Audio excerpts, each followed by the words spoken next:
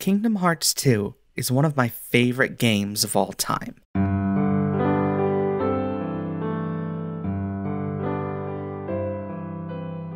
This probably comes as no surprise to those of you familiar with the series. Among Kingdom Hearts fans, Kingdom Hearts II is generally regarded as the best game in the series, with later games either failing to live up to its standard, or not even trying at all, due to being focused on providing a different kind of experience. And I tend to agree with that consensus, and fully believe that Kingdom Hearts II is as good as its most ardent fans claim, and arguably, even better than some may realize. Because playing through Kingdom Hearts 2 is simply a magical experience, and I say that without an ounce of hyperbole. What exactly makes Kingdom Hearts 2 so magical is hard to pin down, as evidenced by my needing 38,000 plus words to do so. But to a fan of classic animation, JRPG storytelling, and action RPG gameplay, there's a certain oeuvre that this game captures that not only works ridiculously well on its own, but isn't available in any other game in this series, let alone another game series out there. Or, to be more straightforward, Kingdom Hearts 2 is a masterpiece. That doesn't mean that it's perfect or beyond critique. There are plenty of critiques to come in this essay after all. But it is a game that is entirely unmatched in what it sets out to do, and easily stands up to the test of time due to its quality and clarity of purpose. I can't think of a better example of what Kingdom Hearts sets out to be than what Kingdom Hearts 2 is, and with any luck, at the end of this long journey of a video, you'll be able to see why I feel that way, and possibly come to feel that way about the game yourself. Let's start once more with the gameplay and mechanics. Up until very, very recently, I had no real context for how to approach the mechanical shift from Kingdom Hearts 1 to Kingdom Hearts 2.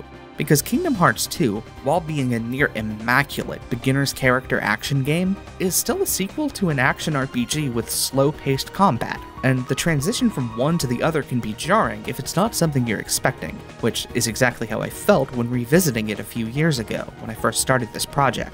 From my perspective, Kingdom Hearts 2 was so much simpler and easier than Kingdom Hearts 1 ever was, and I couldn't quite wrap my head around why they'd taken away the complexity of basic fights out of the game, and made everything feel so automated, easier on the whole than they were in the first game. But that's just because, unlike in Kingdom Hearts 1, you're not actively fighting against the controls every step of the way.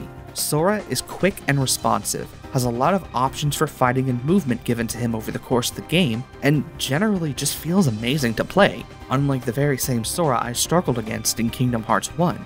There is no more jank, no more weird idiosyncrasies to memorize, and the majority of enemies aren't dangerous enough to require you to memorize their movesets. Instead, that kind of memorization and forethought present for all enemies in Kingdom Hearts 1 has been limited to a few select dangerous enemies placed alongside trash mobs that battles are filled with, as well as being necessary for boss fights, and a new type of enemy called Nobodies, who all have highly memorable designs and attack patterns. This game even has the sense to gradually ease players into the new moveset, and does so in a very clever way.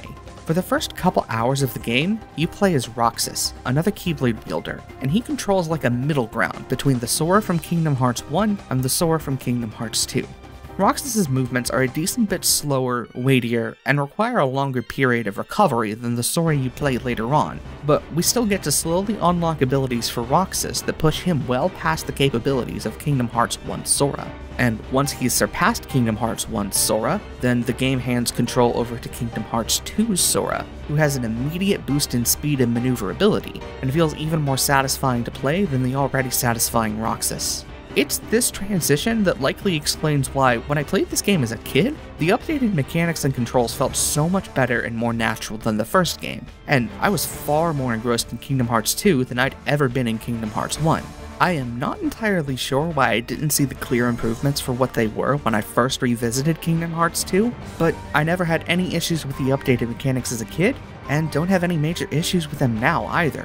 The only real criticism I had of this game when revisiting it that holds up is that the ability point system, wherein you were required to strategically manage what abilities you had equipped, was made much more straightforward in Kingdom Hearts 2, with you being able to basically equip every ability Sora unlocks as he unlocks them. But I don't think that criticism holds much water overall, because I realize that while you don't have to strategically manage what abilities you have equipped in most scenarios, you still want to strategically manage what abilities abilities you use in the middle of combat, and that is a far more fun and interesting choice for a character action game than simply thinking about what abilities to equip. If these were all the improvements Kingdom Hearts 2 made to goes a step further and adds a ton of tools for you to use in combat, while subtly reworking old mechanics to make them more balanced.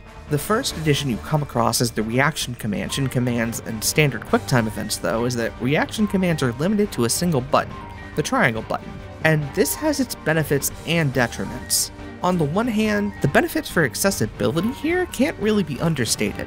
It's a whole lot easier to only have to react by pressing a single button that is the same button you use anytime you need to react to something special happening in the game. On the other hand, because of the way reaction commands are used in most boss battles, they often serve as nothing more than a glorified press to win button that will instantly make Sora do some over-the-top action that deals a ton of damage. These short scenes are, of course, rad as all hell and very fun to watch, but they do trivialize a lot of boss encounters that may have been more satisfying without them. Thankfully, there are exceptions to this. All of the reaction commands for basic enemies, while powerful, are not broken, and usually serve as opportunities to deal extra damage if you can position Sora in the right place at the right time, with reaction commands for nobodies being particularly useful and common. There are also more than enough exceptions in the game's bosses as well. Most mandatory boss fights have reaction commands that break the encounter, but the more optional bosses tend to provide reaction commands that simply create an additional opportunity for a player, as well as all the bosses that are part of Organization 13, where reaction commands are often needed just to survive the battle or open an opportunity to deal damage at all. The second major addition to the game, and easily the most fun and interesting new mechanic, are the Drive Forms, which are magical transformations Sora can use to gain extra power, at the cost of one or two allies in battle disappearing while he's transformed. There are 5 forms in total, and each one has different strengths. The first form is the cost of not being able to use magic. The second form is Wisdom Form, which is completely focused on boosting magic and has no physical attacks at all. The third form is Master Form, which boosts Sora's physical strength, magic power, and increases his ability to fight in mid-air, but costs both allies, leaving him without any support. The fourth form is Limit Form, which draws on Sora's friends far away and means he can transform without losing any allies, and it replaces his magic with limits based on the special attacks from the first game, and changes Sora's basic attacks to resemble his attacks from the first game as well. And the last form is Final Form, which provides an incredible boost to magic, physical attacks, maneuverability, and defense, with its only downside being that it costs 2 allies and takes little time to burn through before you're transformed back to normal. Each of these drive forms are fantastic additions to the game and add a lot of variety to combat, since they all feel so unique to control, with Final Form in particular just feeling absolutely amazing, as the way Sora moves and fights in that form makes him feel truly unstoppable and powerful. These forms, however, are powerful enough to break the game if you were to solely rely on them for all battles, and so there is an additional form called Anti-Form that has a random chance of occurring anytime you transform, with that chance increasing every time you successfully transform or during certain boss fights. Anti-Form isn't necessarily bad on its own. It does increase Sora's attack power slightly and give him more maneuverability gauge, leaving you unable to transform again until you're able to refill it. The third major addition to this game that's worth noting is the complete overhaul of limits, which are special moves you perform in tandem with other characters that let you deal a lot of damage and look cool while doing it. Technically, these moves are just expansions to the special abilities like Ars Arcanum, Sonic Blade, and Ragnarok that were in the first game, but they've been so heavily reworked that they feel like an entirely new mechanic. Unlike in the first game, where most limits were tied to Sora, in Kingdom Hearts 2, almost all limits are abilities given to other characters, and they consume all of Sora's magic in exchange for letting off a very powerful attack. Each limit is also very heavily themed around the character they're tied to, with the Beast's limit being a series of powerful slashing attacks followed by a roar, and Aladdin's limit being a series of click slashes done in tandem with Sora, before unleashing a whirlwind of blades, just to list a couple examples. The biggest downside to these limits is that they're not nearly powerful enough to be worth using late into the game. Halfway point, most limits aren't worth the cost of not being able to use magic when you consider the relatively low amount of damage they do. And part of that is due to the significant buff and redesign magic has undergone in the game. Reworking magic is probably the biggest change Kingdom Hearts 2 makes from the original game. In Kingdom Hearts 1, you had a set amount of MP that drained whenever you cast spells, and you could refill your MP by landing melee attacks, using certain items, or later in the game, getting hit by attacks yourself. This system meant that you were always able to recover some MP, no matter what happened to you, but it also ultimately meant that once you ran out of most of your MP, you'd be scrounging and saving every bit of MP you could to recover during a difficult fight, unless you had items to help restore it. This system was also incredibly broken in regard to healing and defense. It only cost 1 MP to cast Cure and heal Sora fully, and the defense spell Arrow only cost 2 MP, which was easy to earn back in the middle of a fight. There were some advantages to this system in that you could survive literally any fight if you were persistent and patient enough, but there was almost no risk of actually dying in all but the toughest fights. Kingdom Hearts 2 completely abandoned that broken system in favor of a new, much more balanced one. In this game, you have a set amount of MP you can use, and once you run out of MP, you enter MP Charge, and are unable to use any magic for a short period of time while your MP is refilled. This means that you are never blocked off from using magic for the entirety of a fight, and are always able to get your magic back by being patient if you need to. Combine that with Cure costing all of your MP, no matter how much you have left, and you suddenly have a much more dynamic magic system that rewards aggressive play and magic use over patient defense and healing. It doesn't hurt that the spells themselves have also been completely reworked too. Fire and Blizzard in particular are completely different, with Fire no longer being a fireball shot once at an enemy, but a circle of flames that spins around Sora, and Blizzard being a horizontal blast device instead of the shotgun spread it was in the first game. The spells Arrow, Gravity, and Stop have all been replaced as well, with the Reflect spell replacing Arrow and serving as both defense and offense, as a properly timed Reflect protects Sora and strikes back with a huge amount of damage, and Gravity and Stop being joint air. Some spells are still essentially the same though. Thunder still calls down lightning strikes, this time in a more focused area around Sora. Cure still heals Sora, of course, but now, rather than having to select separate party members to heal, it simply heals all allies that are within a certain distance from Sora, making it much easier to bring your party back up to full strength. Sora's elemental spells also change drastically whenever he's in a form that's able to use magic. Fire, for example, when combined with Wisdom form, automatically draws Sora in towards enemies in order to maximize damage. The same spell also has Sora dash forward aggressively in Master Overhaul, while incredibly reasonable, makes them feel perfunctory when you consider all the other options Sora has. The biggest change to summons in Kingdom Hearts 2 is that they, like form changes, use the drive gauge in order to replace both of Sora's allies with another summoned character. And I want to say up front that the summons in this game are much more worthwhile than they were in the first. Chicken Little, Genie, Stitch, and Peter Pan are all very useful in different situations, and Genie in particular has a lot of powerful moves and attacks available. But no matter how good any of these summons are, the fact that they draw from the same pool of points as your drive form means that anytime you might use a summon, it's probably both more reasonable and more fun to just use a drive form instead. The abilities these summons offer don't really stand up to the raw power boosts offered by drive forms, and they're just not quite as fun as the new moves and abilities you get with each drive. One of the areas where Kingdom Hearts 2 falls short of King of the original. While each and every enemy has as good visual design as the enemies in the original, there are still a lot more Heartless in Kingdom Hearts 2 that exist mostly to fill up space in a fight, rather than be a unique challenge on their own. There are still plenty of excellently designed Heartless, of course. The Techno Heartless and Space Paranoids are all very distinct and challenging, as are a lot of the larger enemies in the Pride Lands, but the philosophy of making every enemy a unique... I'd say that the presence of the Nobodies makes up for most of the complexity lost was incredibly unique, having very distinct designs and identifiable movesets. A lot of the best mob fights are fights against assorted Nobodies, where you have to work out different strategies for how each type of them plays off the other. And like fighting Heartless in the original games, 2 falters though, it takes a huge leap forward in improving its overall world design from the convoluted mess that most worlds were in the original game. Kingdom Hearts 2's worlds are far more grand and impressive than the worlds of the original, being about double the size on average, and every individual area in each world feels larger than any space in the original ever did.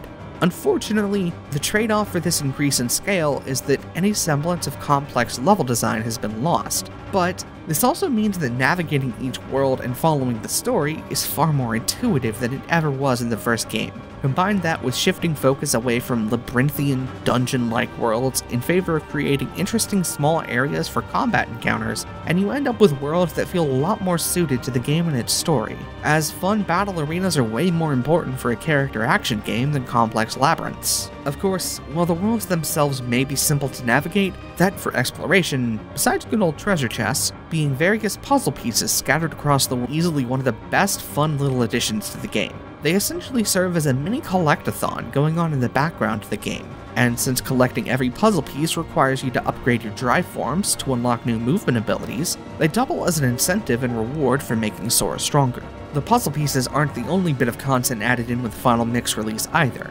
The other major addition in this version is an optional dungeon called the Cavern of Remembrance, which is a well-designed area on its own, and at the end of it, your reward is a series of 13 super bosses, who are all powered-up versions of the members of Organization 13, and a genuine test of skill, as they're designed to be fought by Sora when he's at max level. There are more additions to the final mix release as well, from the Mushroom 13 enemies to a hidden super boss based on a character from the game's secret ending, but the biggest and most worthwhile addition of the final mix release is, by far, the additional cutscenes and story moments that weren't present in the original game. Most of these added scenes simply exist to add more context to the story's progression, and some in particular add a much stronger emotional context or completely new moments that weren't present in the original. But I want to say now, before we start to dive into the story, that none of these scenes are necessary. The original version of Kingdom Hearts II is very clear they aren't required to understand what's going on, or to be fully and deeply invested in the story the game is trying to tell. Okay? Okay. Let's jump into the meat then.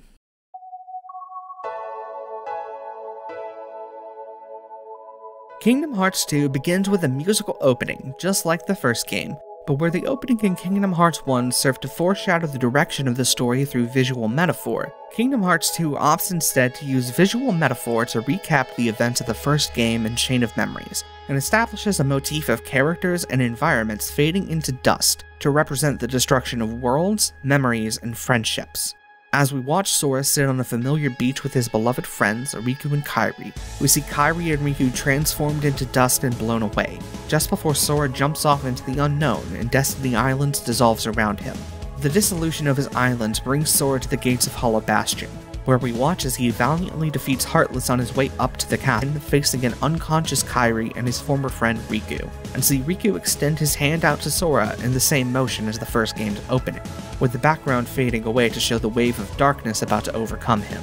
As Sora rushes forward and faces Riku, we watch him transform into Ansem, and cut quickly to Ansem's defeat at the door to Kingdom Hearts, and Riku's last words to Sora as the door is closed. We return then to the moment of Sora's sacrifice in Hollow Bastion, as he used the Keyblade of Heart to release his and Kairi's hearts from his body, fading into flecks of light. And after lingering on that moment, see Kairi patiently waiting on the beach as similar flecks of light fall from the sky. Her old self is then blown away into dust as she is transformed into who she is a year later, still looking out on that beach, waiting for Sora to come home. And as she waits, we see her connected with Naminé, as they both mouth the words of the song being played, and remain with Naminé as we see her construct the trial Sora is put through in her sketchbook. There's an absolutely breathtaking transition as we pan in on the sketchbook and see it turn into Sora, Donald, and Goofy, climbing a series of endless stairs, and then, in flashes, we watch as Sora and Riku both face down their ultimate challenges from Castle Oblivion, with Sora defeating Marluxia and Riku defeating Ansem. As we see both of them ascend up those endless stairs, we catch a brief glimpse of Riku not running up the stairs, but down the stairs upside down, representing his willingness to use the power of darkness, and the minor step backwards it is for him. We then are back with Sora as he finally approaches Naminé, only to have a sleeping pod rise up from beneath into an empty white void, but that void eventually transforms into the familiar waters around Destiny Islands, showing the slow restoration of his memories Naminé put him to sleep for.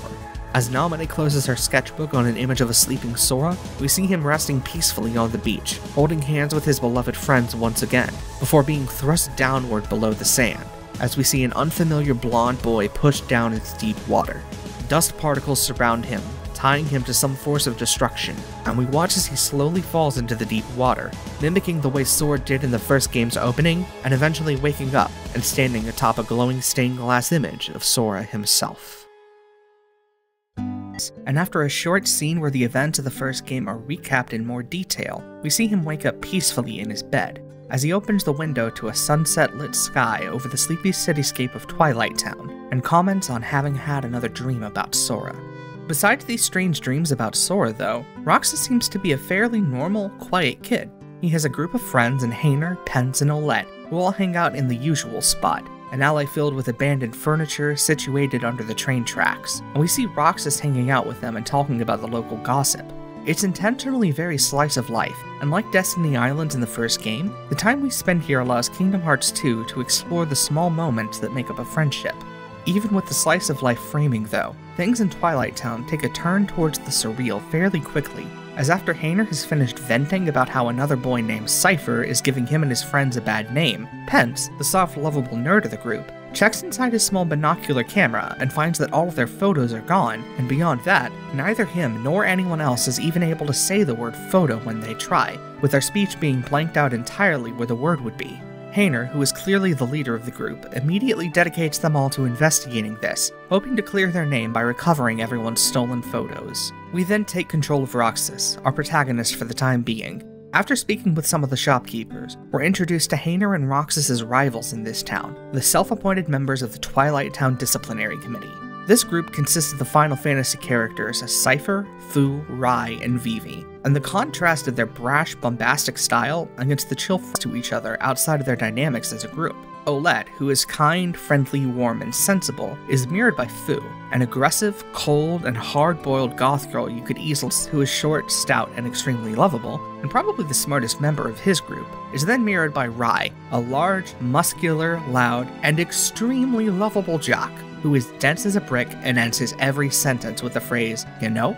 There's also Xehanort leaders of their respective groups of friends, and the biggest difference between them is the amount of control they have over themselves. Cypher is frequently demanding and harsh in the interactions we see, but the way he carries himself makes it very clear that he is in control of his behavior, and that his actions, whatever they may be, are guided by forethought and insight, and never spur-of-the-moment reactions. Xehanort, on the other hand, very clearly lacks this kind of self-control, and most of his challenges as a character stem from his quick gut reactions to emotions. Not all of his reactions are bad, of course. While Xehanort tries to hide his love and affections for his friends most of the time, his emotions often get the better of him, and lead him to make bold declarations about how much he treasures the time with each other as much as fill the same role in their groups, as the quiet outsider who doesn't quite fit in, but is still loved by their friends anyway. We don't learn much about Vivi in this early scene, but we do learn a lot about Roxas, as he responds to Cypher threatening and accusing him and his friends by feinting submission, before grabbing a plush weapon and attacking him, beating Cypher handily and allowing Pence to take a victory photo. Before Pence has a chance to respond though, a mysterious white figure jumps at him and snatches his camera away, and Roxas follows the figure to the outside of an abandoned mansion as Roxas approaches it, unzipping its mouth and wordlessly saying, "We have come for you, my liege." Huh? Roxas is taken aback and tries to strike down this creature with his plush weapon to no avail, before some form of technological magic transforms his toy weapon into a keyblade, allowing him to defeat the thief and recover the photos. We return with Roxas to the usual spot where he and his friends examine the photos and realize that all of them have a common feature. They're photos of Roxas. Pence jokingly posits that the thief may have been somehow trying to steal the real Roxas, and everyone laughs off this idea. But after Roxas goes back home for the night, we see a man in a mysterious black cloak and a man wrapped in red bandages confirm that the thief was in fact going after Roxas, but was unable to discern the difference between him and the photos. Things appear to be normal enough the next morning though, as while Roxas dreams of Sora's memories from Kingdom Hearts I yet again, he arrives at the usual spot to have a completely normal conversation with his friends, where Xehanort launches a harebrained scheme to earn enough money for them to all visit the beach and eat some delicious pretzels. We're free to earn that money as Roxas in a variety of 6 different minigames, but just after we've earned the money and think we're going to visit the beach with Roxas and his friends, the man in the black cloak appears and bumps into Roxas, stealing the money they all earned and preventing him from going to the beach after all. This, of course, is made more surreal by the fact that no one but Roxas sees the man in the black cloak, having just seen Roxas trip and get back up on his own. And the concern they show at Roxas seemingly hallucinating a figure like that is surprisingly kind and understanding. Still though, their plans for a fun day at the beach are all spoiled, and Roxas returns home to dream more of Sora's memories, as we see the man in the black cloak speaking with the man covered in red bandages, who we can recall as Diz, and learn that they conspired to steal the wallet in order to avoid having to create a beach, which would allow their enemies, presumably the White Husks, another way to enter their world. The next day arrives for Roxas as usual though, and when he arrives at the usual spot, he finds a note from Xehanort, revealing that he's found a way to get them all to the beach without needing to each earn money. But before Roxas can meet up with the rest of his friends, time stops for the entire world except for him, and a familiar girl dressed in white, who we know as Naminé. Hello, Roxas. Hi. And you are... I wanted to meet you at least once. Me? Yes, you. Roxas opts to chase after her, rather than go towards the station, and as he follows her to the sandlot, he finds Cypher's gang beset by white husks like the one who stole the pictures. As before, Roxas's toy weapon doesn't have any effect on them, but after being reminded by Naminé to use the Keyblade, Roxas attempts to summon it like he's seen Sora do in his dreams. Instead of simply calling the Keyblade to himself though, he's transported to the Station of Awakening, a world of stained glass images floating over an empty black background, and we see Roxas standing on the image of Sora and his friends. We then find our way through the white husks of this world and come to the Twilight Thorn, a giant white figure who serves as the game's first boss, and our first chance to see just how badass Roxas can be, as he reacts to the wild attacks of this figure with calm, deadly precision. Defeating the Twilight Thorn isn't quite the victory you'd expect it to be though, as its disintegration causes a pool of darkness to appear and start to engulf Roxas. Before he's pulled in completely though, Naminé's hand reaches out to grab his, paralleling Sora's attempt to save Riku from the darkness in the first game. But, unlike there, Naminé is able to grab Roxas's hand, and pull him out of the darkness and into the light. Standing in a white room filled with the symbols of Castle Oblivion, Naminé finally introduces herself to Roxas, and asks if he remembers his true name.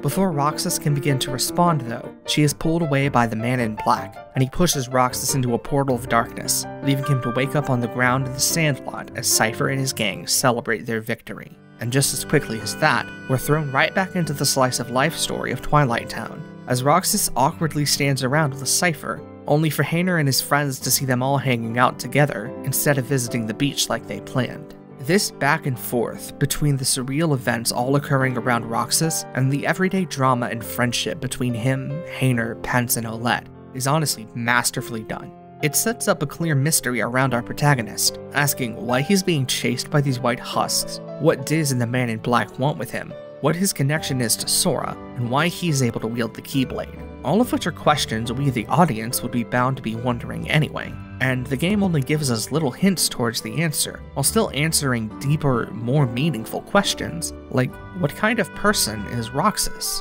and how does he relate to the world around him? We won't even get a full answer to all the mysteries surrounding Roxas until after the game is finished with him as the protagonist, but every moment that we're with him, whether during the surreal or real moments, we learn more about him, and why we should love and care about him.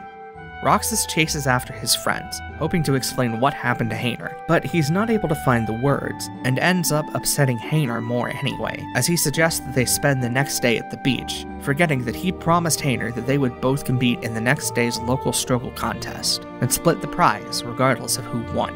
Xehanort just exits after that, leaving Roxas to sit with his feelings, and we jump to Diz and the man in black, revealing that Naminé broke into the data on her own, and that Diz is not concerned whatsoever about what happens to Roxas. The next day, after another dream of Sora, Roxas heads to the Sandlot, ready to keep his promise and be a part of the struggle competition. He is matched up in the first round with his best friend Xehanort, and the tension between the two of them is immediately clear, as Xehanort acts very cold towards Roxas. But as soon as Roxas steps up and apologizes, he reveals that he's already gotten over his hurt feelings and come to understand that Roxas just has a lot going on. The two of them smile and make up, and put their all into this struggle match, where Roxas defeats Xehanort and moves on to the next round. The following match is between Cypher and one of his own friends, Vivi, and in a surprising turn, we see Vivi defeat Cypher with grace, speed, and unadulterated brutality, knocking him out before even a minute of the match has passed. This contrasts pretty strongly from the clumsy, shy Vivi we've seen so far, and makes it seem like there is another parallel between Vivi and Roxas, as they both have immense power underneath their shy exteriors. But this isn't quite the case, as after following Cypher's command to thrash him, time stops again, and Roxas sees Vivi transform into a white husk, and his toy weapon turn into the Keyblade. These husks, while challenging, are not a major threat to Roxas, and after defeating them, he's approached by a new figure in a familiar black cloak, who slowly claps and cheers him on before removing his hood to reveal that he's someone we know, Axel, one of the members of Organization 13 Sora met in Castle Oblivion. Axel approaches Roxas as an old friend, but Roxas doesn't recall who Axel is in the slightest, and demands to know why he's acting like they should know each other. What's going on? Huh? Number 13, Roxas. The Keyblade's chosen one. Roxas, however, has no context for that answer, and when Axel threatens to bring him back to the organization unconscious, he readies himself for battle, dueling with Axel until Diz teleports in, trying to convince Roxas that Axel is lying to him. Axel, naturally, argues back, and their shouts quickly devolve into a cacophony of noise. Roxas! Roxas! Roxas! Roxas!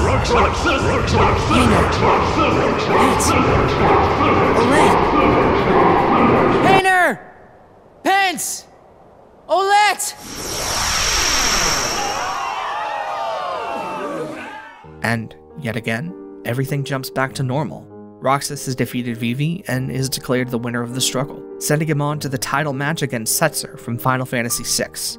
This struggle match can be either won or lost, as Setzer promises Roxas a reward for throwing the match. And while Roxas rejects his offer, I generally prefer the ending where he loses, as it suggests to me that the strange events of the day have him shaken and unable to give his all to the match.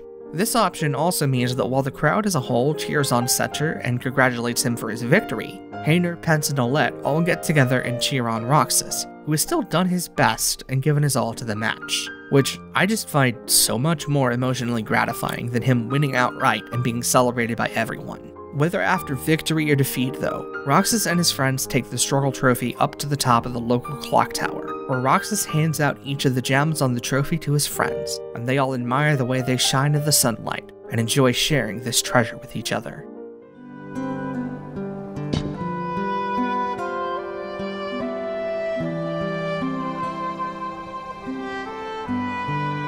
As promised.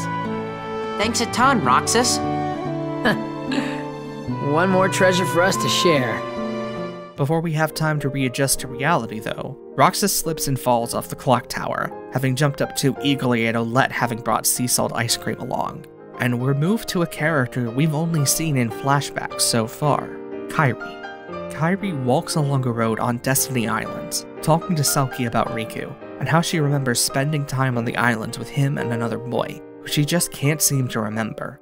Selkie can't remember there being another boy at all, but this doesn't deter Kairi, as she knows there was someone else she and Riku spent time with, and is committed to not returning to the island they used to play on until she completely remembers him. It's then that we hear Roxas' voice. Namine, what's happening to me? Who are you? And that's not my name. I'm Kairi. Kairi, I know you. You're that girl he likes. Who? Please, a name. I'm Roxas. Okay, Roxas. But can you tell me his name? You don't remember my name? Thanks a lot, Kairi. Huh?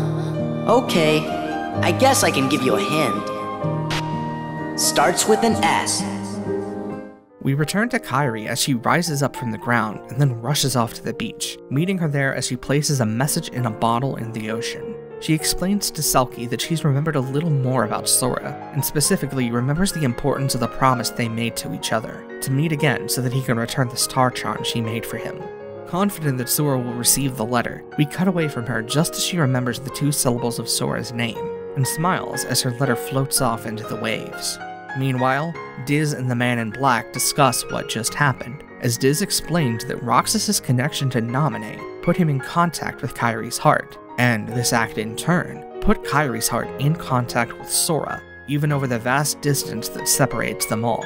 Diz also explains that Naminé is a nobody, and that because she wasn't born like other nobodies, she has the ability to interfere with the hearts of Sora and those connected to him, which leaves the man in black asking whose nobody Naminé is.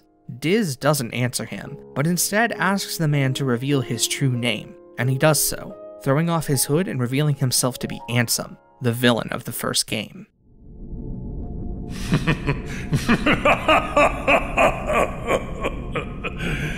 It's an honor, Ansem.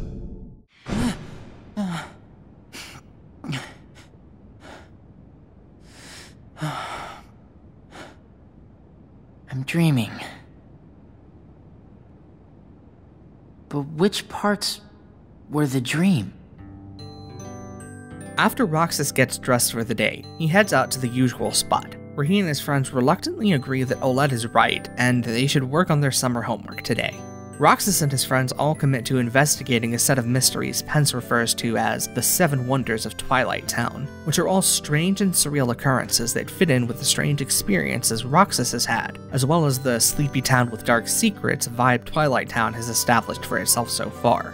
The mysteries themselves less resemble Twin Peaks though, and more closely mirror the stories you'd find in a Nancy Drew novel, as Roxas teams up with Pence to travel around and investigate them.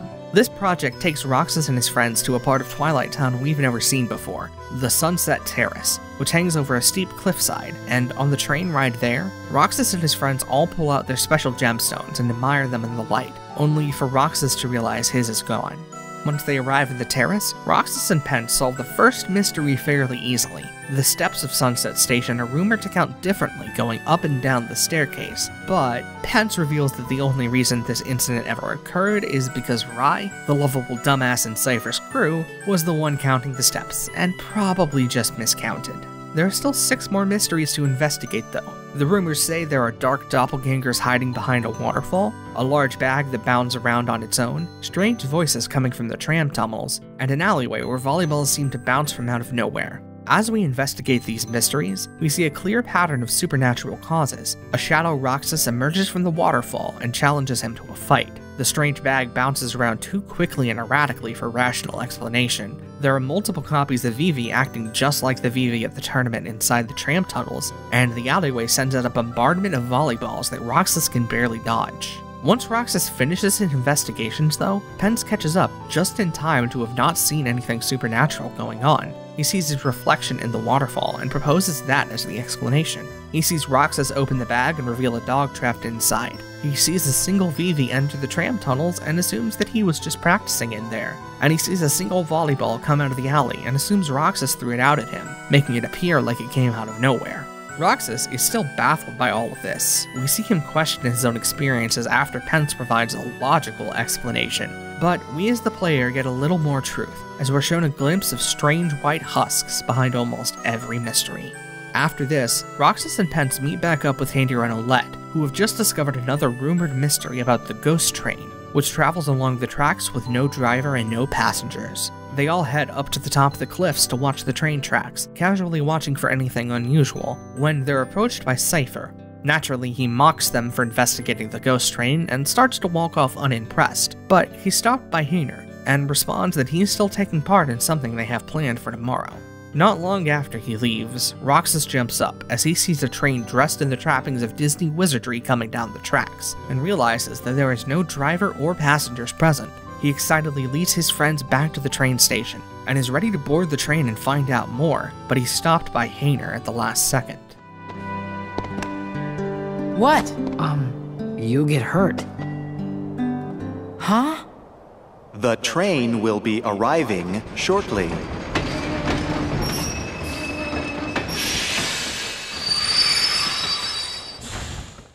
Roxas's friends are once again visibly worried about him, but they don't make any judgments against him, and simply push him onto the train back home once it arrives. They collectively decide that all of the 7 wonders are bunk, and to just make their report on the investigative work they did. But Roxas isn't satisfied, as he realizes that there's one more wonder that needs to be investigated.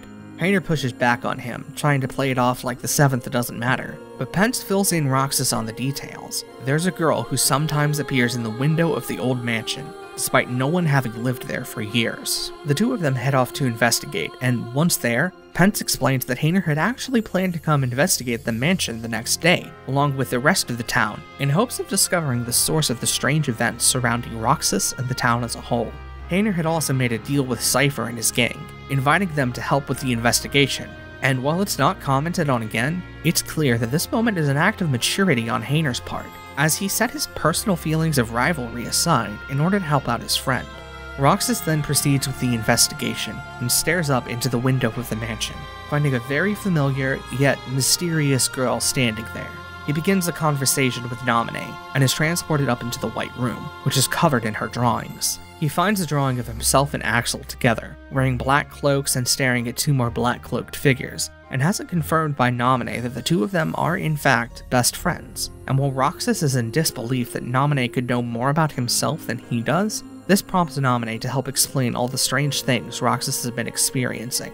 She explains that a year ago, she had to take apart Sora's memories and has been working on putting them back together again, a process which has led to the dreams Roxas has been having. She also explains for Sora to be made whole again, he needs Roxas, as he is half of who Sora is, and that according to Diz, she's a witch with power over Sora's memories, powers that she isn't even sure there's a right way to use. Roxas, now unsure he knows himself as well as he thought, asks Naminé what exactly she knows about him that he doesn't, and she responds, You were never supposed to exist, Roxas.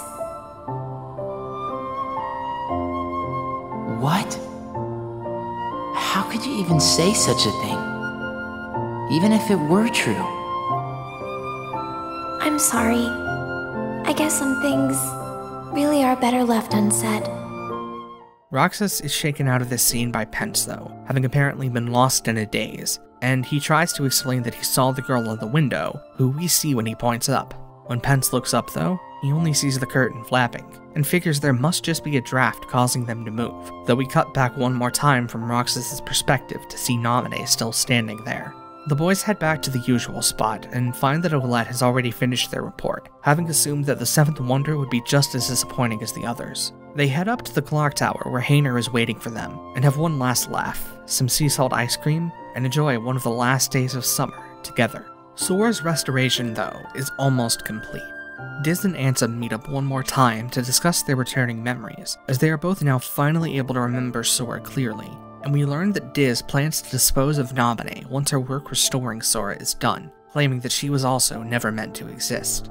We then return to one final dream, where Roxas remembers all of Sora's journey up to entering Castle Oblivion, and then has some memories of his own restored, recalling meeting another dark cloak figure who claimed to have visited Sora, and a duel with Riku at the steps of a skyscraper, a scene shown in the secret ending to Kingdom Hearts 1. With this, Roxas awakens, and as he steps out of bed, he's overshadowed by the silhouette of Sora, showing how closely the two of them are connected now. And while this fades and Roxas is returned to himself, his trials are far from over, as when he tries to return to the usual spot and speak to his friends, he discovers that they cannot see or hear him, and they pass right through him as they run off to spend time on their own.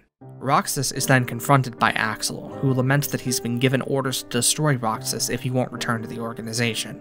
Roxas recalls Naminé mentioning that the two of them were once best friends, and this clearly makes Axel ecstatic. But when he presses Roxas to see if he really remembers their time together, he realizes that Roxas still doesn't remember him, and prepares to attack him. Before he can strike though, time freezes around Roxas once again, and Diz calls out to him, summoning him to the mansion.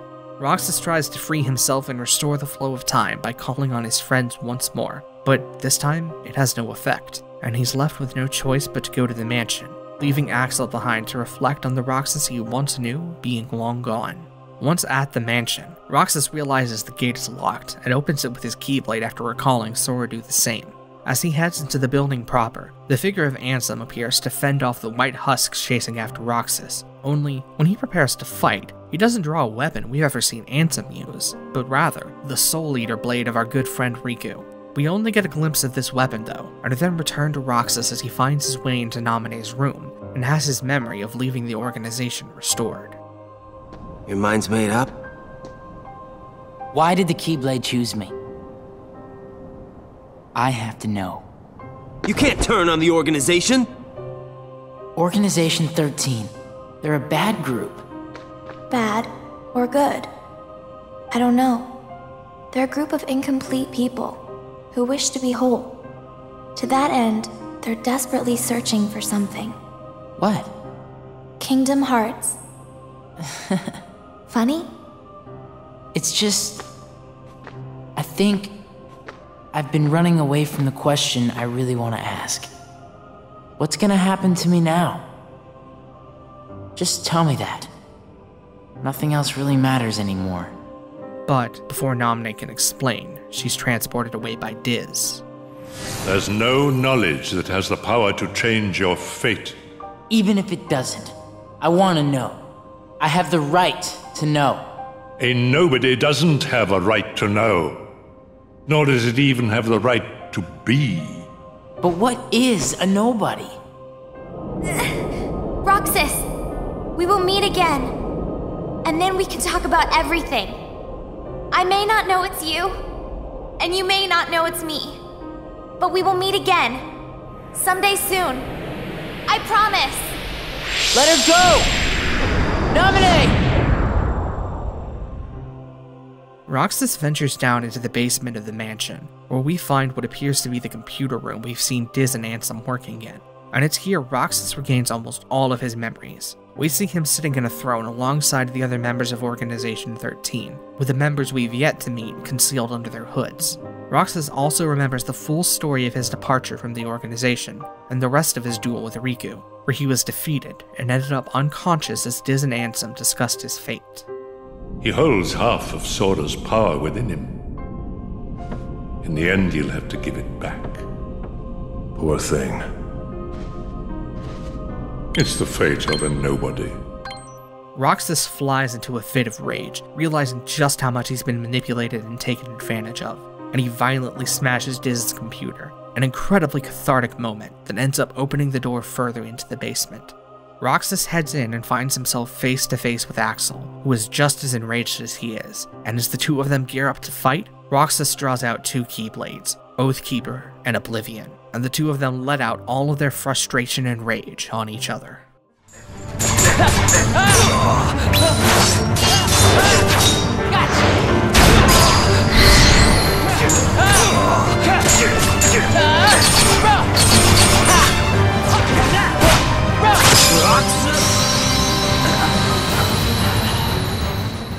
Their rage finally subsided, Roxas's last forgotten memories finally return, as he recalls the last time he saw Axel as he was leaving Organization 13. Axel tries to stop him, both by asserting how dangerous the organization is, and by assuring Roxas that if he was destroyed by the organization, that he would miss him, even if no one else would. But it's too late, and Roxas departs anyway. We return to the present, where Axel asks Roxas to meet him again in the next life, and Roxas agrees to, while Axel vanishes into a fog of darkness. Roxas heads further into the mansion and finds a series of sleeping pods, like the ones we saw Sora enter at the end of Chain of Memories. These pods containing a sleeping Donald and Goofy, and Roxas heads even further on, coming to a final sleeping pod standing alone in the center of a white room. Diz, naturally, is waiting there for him, greeting him as the Keyblade's chosen one, and refusing to acknowledge Roxas as his own person, simply calling him half of Sora, and claiming that Roxas is merely a tool he plans to use to destroy Organization 13. This sets Roxas off, and he attacks Diz, keeping up his attack even after he discovers that Diz is only there as a hologram, tiring himself out in his rage.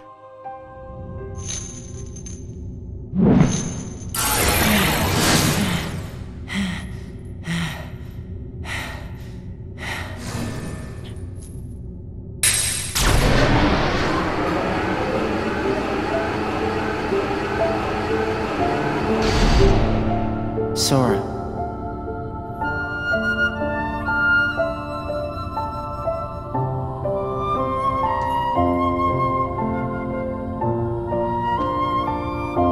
You're lucky. Looks like my summer vacation is over.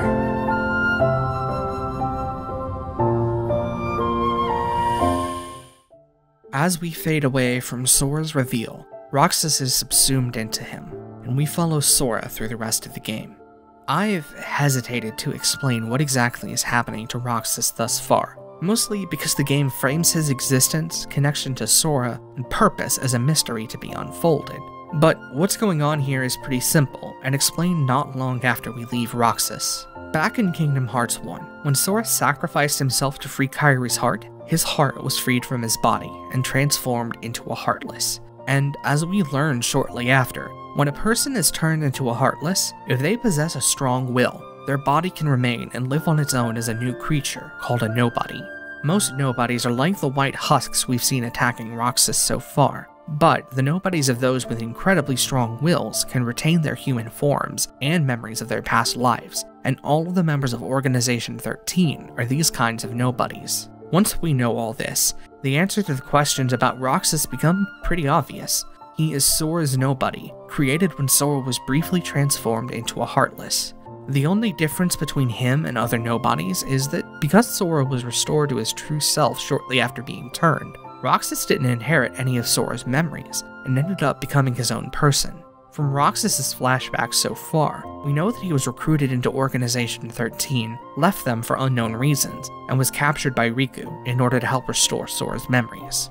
There are more details to Roxas' story explored in another game, as well as more information about Diz and his motivations explored later in this game. But the picture we've had painted of Roxas is very clear, and soaked in nothing but tragedy. Despite asserting his own personhood and right to exist time and time again during the story, Roxas is unable to avoid a destiny that forces his own identity out of the picture. He's told constantly by others that his existence serves no purpose, and even that he was never supposed to exist, by someone trapped in a similar fate to his own. Naminé's fate, in fact, is probably even more tragic than Roxas's. While we don't see her subsumed into another person quite yet in the story, we're shown very clearly that she has internalized Diz's claims that nobodies like her and Roxas were never supposed to exist, despite Sora's best efforts in Chain of Memories to show her that she truly matters. And yet, even as Diz belittles her, she works tirelessly with him to restore Sora's memories, all so that this man obsessed with revenge can restore his Warrior of Light to defeat Organization 13, only for him to turn against her, sending Riku to dispatch her once her work is done. It's in this way that Roxas and Naminé serve as opposite representations of the empty existence of being a nobody. From the beginning of Roxas' story, we see him fighting tirelessly against those who would seek to define him. He lashes out against Cypher when he tries to assert that Roxas and his friends are nothing but losers, and continues to lash out at a world and destiny that claims he's nothing more than half of Sora, attempting to define his identity on his own terms, as his own person. Naminé, though, actively works with and serves someone who thoroughly dismisses the idea that she might have an identity of her own, referring to her as nothing more than a witch with power over Sora's memories, a tool for him to use in his revenge. And yet, regardless of how Roxas and Naminé respond to the world around them telling them they don't matter, they're ultimately bound to the same fate, to be subsumed into their other, more positive halves. Even as they're both subsumed into others though, I think it's pretty clear that, for Roxas at least, his identity can't be defined or contained to the simplistic idea of who Sora is. There is more depth to Roxas than being an avatar of heroism and relentless positivity, seen in how he is visibly effective and hurt by the circumstances surrounding him. But even with that dark texture to his character, Roxas refuses to be defined so simply as an avatar of angst and suffering. He is far more defined by what he does, and that's fighting for his own existence, fighting for the right to be seen as a person all his own. Within Roxas' story, there's a truly great idea that what it means to be a hero extends past simple definitions of positivity and optimism, the kinds of simple definitions corporate marketing executives would try and use to define a hero. And that idea is that true heroism is about asserting your own existence and fighting to be recognized on your own terms. It's an incredibly queer interpretation of heroism, in fact, and Roxas' struggle against the existential meaninglessness others place upon him due to what he is something I find really impactful and inspiring. There's even more to Roxas than this though. In fact, the very concept of being a nobody in Kingdom Hearts raises the question of what such an existence even means to begin with. And I think I know the answer. Darkness in Kingdom Hearts is consistently used as a metaphor for the darker side of mental illness, whether that be depression, anger, or obsession. And with that in mind, we have to assume that becoming a Heartless and losing your identity to these all-consuming feelings is probably a very traumatizing experience. When we're first told about who and what nobodies are, the thing most emphasized about them is that they do not experience any emotions. They remember what it was like to feel emotion, of course, but they are ultimately a body left behind after a heart turned to darkness, and thus don't have the heart needed to actually feel their feelings. And being unable to truly feel your emotions, particularly as a response to a traumatizing experience, well, that's real. And we call that dissociation. And dissociation defines the entirety of Roxas's experiences in this game. From his introduction, we can see that he's a very shy kid, that despite being part of Hayner's group of friends, he's always partially on the outside of their interactions, never quite fitting in no matter what he does. There's even one particular scene that shows Roxas's dissociation in about as clear terms as you could ask for, and that's this scene on the train.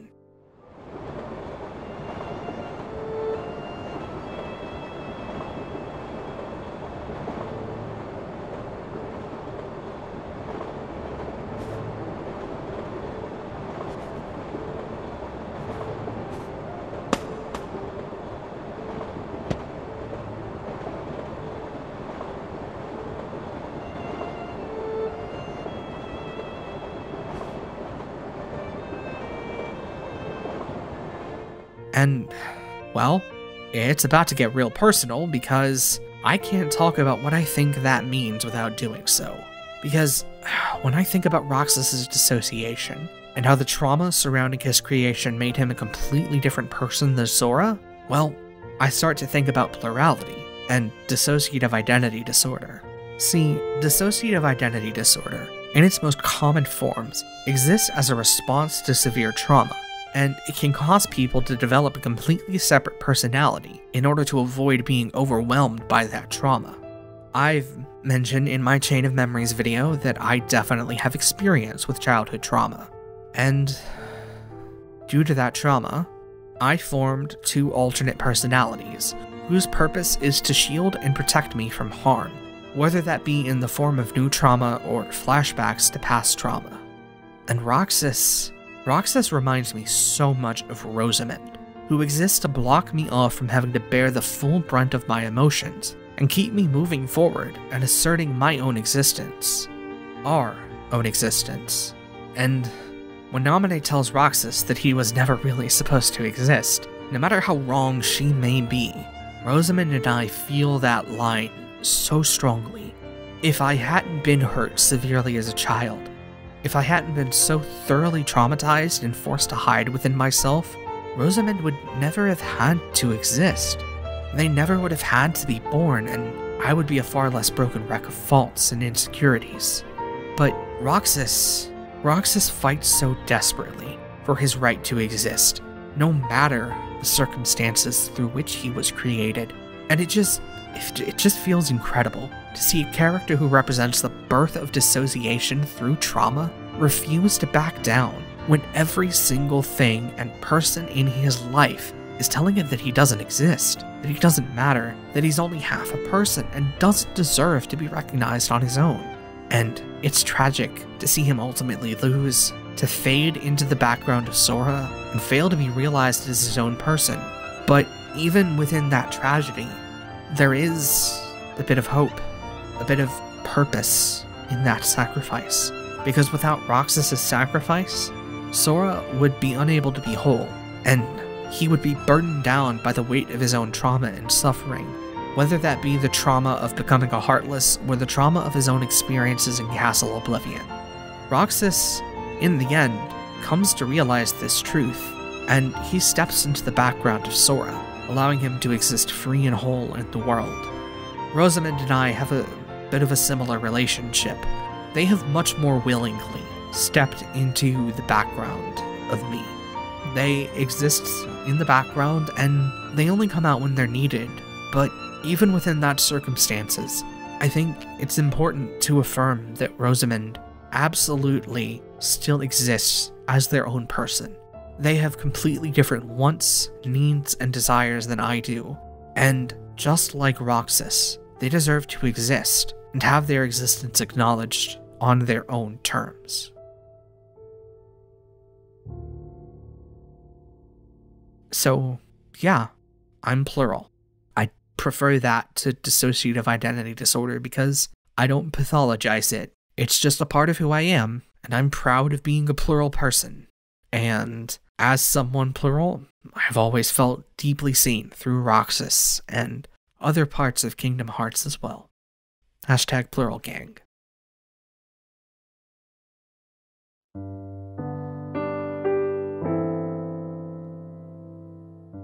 After we leave Roxas for the final time, we see one important scene as Riku meets with Naminé and Axel on the cliffs of Sunset Terrace, where Axel fully expects him to destroy them both. Riku spares them both instead though, against Diz's orders, due to the fact that they both helped him and Sora back at Castle Oblivion, and we see Naminé and Axel depart, managing to get away unscathed. And then, we're returned to Sora, who awakens lazily from his sleeping pod, and finds an excited Donald and Goofy waiting for him.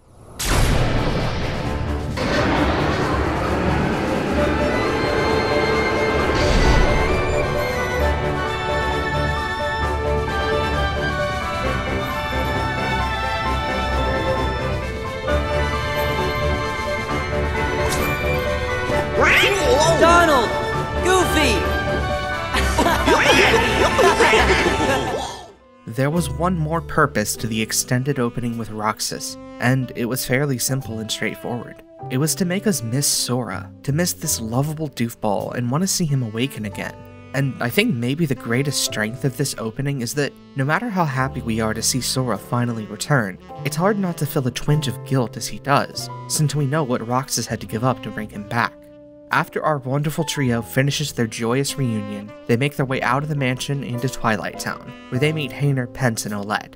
Despite these three not being the same people who knew Roxas, they seem to immediately connect with Sora, as if they instinctually feel a connection to him and Roxas inside of him. They chat a bit about summer homework and independent studies being the worst, they so are, and then Olette remembers running into a mouse with big round ears who wanted Sora, Donald, and Goofy to meet him at the train station. When we arrive at the station, Sora is indeed greeted by the soulless husks of a secretive organization, but not of the cartoon mouse variety. Instead, he's greeted by nobodies, who come after him in waves, overwhelming him. Just before the nobodies can close in on an exhausted Sora though, Mickey swoops down from above and quickly dispatches them. Sora, Donald, and Goofy all recognize him immediately, but before they have a chance to catch up, Mickey hands them a familiar pouch of money, tells them to board the train, and leaps off to parts unknown. Never a bunch to feel much urgency though, Sora, Donald, and Goofy all take a moment and breathe a sigh of relief, finally assured that their king is okay, with Sora assuming that if Mickey found his way out of the realm of darkness, Riku must have made it out as well. Sora decides then and there to commit to finding and reuniting with his friend, with Donald and Goofy happily agreeing to stick by his side until he does so. Our trio then heads into the train station, and are met by Xehanort, Pence, and Olette, who, inexplicably to themselves, felt like they needed to see Sora off. Hey, Sora? You sure we haven't met before? Positive. Why do you ask? I don't know.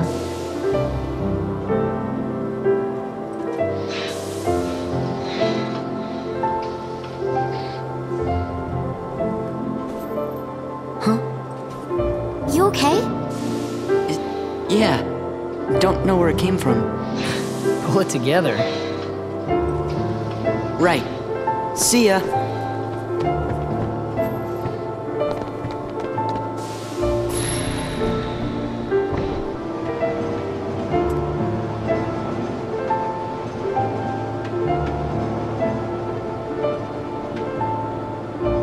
You know,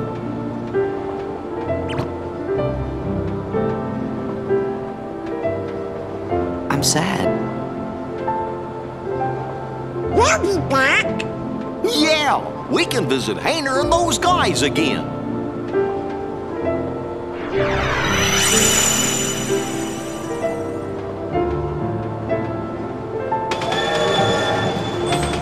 This tearful goodbye is the last bit of story tied to Roxas that we'll get in a while, and it's the perfect epilogue to his tragic tale.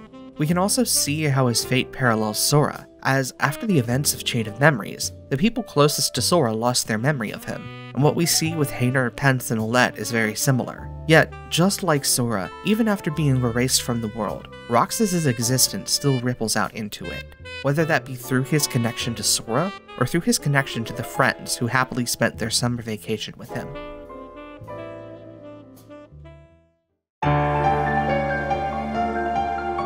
Once the train stops, Sora, Donald, and Goofy depart and find themselves at a mysterious tower, and run into the classic Disney character Pete. Mickey Mouse's classic rival, and all-around lovable jerkwad, is voiced by Jim Cummings here, and he's clearly having a blast in the role. We find Pete peeking into the doors of this tower, watching the Heartless he sent in after his master, and find him shocked to discover Sora, Donald, and Goofy there at just the worst possible time for him.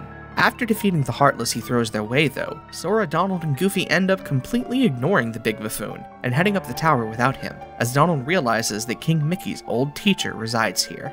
At the top of the tower, we meet Yen Sid, otherwise known as the unnamed wizard from Disney's Fantasia, and he serves as Sora's guide here, filling him in on the continued threat of the Heartless and the new threat of the Nobodies in Organization 13. Yen Sid also delivers a final warning to Sora about the Nobodies, reiterating the idea that they do not truly exist, and that they're unable to feel any emotions since they lack hearts. Though, whether he is correct about this remains to be seen, and doesn't fully match with what we've seen of Roxas and Axel. Yen Sid also provides Sora with a gummy ship to travel on, letting Sora know that while the old pathways between worlds may have been closed, new pathways should have opened up, and he'll be able to access them using his Keyblade. With that, Sora, Donald, and Goofy set out on a brand new adventure, where they'll explore worlds both old and new, and fight to save them one Heartless and Nobody at a time. We also get one final scene with the fairies from Sleeping Beauty before we go, as we see them accidentally bring Maleficent back to life by remembering her. Which, yeah, it totally comes out of the blue, but it means Maleficent is back, and she's great, so I can't complain. There is one last stop before the game opens up properly and sets you free to explore its Disney worlds to your heart's content, and that stop is at the best world from the first game, Hollow Bastion.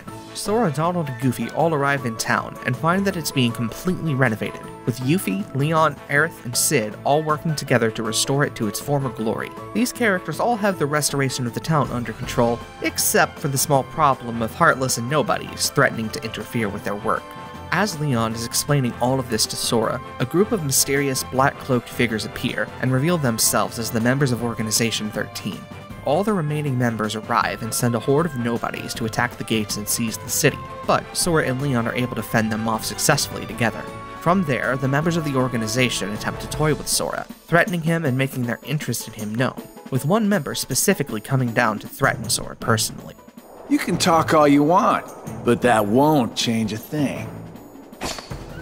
Then we are gonna make you move. See, that would work if I were just any old dude. Except I'm not. I'm with the organization. Nothing any old about me. Sora is undeterred though, and after this last member departs, he discovers that the Hollow Bastion Restoration Committee card, gifted to him by Leon and the rest, is a key that unlocks the path to another world, and he opens that path with his Keyblade. This is Sora's cue to leave and head off in search of other worlds, and Leon wishes him the best as he goes, promising Sora that he'll keep the rest of the town safe while he's gone. And as Sora departs, we cut away to the boardroom of the organization, where they all commit to making Sora's journey, and the game's story, as interesting as possible. Before we dive into the Disney world, which we'll be spending a lot of time talking about, I want to talk about the way Kingdom Hearts II's story is structured, because I think it's pretty unique and interesting. Now, I'm sure everyone watching this has seen Brian David Gilbert's Unraveled video, in which he attempts to explain the story of the entire series, and if you haven't, well, it's great, you should watch it. And in that video, he does a pretty good job showing how Kingdom Hearts II fits into the typical structure of the monomyth or hero's journey, and that same general structure applies to each game of the series pretty well. Except, that is, for the Disney worlds. The Disney worlds are a bit of a strange outlier, as they typically only tie into the overarching story in small ways, and contain generally complete stories with a beginning, middle, and end on their own. Brian David Gilbert, in his video, placed the Disney worlds in the Test, Allies, and Enemies section of the monomyth, and they fit in there decently, but I think there's a much better, arguably more modern structural format that explains what the Disney worlds are meant to be: episodic television. In most dramatic episodic TV shows, each episode works to tell a complete story on its own, while tying the story into the overall narrative in small but often significant ways. Kingdom Hearts II does the exact same thing with its Disney worlds, with each distinct visit serving as its own individual episode that sometimes ties into the greater narrative, but generally focuses on telling its own self-contained story. Now, granted, this is an easy conclusion to come to with Kingdom Hearts II. It literally calls each distinct visit to a Disney world you can make an episode. But more importantly, I think that the story structure of episodic TV fits nearly every game in this series perfectly, and makes it a lot easier to understand them. The overall narrative of Kingdom Hearts is contained in the first few and last worlds, just like the overarching plot of a show like Supernatural is focused into the first and last episodes of a season. And the Disney worlds themselves are the episodes in between, where we get to see our characters go on various adventures and occasionally advance the narrative through line of the whole game. And just like in any other good episodic story, this means that the point of the Disney worlds isn't necessarily the way they contribute to or connect to the overall plot. Rather, the point of these worlds is to see their stories exist for their own sake, and more relevantly for Kingdom Hearts, how Sora, Donald, and Goofy all react when thrown into these stories that we're likely already familiar with. The games vary in how well they manage this from here on. Some games hit it out of the park, like this game, and some games fall incredibly flat, like the first game. But I think it's important to understand the purpose of the Disney worlds like this, as it makes it a lot more clear what they're meant to accomplish than trying to fit them in with the game's overall plot. Now, we can dive into our first proper Disney world, the Land of Dragons, which follows the story of Mulan. This world's story is a fairly simple retelling of the film, with its most creative aspects being the way it uses game mechanics to deliver that story. After meeting up with Mulan and deciding to join the Chinese army in order to help her blend in as Ping, Sora is assigned a series of missions by Shang, where the goal is to defeat a wave of Heartless while maintaining a morale gauge, which is lowered by taking damage and raised by finishing off enemies. Once you've completed Shang's basic missions, which serve to introduce you to the types of enemy Heartless this world has to offer, you then lead an expedition up the mountain with Mulan in tow, and have to clear the path for the rest of the army to ascend. This mission structure is pretty simple, but it's a lot of fun, thanks to the minor twist on combat provided by the morale gauge, and it does a great job of emphasizing the idea that Sora, Donald, Goofy, and Mulan are working as part of an army by giving them strict tasks to complete and orders to follow. The rest of the world's story proceeds pretty well in line with the film. The village at the top of the mountain gets burned down by Shan Yu and the Heartless, and Shang's company is ambushed by them, only to be saved at the last moment by Mulan causing an avalanche. This leads to Shang learning Mulan's true identity though, and being butthurt about her not telling him something that would have caused her to be executed. So he kicks her, Sora, Donald, and Goofy out of the army, and returns to the capital city. Mulan realizes Shan Yu is plotting an ambush though, and returns to the city to warn them, arriving just in time to defeat Shan Yu and save all of China. Let's do this together! I'll handle this!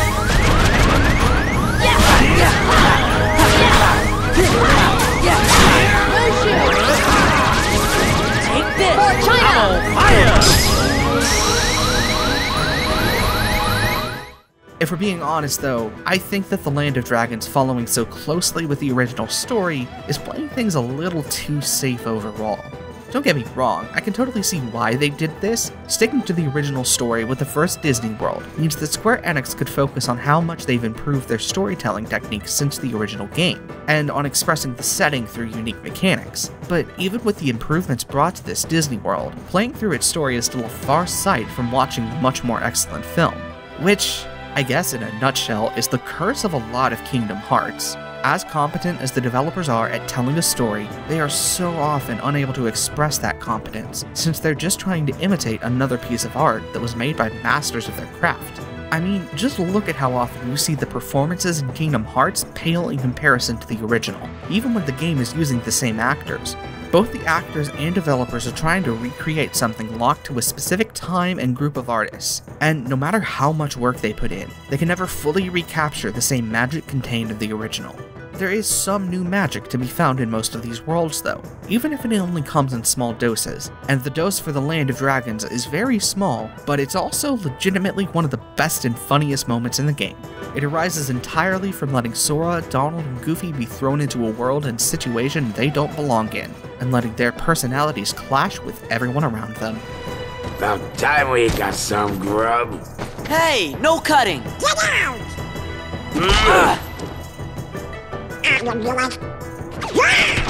Back off! Hey, a space in line! I wonder what they're serving for lunch today. Knuckle sandwiches. That does it!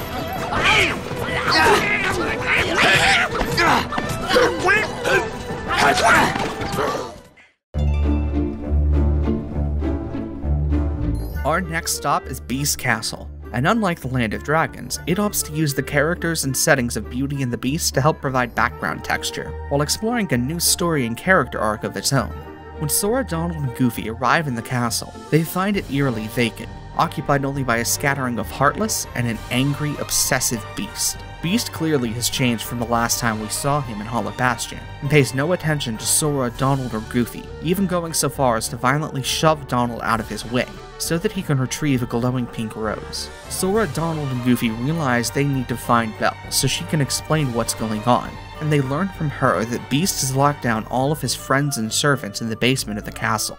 Sora doesn't waste a moment heading down there to rescue them, and after defeating a Heartless whose sole purpose is to lock the door, they discover that all of Beast's servants have been transformed into various household objects, thanks to a curse placed on him long ago.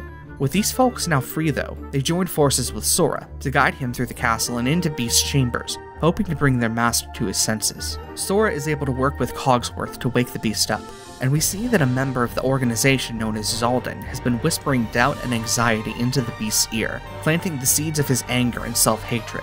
With his senses restored though, the Beast realizes that he needs to cut this toxic person out of his life, and teams up with Sora to try and stop Xehanort for good. Sora and the Beast are pretty successful too. Together they fend off a powerful Heartless summoned by Xehanort, and send him packing out of the castle, leaving Beast to apologize to his friends and Belle for his angry behavior. This story, while resembling some of the beats of the original film, is ultimately nothing like it, either thematically or plot-wise. Instead of retreading the film's ground, we're granted a short story about the way self-hatred and obsession can blind us to the love and connection of those who care for us, and the Beast specifically is challenged by Belle to not shut her out, and instead trust in her love for him over the insecurities that blind him, whether those be the ones that come from within, or the ones planted from without. My only real complaint about this story is that it arguably tries to excuse some of the Beast's bad behavior. Sora and Cogsworth both try to insist that the Beast locking his friends up in a literal dungeon was just his own way of trying to protect them from himself, rather than a cruel and unnecessary bit of isolation that harmed both the Beast himself and the friends he imprisoned. The fact that the Beast is consistently challenged by every character to improve his behavior more than makes up for this though, and easily makes this one of my favorite worlds in the game.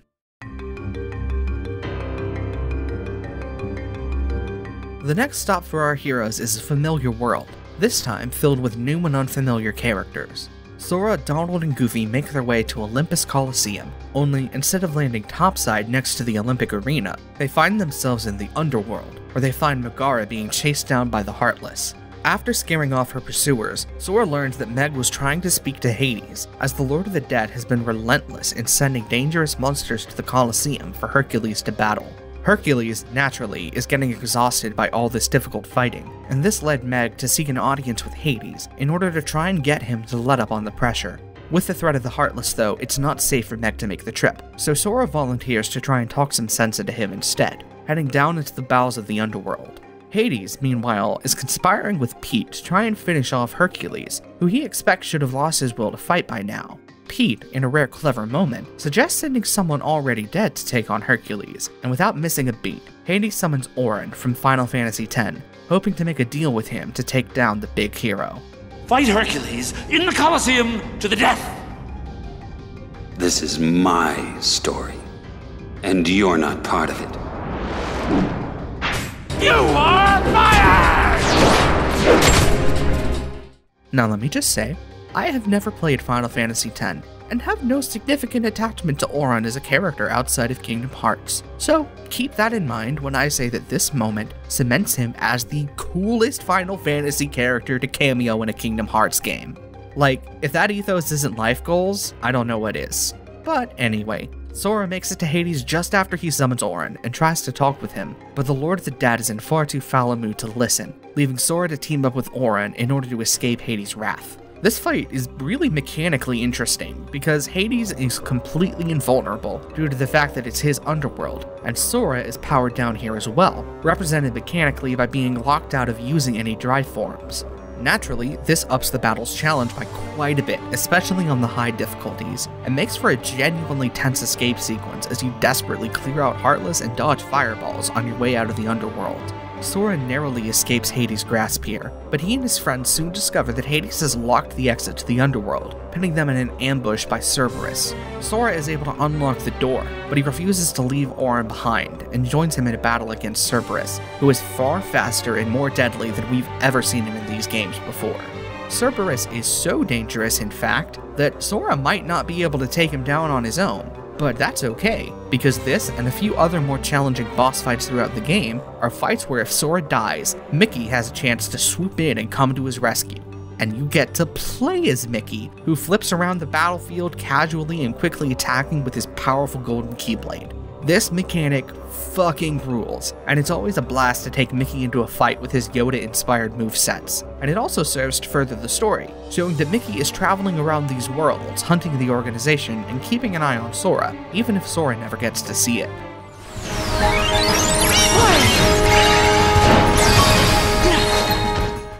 Once Cerberus is defeated, Sora and Auron are able to escape the battle, though Auron disappears completely afterward, heading off to wherever edgy anime swordsmen go.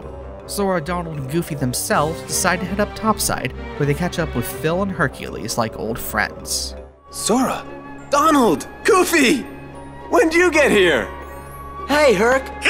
Howdy there! You on another adventure? Yeah, tracking down some friends, wiping out some Heartless. Junior hero's always busy. You know it.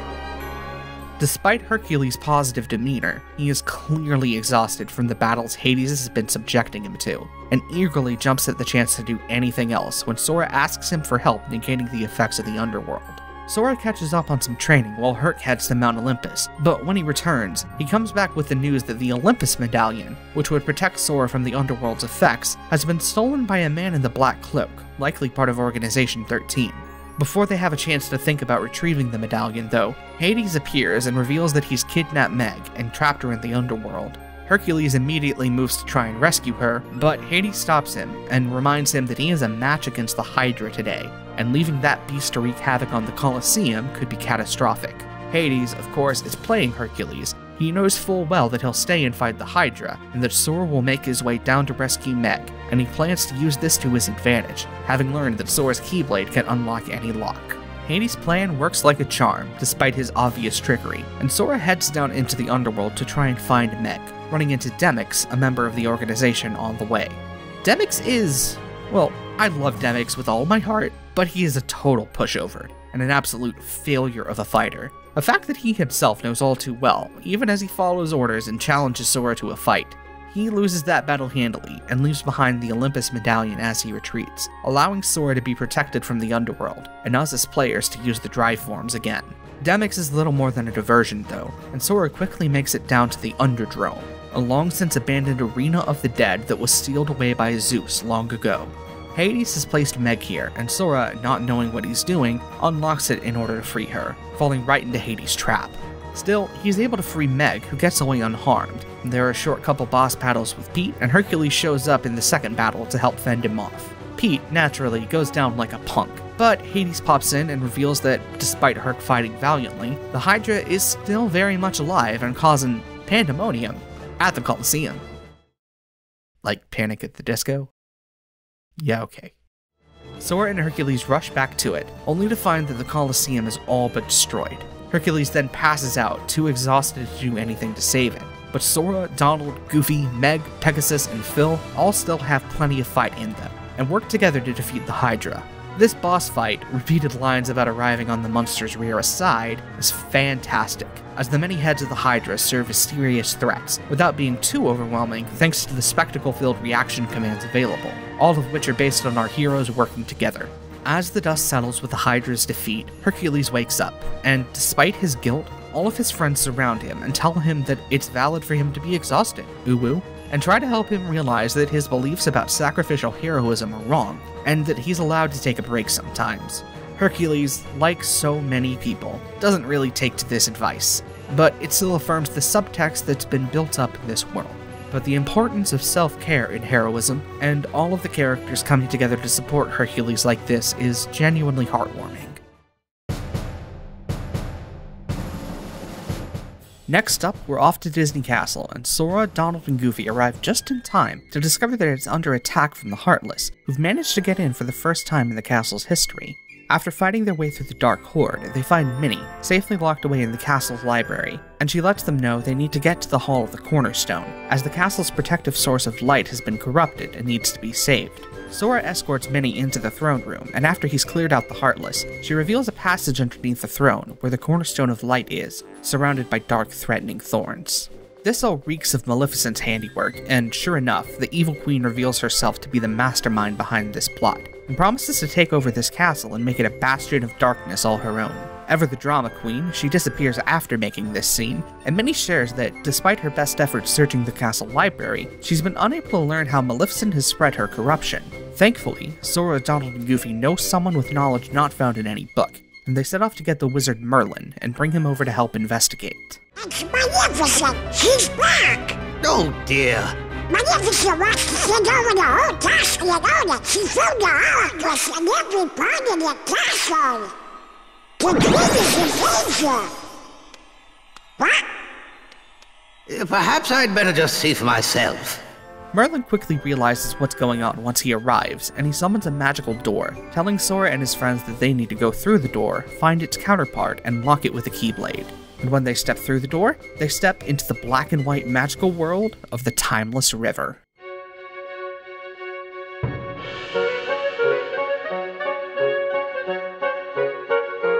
It's not really had good reason to come up before, but something you might find surprising about me, the girl who can wax poetic for 38,000 words about the game series dedicated to writing fan fiction combining Disney movies, Final Fantasy games, and original characters, is that I haven't always been that big a fan of Disney movies. I still wouldn't consider myself a fan, in fact, though I have gained a lot of appreciation for them through the process of studying Kingdom Hearts. Even though I've never been that big into the films of the Disney Renaissance or their classic fairy tale adaptations, there's one thing Disney that I've always unabashedly loved, and that's their classic cartoon shorts about Mickey and all his animal friends.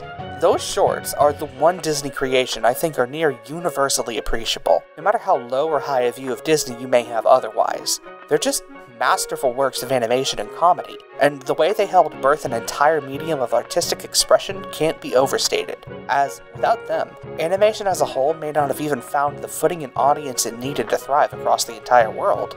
Timeless River, then, is a celebration of everything that early era of animation had to offer, and it's a fantastic celebration at that. Just looking at all the details of this world, from the way Sora is redesigned to fit it, to the grainy filter placed over all the audio, makes it clear that the creators of Kingdom Hearts II love this era of animation deeply, and they succeed in capturing its idiosyncrasies perfectly. Exploring this world always puts a big smile on my face, and it's never failed to do so since I first played Kingdom Hearts II long ago. The story of this world is pretty simple. Sora, Donald, and Goofy arrive and bumble their way into Pete, attacking him blindly after they assume he's the one causing trouble back at Disney Castle, only to learn that this isn't the Pete they're familiar with. Rather, it's a much more innocent, older version of Pete, whose only real concern is getting back his steamboat and dealing with any punks running around his town. It takes Sora and his friends a bit long to realize this. They wail on Pete, who we'll be calling Old Pete from here on for clarity, pretty thoroughly, before figuring out that the Pete they know would have summoned some Heartless and started causing havoc already. Once they make peace with Old Pete, they decide to start investigating the world, and find a series of windows that send them into different cartoon scenarios. There's a Gilligan's Island-esque tiny city that needs defending, a construction site with incredibly bouncy rafters, an apartment building about to burn to the ground, and Mickey's bedroom, where a mysterious black hole has appeared, threatening to destroy all his furniture. These little vignettes are a great way to allow Sora and his friends to interact with the world of classic animation, based on its silly and surreal rules, and they also double as fantastic combat arenas, where you're put up against Heartless meant to fit this cartoon world, who have easily some of the best and most unique designs in the game. I hate that stupid car Heartless, though. Kills me so often, so easily. Once Sora finishes exploring a vignette, they're shown a flashback from Pete's perspective, revealing that he discovered a door just like the one they went through, and, working with Maleficent, stole the Cornerstone of Light from this world. allowing her to spread her dark influence inside the castle walls in the future. After they figured out what's going on, they track down Pete and find him stealing the Cornerstone of Light, commandeering Old Pete's steamboat to do so. They manage to free the Cornerstone before he can escape though, and then team up with Old Pete to take Pete down once and for all.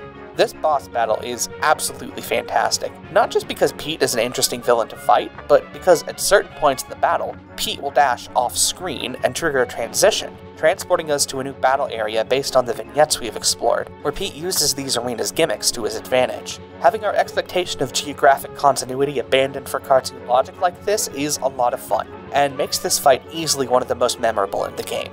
Sora and his friends are able to send Pete packing the way he came, and quickly lock the door with a keyblade to prevent him from messing with the past again.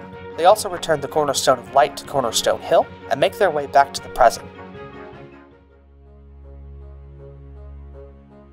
Many thanks Sora for what he's done, and shortly after, we're treated to a fun little scene where Daisy shows up and playfully chases Donald around, teasing him for not having been around to take her on a date. Well, okay, I say teasing, but there's an undeniable air of just straight people bullshit going on here. And it seems like Daisy is actually upset with Donald for real, despite the fact that he's, you know, out saving the worlds from certain destruction? Whether or not Donald has been a good boyfriend and kept in touch while away, I couldn't say, and the game is hardly interested in interrogating whether or not they're a good couple. But it's still a weird undertone to a scene that's meant to provide a happy ending to a pretty fantastic set of worlds. Not all the subtext about relationships in this world is so iffy, however, as one relationship we get to see expanded upon significantly is the relationship between Maleficent and Pete. In the flashbacks, before Pete discovers the door, we see Maleficent treat him like he's completely useless, and put him down at every turn. We only see her compliment him when he's useful to her, in fact, which suggests a level of abuse and manipulation that lines up with the tactics we've seen her use towards Riku before, to make him subservient. Seeing this in tandem with Old Pete, who, for all his flaws and bad temper, is a genuinely well-meaning guy, makes it clear that Maleficent has been a corrupting and controlling influence on him, though the game wisely avoids blaming her entirely, as Pete clearly has a lust for power and respect all his own. Still though, we get to see that once upon a time, there was some good in Pete, and this leaves open the possibility that we'll get to see this good come out again, even if he doesn't fully change.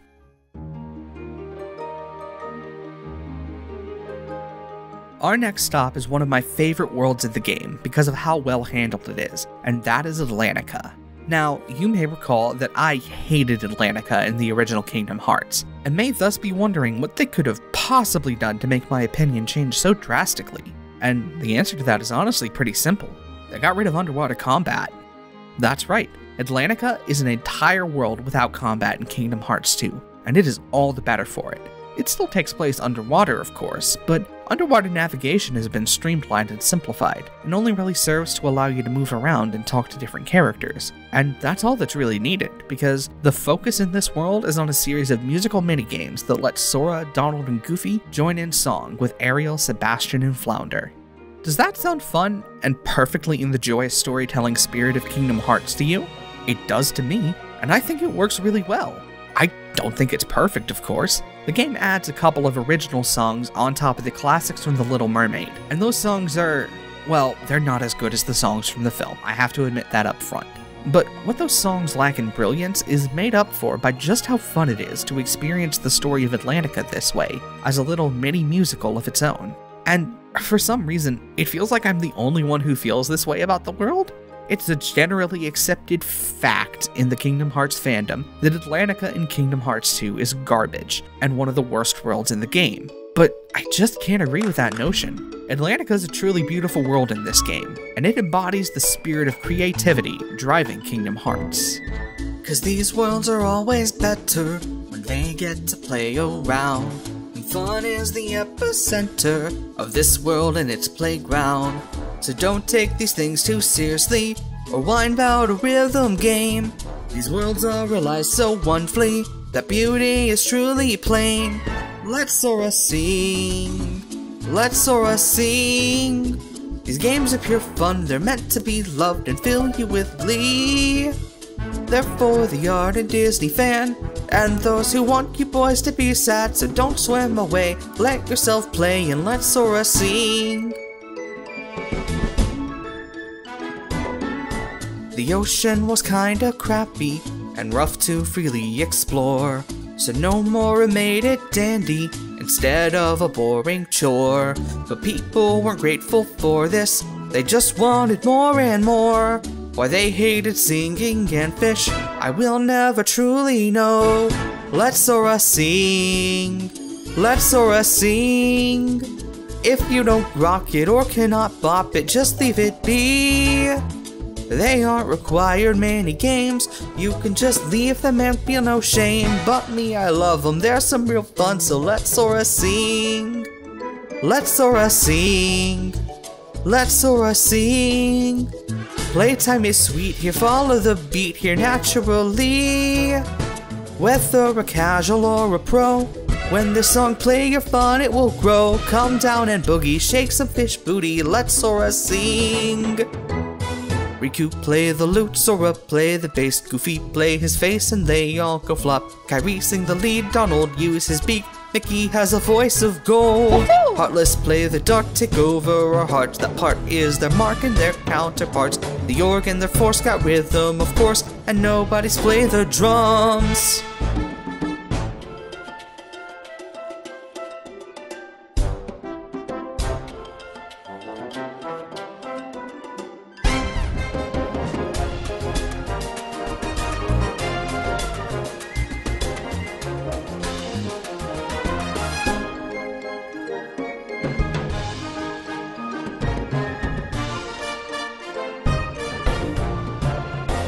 Let Sora sing, let Sora sing.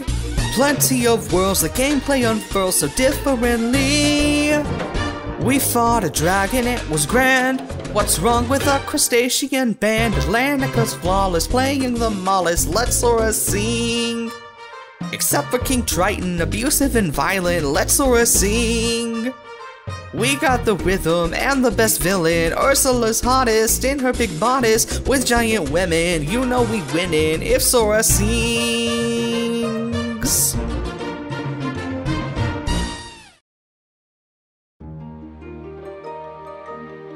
As for the story of Atlantica, it's a pretty straightforward retelling of The Little Mermaid, and is easily the strongest retelling out of any of the worlds.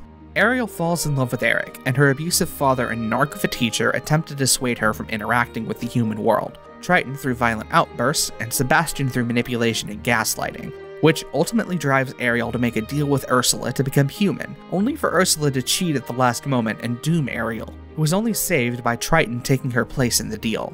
Ursula uses this opportunity to seize Triton's trident and seal his power, but is defeated by Eric, who swims to Ariel's rescue and saves the day. Also, Sora, Donald, and Goofy are there, helping. It's great.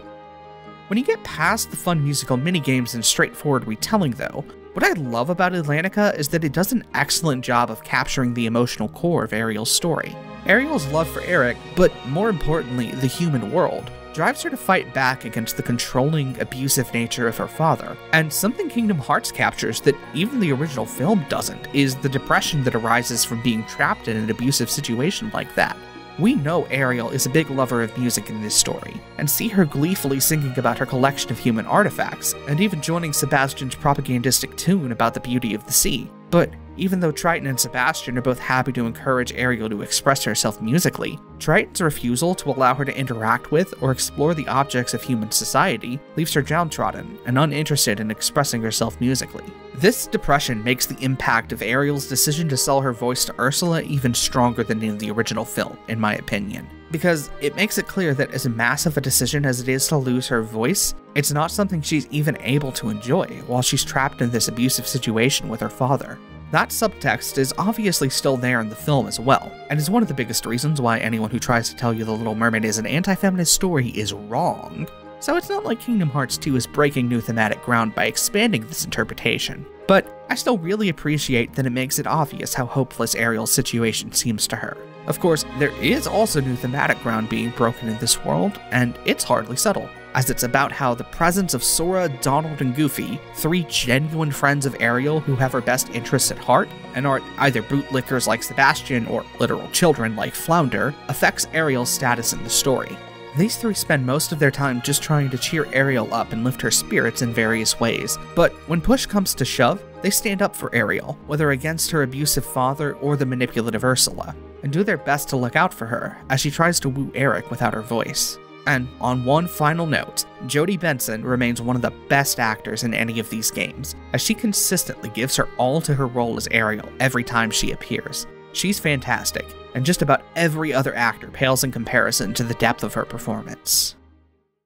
So, next up is Agrabah, I think, which is a great world, and really, Yeah, okay, I know, I can't just skip over it. It's time to talk about Port Royal. Port Royal is a weird world to me.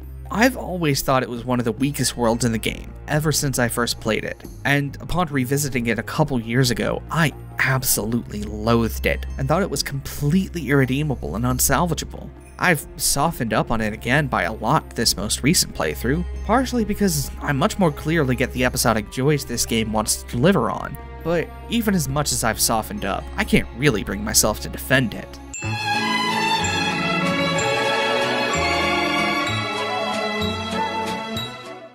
Okay, look, I'm not going to be able to defend certain parts of this world. There's no good reason why Sora, Donald, and Goofy should all be sporting their original colorful designs, when worlds like Timeless River and Halloweentown will match their design to the setting. And none of the voice actors in this world are very strong, especially not James Arnold Taylor, who sounds more bored in the role of Jack Sparrow than Johnny Depp did in the newest Pirates movie.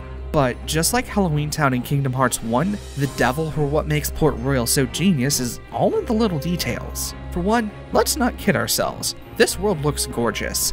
Yes, it looks grimy and dirty, but that matches the aesthetic of the film. And making the world look this grimy on a PlayStation 2 is no small feat. And again, we have to remember that this is a PS2 game, and as such, its visuals were downright cutting edge for its time. I'm not saying it looks as good as, say, the God of War games, but compared to, I don't know, the Pirates of the Caribbean PS2 games that came out both before and after Kingdom Hearts 2, I think it's pretty safe to say that this world actually looks really good, and is not as bad as some people might lead you to believe. Beyond just its looks though, Port Royal holds a deep and abiding love for the story of the original Pirates of the Caribbean movie. It works hard to recreate the iconic ghost stories scene from the original film, and while it fails to live up to the perfect construction of the original, I dare say it comes damn near close, and therefore does a great job communicating the rules surrounding magic and curses in this world's fiction. It is unfortunate, to say the least, that the majority of scenes in this world don't get that same level of care and attention, especially not the climactic fight between Jack and Barbossa, but there still is a level of craftsmanship to the scenes of this world that goes beyond what we see in most of the other worlds in this game. And then, finally, speaking more abstractly, Port Royal makes it clear that the creators of this game all hold a deep love for pirate adventure stories, beyond the movies they're adapting alone. Whether it be through implementing fun reaction commands that allow Sora to enter a backstep duel with a pirate swordsman, or creating new and adorable heartless that fit perfectly in this pirate world. Their love for these adventures is abundantly clear and incredibly infectious, making you want to get into the story and have fun on these adventures too. So, does all that make Port Royal actually good? Well, I couldn't say. I still don't know how much I like the world, even if I've grown to appreciate it a lot more than I once did.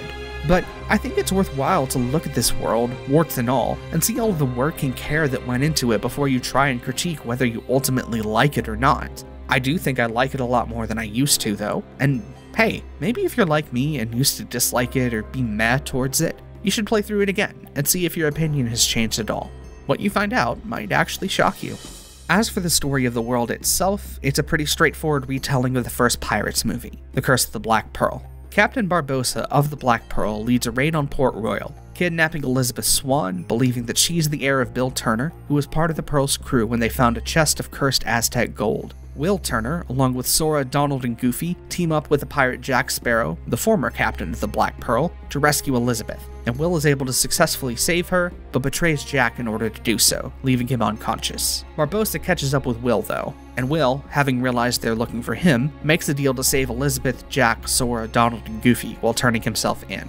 Barbossa double-crosses the lot of them though, leaving them behind on a boat with a bunch of Heartless, who threaten to destroy the boat. Jack is able to cut himself free though, and working with Sora, they stop the Heartless from destroying the boat, and head to the Isla de Muerta to face off against Barbossa once and for all. While we manage to defeat Barbossa and a shadow-creating Heartless in a boss fight, it's still not enough to kill him, and Barbossa is only defeated after Jack shoots him in the chest, and Will returns the last piece of cursed gold into its chest, ending the curse and allowing Barbossa to finally die. The biggest problems with Port Royal, from a storytelling perspective, are how weak the scenes not lifted straight from the movie are, and unfortunately, that's a lot of them. So much of this world takes place from Sora's perspective, and while that could work if Sora spent most of his time with the world's protagonist, he doesn't, because, as anyone who's watched the first Pirates movie can tell you, that film's protagonist is not Jack Sparrow, despite how much time we spend with him. Its protagonist is Will Turner, and its secondary protagonist is Elizabeth Swann, with Jack Sparrow mostly serving as a deuteragonist, whose perspective we follow, but whose agency and character growth are limited. This is a formula that works really well for the film, as its focus on Jack's perspective still allows us to stay with the characters who matter most at any given time, but it isn't so narrow in its focus as to stick to his perspective entirely. Port Royal, though, is very committed to sticking to Sora's perspective, almost myopically so, and this breaks the world's pacing, tension, and structure to an absurd degree. For example, in one of the first scenes, Sora runs into Barbossa, Pete, and a bunch of pirates, where we overhear Barbossa telling Pete all about the curse and its mechanics.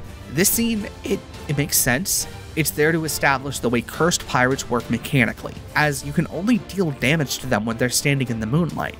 But, just like that, the questions of what Barbossa and his pirates want and what the curse they're afflicted with does are answered, long before we get to the scene where Barbossa slowly reveals the nature of the curse to Elizabeth, completely breaking the tension of that scene and undermining the craftsmanship surrounding its recreation. There's also another scene where sticking with Sora's perspective breaks the pacing, as when Will and Jack head into the Isla de Muerta to rescue Elizabeth, because we have to wait with Sora on the ship and then go find Will after he's in trouble, we only see how Will rescued Elizabeth and betrayed Jack in a series of disconnected flashbacks, which is just a bizarre way to tell what would have made more sense as a linear story.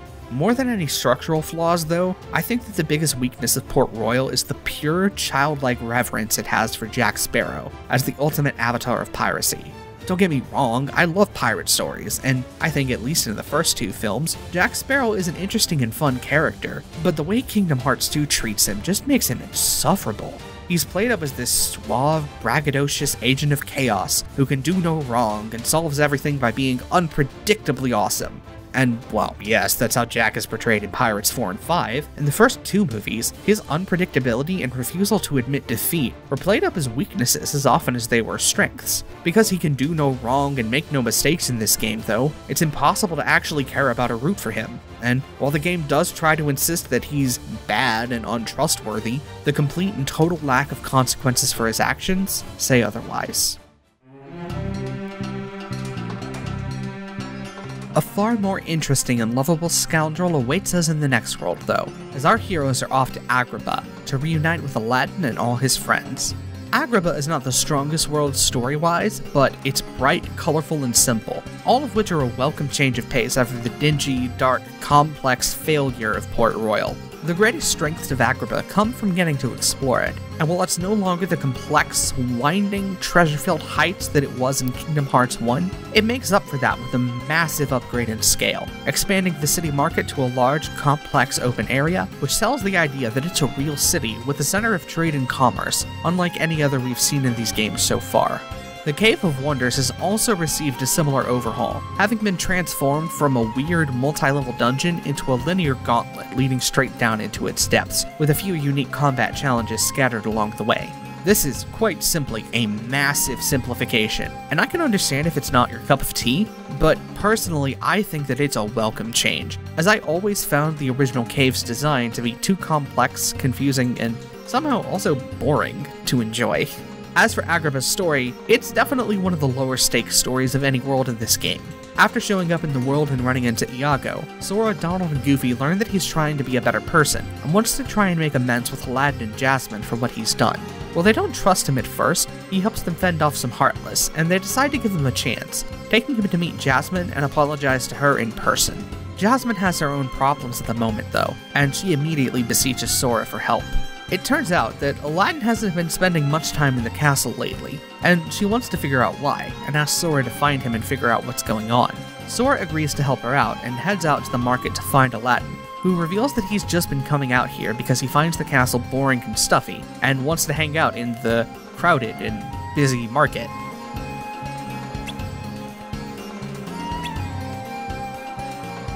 Yeah, model limits are a bitch.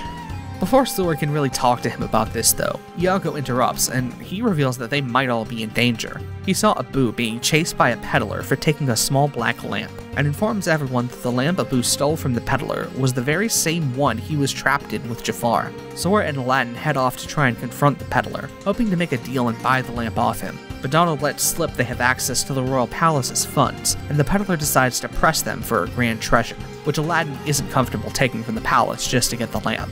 Iago has an idea though, and realizes they could all go to the Cave of Wonders and take some treasure from there, and they do, making their way down through its many challenges and getting their hands on a large golden chalice. Before they can retrieve it though, Pete manages to catch up with them and covertly sends a bunch of Heartless their way, holding them off so he can get back to the city and take the lamp for himself. No fair! I win!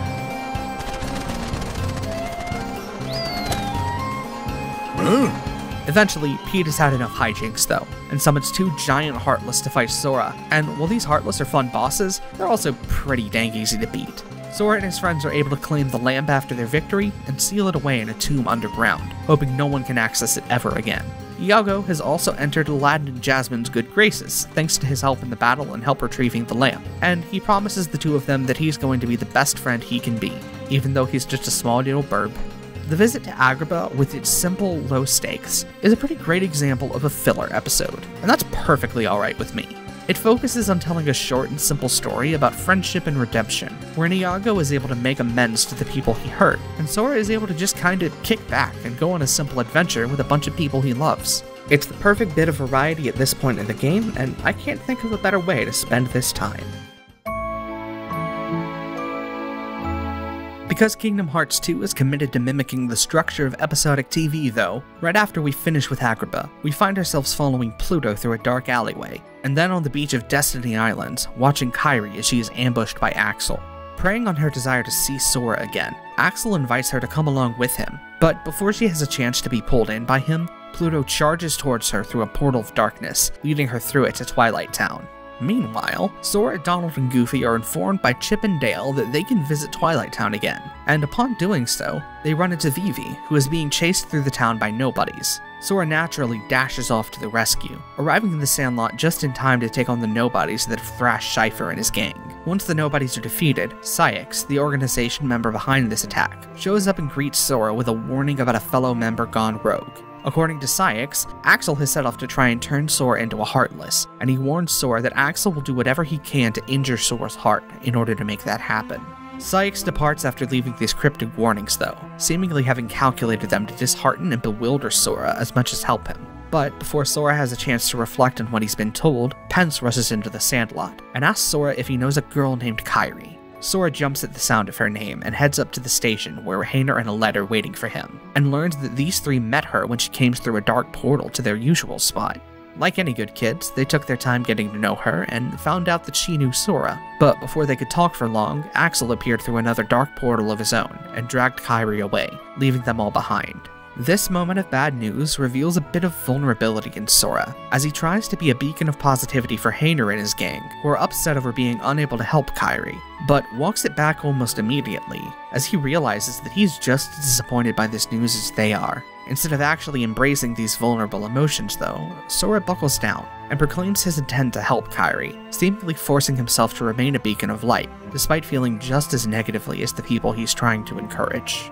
Sora's proclamation here also leads to Goofy dropping the struggle trophies Seifer tried to pass off to them after they defeated the nobodies, and as it falls, all of its gems come rolling out. Sora, Xehanort, Pence, and Alette all manage to collect the gems though, and after they do so, they notice the way they all glint in the light, and hold them up to the setting sun to admire them.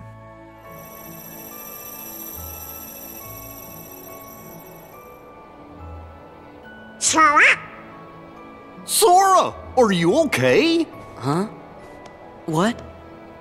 Sora is able to use the blue gemstone he recovered to open a path between worlds, and with that, he sets off with Donald and Goofy to explore them. Before we continue with their story, though, we see Cyax as he returns to the organization's throne room, where the group's mysterious leader congratulates him for sowing doubt into Sora's heart.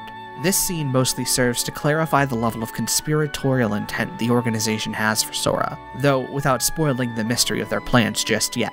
And it also lets us see that even the leader of Organization 13 believes that he and his cohorts are incapable of feeling emotion, though whether he has a vested interest in this being true remains to be seen. There are still a couple of Disney worlds to explore before the organization's plan comes to fruition though, and the next world on our hero's itinerary is one of the best worlds from the first game, Halloweentown. This world is interesting in that it's the only returning world where it feels like it's been shrunk down from the original game in terms of level and world design.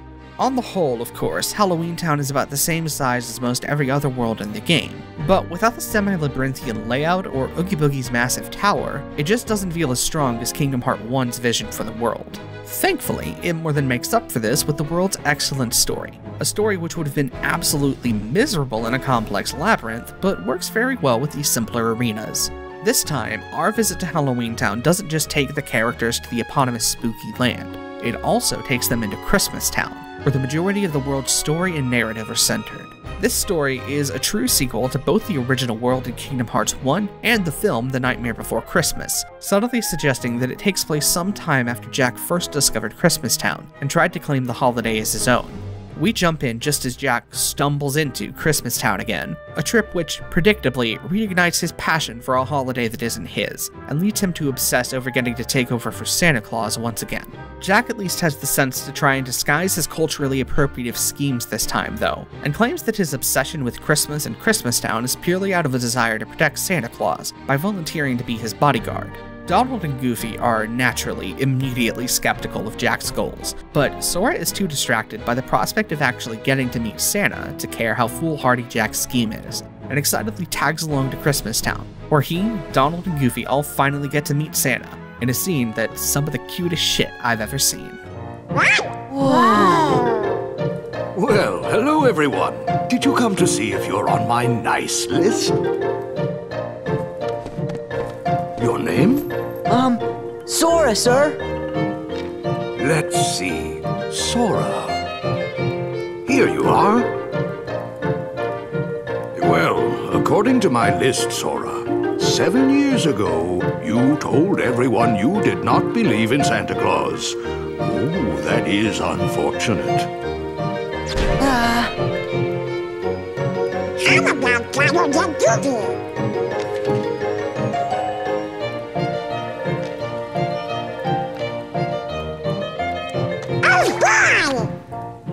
Before Jack can approach Santa with his harebrained scheme, their conversation is interrupted by the sound of shattering glass as Lock, Shock, and Barrel break into Santa's workshop to cause some mayhem, at the behest of Maleficent.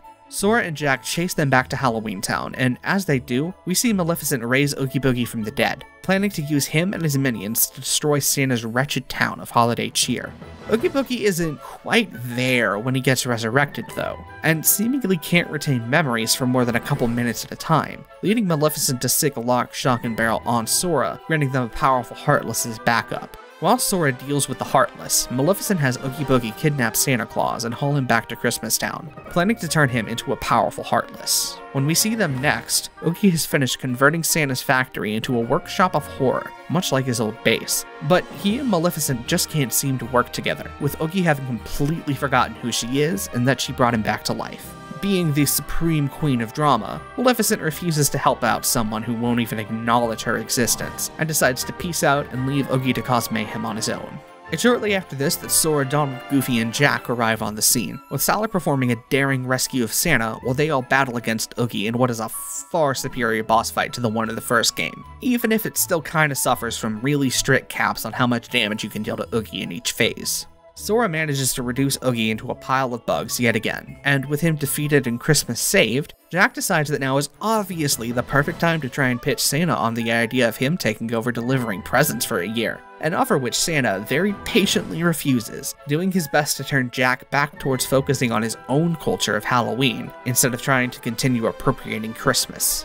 Of course, men like Jack can only be temporarily deterred from doing things like this, but at least for the moment, Jack commits to focusing on making Halloween the best he can by trying to bring new ideas to the holiday.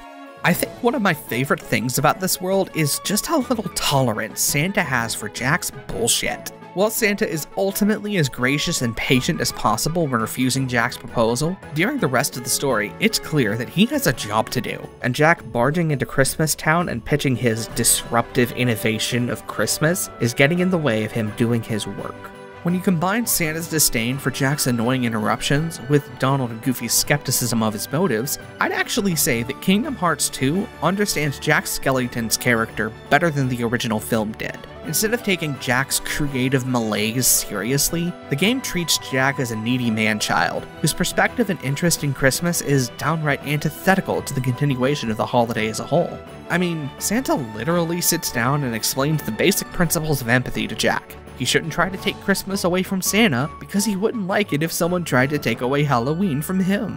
We'll, of course, see later that Jack doesn't fully take this lesson to heart, a decision that absolutely fits with his character. But it's nice to see the game treat Jack's cultural ignorance and lack of empathy as a character flaw in need of addressing, and not just a fun thing that he does with no consequences. Now is also possibly the best time to talk about the way Kingdom Hearts 2 uses its Disney villains, which I think is pretty dang fantastic. So far, about half of the worlds have either had Pete or Maleficent team up with the world's Disney villain, and in each of these instances, they've served as a strong contrast to the type of villainy that world's villain embodied. The strong contrast between the individual world's Disney villains and Maleficent or Pete also helps solve a story problem present in the original Kingdom Hearts, namely that Maleficent's camp villainy often felt redundant when she was paired with similarly camp villains. Introducing Pete and pairing him off with the camp villains like Hades and Jafar provides a much more fun and interesting contrast than Maleficent can provide on her own, as Pete's villainy is very much of a cartoon nature, where Maleficent, Hades, and Jafar all rely on camp for their villainy. I particularly think the contrast between Pete and Hades and Maleficent and Oogie Boogie is fantastic. Pete has always been an oafish buffoon, and this contrasts with Hades' constant scheming and plotting really well, while Maleficent and Oogie Boogie are just complete polar opposites. She is the supreme queen of drama and petty behavior, and forcing her to work with an ugly sack of bugs who can't even remember what happened 5 seconds ago, let alone hold a grudge about it, is so goddamn satisfying. I feel like a million bugs. I really owe you one for this, Maleficent. Indeed you do, Oogie. Do you remember Sora, Donald, and Goofy? Do I remember them? Ah! You're too much! I'll never forget what they did to me. What was it they did to me? The next stop and penultimate Disney world on our hero's journey is the Pride Lands, a world based off The Lion King, one of the clearest masterpieces of the Disney Renaissance. And this world shouldn't work. The world's story is bogged down by so many issues. Cam Clark and Vanessa Marshall replaced the original actors for Simba and Nala, but despite clearly trying their best, they don't measure up to Matthew Broderick and Moira Kelly at all. We're forced to enter the story after Simba has grown up in the Oasis, leaving behind the emotional context for his guilt and insecurity, and, as with all Disney worlds, the time the game has to tell its story is far more limited than the original film itself. Despite all this though, I think I kinda love the Pride Lands as a world. For one, it's just one of the best worlds from a purely ludic perspective. Because Sora is transformed into a lion while in this world, you get to play as a speedy, ruthless, and aggressive Sora, who can outrun and outpound his enemies easily, which is a blast to play as, and the world's enemies and bosses are all sped and toughened up to match First Sora's capabilities, leading to an excellent sense of challenge, even after First Sora's natural power boost. What makes the story of the Pride Lands work is far less explicable than the gameplay though, but I actually think it comes down to a similar factor. It really is just a lot of fun to see Sora transformed into a lion cub, and having to behave like an adorable, ferocious kitten in order to blend in with the world. It also doesn't hurt that throwing someone as simple and kind-hearted as Sora into a world of Shakespearean tragedy and motivation works as a really strong contrast to the world's characters. since all of them but Timon and Pumbaa are obsessed with questions of kingship, power, and succession. And while most of the story takes place long after Simba has grown up, there is an attempt to define Simba's emotional history, as we begin our time in the world with a brief flashback to the wildebeest stampede where Scar killed Mufasa. A scene whose recreation is a laudable effort, even if it severely lacks the impact of the original. After this, we join Sora and his friends in the present as they arrive in the world of the Elephant Graveyard, where the hyenas Shinzi, Banzai, and Ed give them an unfriendly welcome. They're saved by the summons of Scar though, as he calls the hyenas away, and Sora, Donald, and Goofy leave the graveyard and discover that this world is being overrun by Heartless. These Heartless start to attack Nala, but Sora jumps in and fights them off, introducing himself to her as soon as the battle is over. Nala fills him in on the situation. The true king Mufasa has died, Scar is their new king, and they need to find another true king to take the throne in order to bring prosperity back to the Pride Lands. Sora, very innocently, suggests himself as the possible new king, and takes off excitedly for Pride Rock, where Nala introduces him to Rafiki, hoping to see if he could be the next monarch. Rafiki, predictably, tells Sora that he doesn't have what it takes to be a king, and shortly after, Nala lets slip that Simba, Mufasa's son, is the only person she knew who could have been a true king, but he died long ago. Simba was a summon in Kingdom Hearts 1 though, and like the other summons in that game, that means he's alive, and should have been returned to his place in this world when he came back, sparking a bit of hope in Nala and leading them all to set off to find this true king. They find Simba in the Oasis alongside Timon and Pumbaa, in a predictably sorry state and unwilling to move past his guilt for Mufasa's death. With some convincing and divine intervention from the ghost of his father though, he gets his courage back and decides to join Sora and return to Pride Rock to face Scar. We travel with him and arrive, watching as the conclusion of the film is recreated, and are given an interesting boss fight as Sora must defend Timon and Pumbaa from the three hyenas. With that out of the way, Sora, Donald, and Goofy head to the top of Pride Rock, where Simba and Scar duel each other for the throne, with Simba eventually knocking Scar off the high ledge just like in the movie. Only, this time, Scar floats back up from his long fall, shrouded in complete darkness, and Pete, who is the lion here and just hanging out for some reason, chimes in to point out that the anger and jealousy in Scar's heart turned him into a Heartless, leaving this souped-up Scar for Sora and his friends to battle, one of the most fun Disney villain boss fights in the entire game. We do eventually beat Scar though, and just like that, all peace returns to the Pride Lands, as Simba is divinely appointed to the throne of Pride Rock.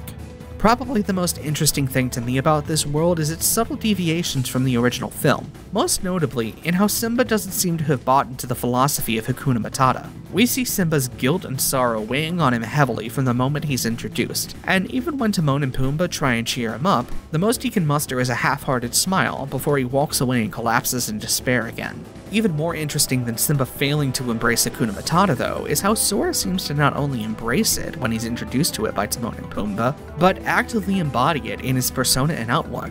Despite there being multiple occasions where Sora's journey and failure to find his friends is weighing heavily on him, each time these feelings surface, we see Sora push them back down, and try to embrace a carefree, go-lucky philosophy instead of accepting his own vulnerability.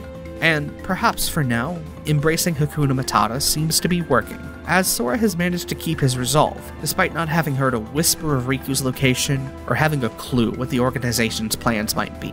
But even if this approach of his is healthier than Simba, who willingly dives down into the depths of his despair, it's an approach that can't last forever, and one we'll see cause Sora to crumble very, very soon.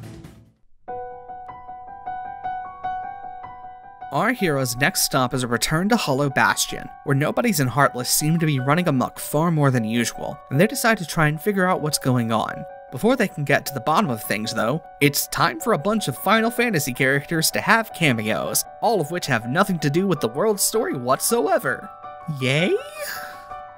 I guess if you can't tell, I feel like the Final Fantasy cameos in Hollow Bastion were kinda shoehorned in, and for the most part are only there because the developers wanted them to be there and couldn't find a more naturalistic place for them. I don't think it's like story-breaking to have them show up now or anything, but they kinda stick out like a sore thumb when you compare them to how, say, Leon, Aerith, and Yuffie have been worked into the series thus far. Those characters have a place in the world and a role in the story within it, and don't feel like they just exist to fill an arbitrary quota.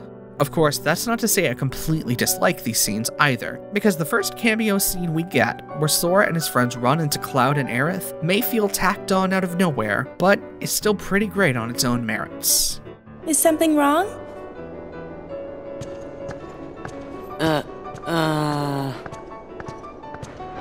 It's nothing. I don't want you involved.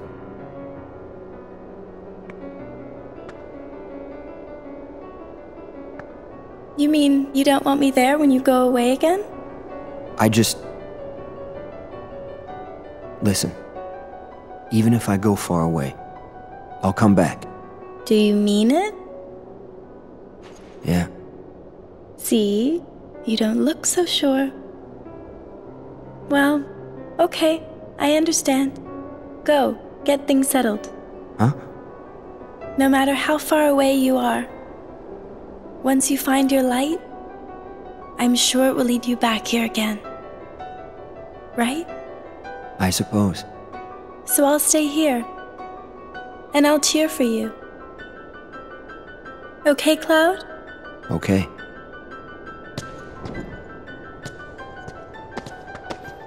While that little interaction may not have much bearing on the world's plot, it does tie into the game's themes pretty well. Cloud is clearly still struggling with the darkness inside his heart due to Sephiroth's influence, who serves in this game as a representation of Cloud's darkness and struggle with mental illness. And to deal with this struggle, he's setting off to try and find his way back to the light, even as he's not sure if he'll make it back. Aerith's promise to Cloud then, to stay and cheer for him as he finds his light, is a really great gesture of support. She knows full well that Cloud's battle against the darkness is his own, and that she can't help directly, but she still promises to be there for him, cheering him on, and hoping that he'll make it back to her once he's found his light. It's exactly what Cloud needs, the space to fight on his own, and someone in his corner to back him up, and it makes for a really touching and meaningful moment. The next major cameo we're shown is a bit less impactful. And honestly, I don't know that I'm the right person to even try and comment on it. I've never played Final Fantasy X or X-II, so I don't have any context for what it's like to see Yuna, Riku, and Pain appear as cute little fairies trying to mess with Sora. It's cute, I guess? I mean, they are pretty girls, and I'm a sucker for pretty girls, but this scene is just a cameo from characters I don't know or care about, whose presence adds nothing meaningful to the story. The brigade of cameos halts for a moment though, as Sora, Donald, and Goofy meet up with Sid in Merlin's house, where they learn that Leon has found Ansem's computer in the lower levels of Maleficent's old castle. They all head out to meet him there, and once there, we get our last Final Fantasy cameo, as Tifa enters Ansem's study and scours the room looking for a guy with spiky hair, obviously meaning Cloud, but Sora and his friends are too confused by Sora's own spiky hair to make the connection. And finally, the world's story can proceed, as Leon arrives and shows Sora, Donald, and Goofy into the computer room. Sora and Donald, however, are completely clueless about computers, and end up making the computer so mad that it hits them with a laser, digitizing them and transporting them into the computer itself. Inside of the computer lies the game's final Disney world, Space Paranoids, which is based off the computer world of the cult classic Tron. That film's beautiful, neon-drenched cyberpunk melds perfectly with the visual style of Kingdom Hearts, thanks in no small part to the amazing costumes given to our heroes in this world, and also because its neon aesthetic feels like the perfect counterpart to Hollow Bastion's fantasy steampunk style.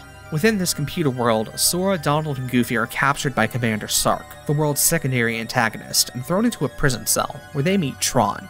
Tron is a computer security program who's been stripped of his higher functions and powers by the Master Control Program, who governs space paranoids with an iron fist. After everyone's introduced themselves and Tron has realized that Sora, Donald, and Goofy are definitely users, what programs in this world call humans, he hatches a plan to get them back to the real world by restoring power to a local computer terminal, hoping that Sora and his friends can recover the password needed to restore his full function. Naturally, Sora agrees to help and uses his Keyblade to escape from the prison and restore power to the computer. After restoring the power, Sora meets back up with Tron and is sent to the real world, where he, Donald, and Goofy search Ansem's study in hopes of finding a clue to the password they need. And as it happens, just as they start their search, Mickey finds his way into the room and meets up with them, helping them crack the code when he realizes that the computer's database, called the DTD, short for Door to Darkness, would use a password like what opens the Door to Darkness itself, the names of the 7 Princesses of Heart.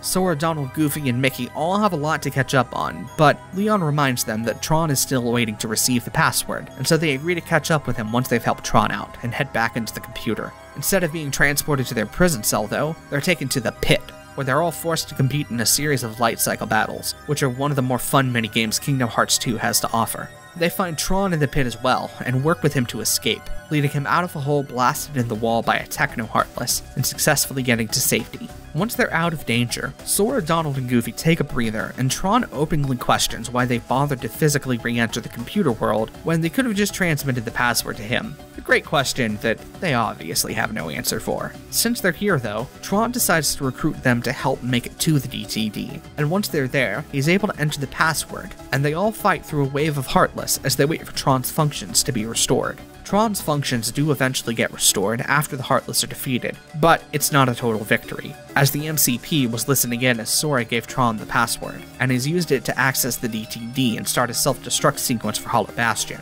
Tron thinks fast and changes the password to one the MCP doesn't know, but it's only a matter of time before it's cracked, and so he leads Sora and his friends to the I.O. Tower, where they have to fight the MCP's program as a boss, and defeat it in order to save the town. With this victory, Tron is able to exert power over the system so that it can be a friendly program for the users, and Sora, Donald, and Goofy are able to return home and try and discover what, if anything, Ansem knew about the organization that they don't already know.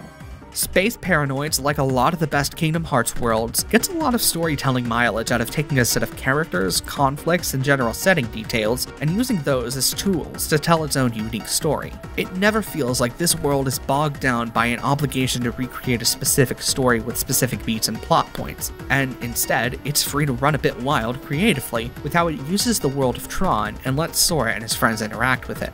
That freedom and creativity makes Space Paranoids a whole lot of fun to explore, no matter how many times I've already experienced it. There's also a bit of interesting subtext here, and how Tron's motivation in this story is to fight for the good of the user, above and beyond anything else he might do. This is admittedly a bit of a weird thing for a character like Tron, who is basically fully human, to want to fight for, but if you consider how that kind of philosophy applies to the real world, it absolutely makes sense. So much of computing technology nowadays is not in service of bettering the user experience, but instead focused on increasing profit for faceless corporations, usually in the form of data collection and technological monopolies. Tron, then, can be seen as fighting for the right of actual people over the interests of capital and tech, and his fight against a faceless machine, whose only desire is to make computing systems as efficient and user-unfriendly as possible, is, well, how do I put this? Comrade as fuck.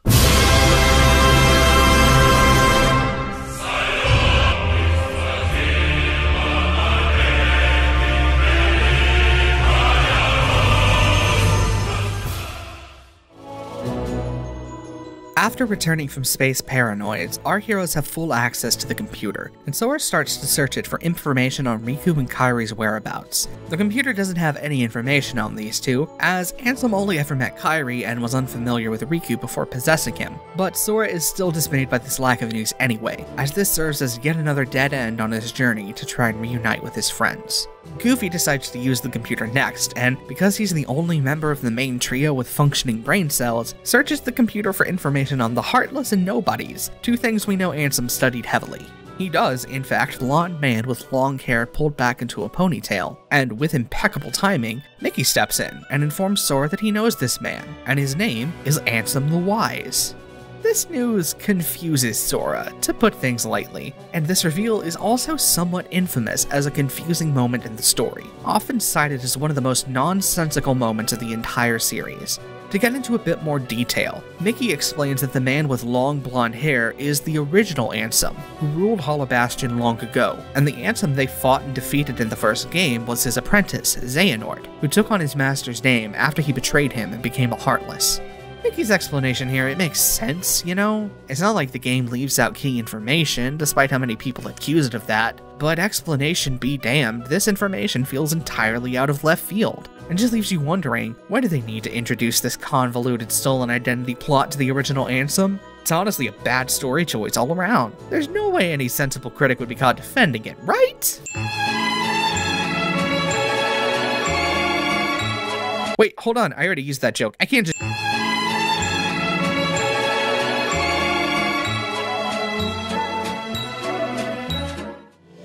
So, to start off, I'm gonna level with you. I never found this plot point confusing. Is it convoluted? A little, to be sure. But I first played this game when I was 15, and I never had trouble following the explanation, nor did I feel like it came out of left field. For one, in the earlier scene with Mickey, he strongly hints at the idea that this new blonde face is the original Ansem, Ansem the Wise, which helps give us as audience time to process the hint and come to the same idea on our own. Tron also hints at the idea that, at some point in their time together, Ansem changed, going from a man who let Tron run things and keep the system open for users, to a man who implemented the MCP, leading to the dystopic state we find that world in. We've also seen much earlier in the story, Riku introduce himself to Diz as Ansem, while wearing the face of Xehanort's Heartless, only to be laughed at by Diz, who finds this idea completely ridiculous. So we know already that there are more people in this world claiming to be Ansem than we might have initially believed. And finally, we already know that a core facet of Ansem, or Xehanort's Heartless, is that he thrives on stealing the identities of others.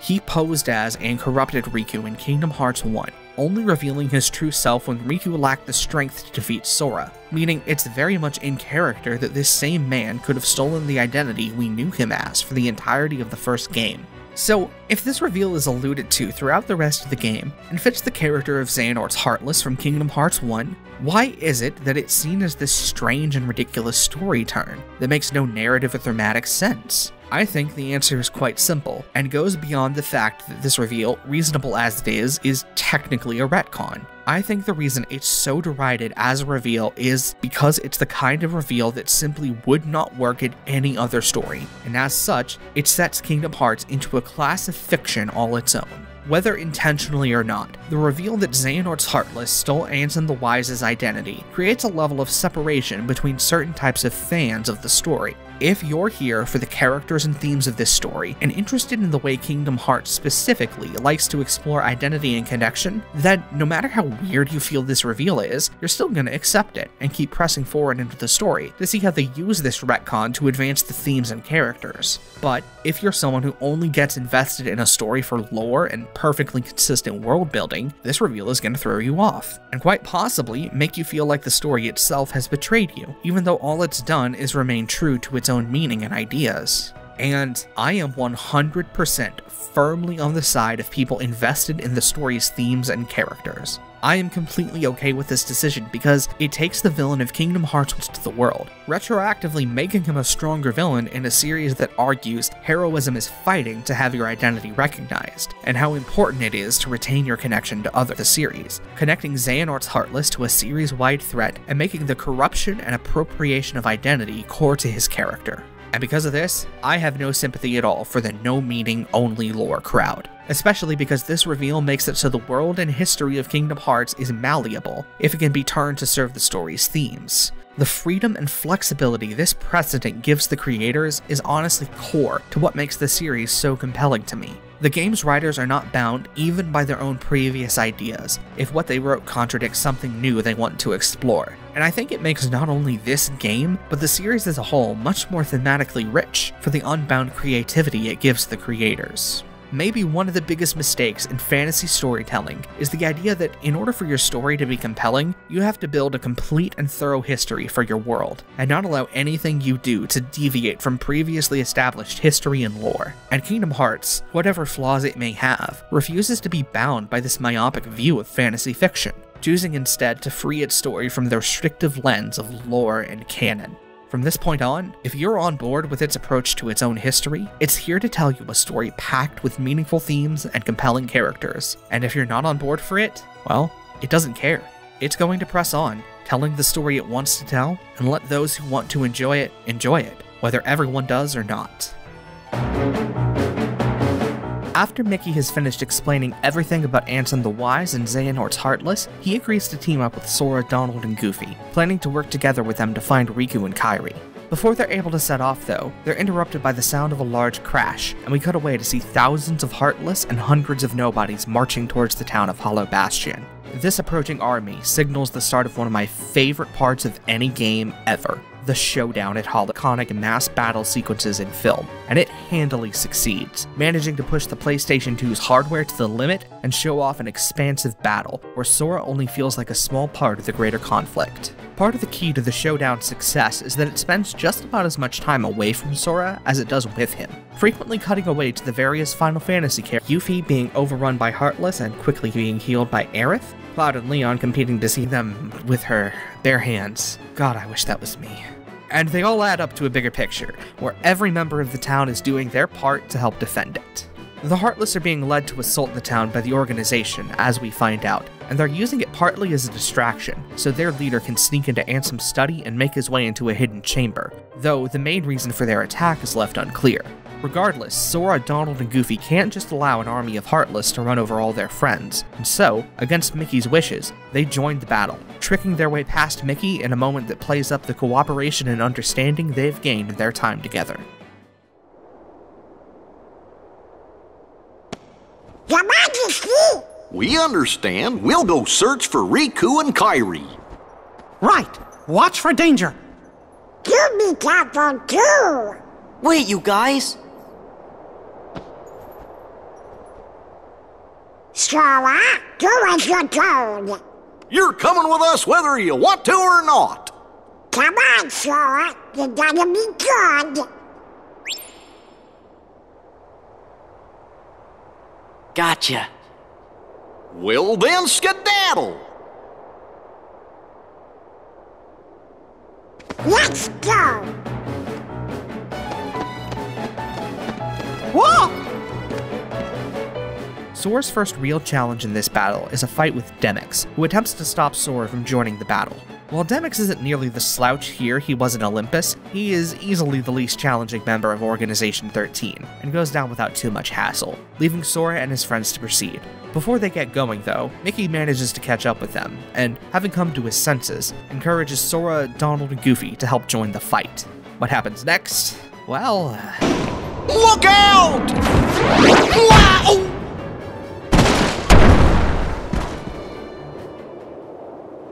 Goofy! No! Hey! You're the kid's captain! You gotta get up! Come on, wake up! I'm sorry about the ice cream! Goofy? Goofy! This is not happening. It can't be happening. It can't. They'll pay for this.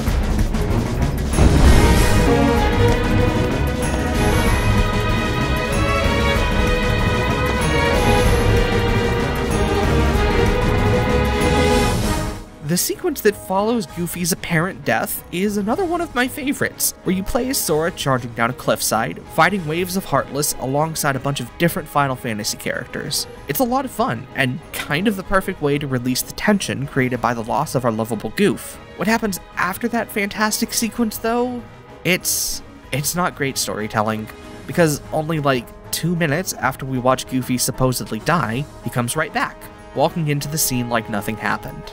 And like, I want to be clear here, I don't think it would have made sense for Goofy to have actually died from that rock hitting him. Losing our lovable Goof for good would just be depressing, and hardly the right fit for the kind of tone this story is going for. Not to mention that it happening out of the blue like it did wouldn't be a narratively satisfying way for Goofy to go. Obviously, Goofy should come back and rejoin the party. This is a fun, kid-friendly story, and it doesn't need unnecessary character death to create artificial drama. But honestly, why couldn't they have kept the illusion of his death up for just a little bit longer? Goofy's apparent death, while a bit silly, is a really good way to push our characters into this battle with more determination than ever. The tension it establishes makes the battle sequence alongside the Final Fantasy characters that much more impactful, since we see that Sora still has a lot of allies on his side, and has to push forward to protect everyone instead of remaining with his fallen friend. And it could also be the kind of thing that motivates our characters to make reckless decisions, something we even see Mickey do a little bit later. The right time to bring Goofy back would be when our protagonists need him most, and that moment is absolutely not when they wander into a random cave and have a brief reprieve from the battle. It even feels like that was the original intention, before what I can only assume was some corporate meddling on Disney's part, because they couldn't handle the thought of one of their mascots even appearing dead for longer than a couple minutes. Goofy doesn't contribute anything meaningful to the battle from this point onward, and he has so few lines of dialogue that it just makes sense that he was meant to come back later to save Sora in the nick of time, after the organization's plan had been revealed. Even if I dislike how quickly he was brought back though, the genuine friendship we see when Goofy is reunited with Sora, Donald, and Mickey is incredibly sweet and heartwarming. It's made incredibly clear just how much Goofy means to all his friends, and this brief happy moment wouldn't have been possible if Goofy had been brought back at a more dramatic point. With Goofy back in tow, our heroes head out into the middle of a massive canyon where they're surrounded by Heartless on all sides, and see the leader of Organization 13 teleport in and unmask himself. At this point, Mickey finally remembers the full truth of his identity. The leader's name is Xemnas, and he's the nobody of Xehanort, Ansem the Wise's foremost apprentice. Mickey rushes off to confront him, and leaves Sora, Donald, and Goofy behind to deal with the Showdown at Hollow Bastion.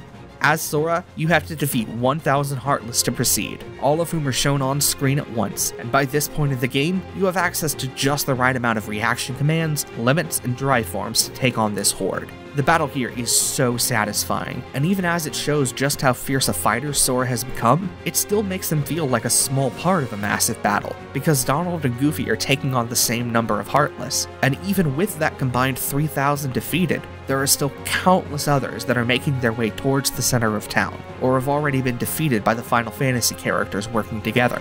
It's also the perfect climax to this entire sequence, delivering on the promise made when we saw the massive army of Heartless approaching the town, that we get to fight that army, and help take them down for good. But, as we're about to learn, defeating Heartless isn't as simple a victory in this game as you might expect, and every single Heartless slain in this battle was just Sora helping contribute to the organization's master plan. Sora catches up with Mickey and Xemnas shortly after defeating the horde of Heartless, but finds that Xemnas doesn't have much to say. He doesn't know anything about the organization kidnapping Kairi, nor does he know how to help Sora find Riku, though he believes Mickey is more than capable of helping Sora with that. Before Sora can ask any more questions though, Xemnas disappears into a corridor of darkness with Mickey following, and Axel appears behind our heroes, ready to explain what's going on. Way to fall right into their trap.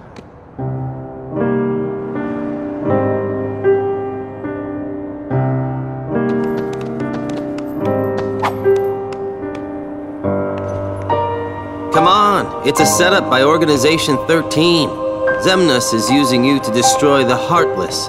That's his big master plan. Xemnas? The guy you just saw. He's their leader. Got it memorized? Xemnas.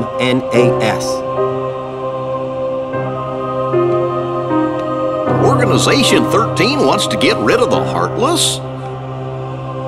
Man, you're slow.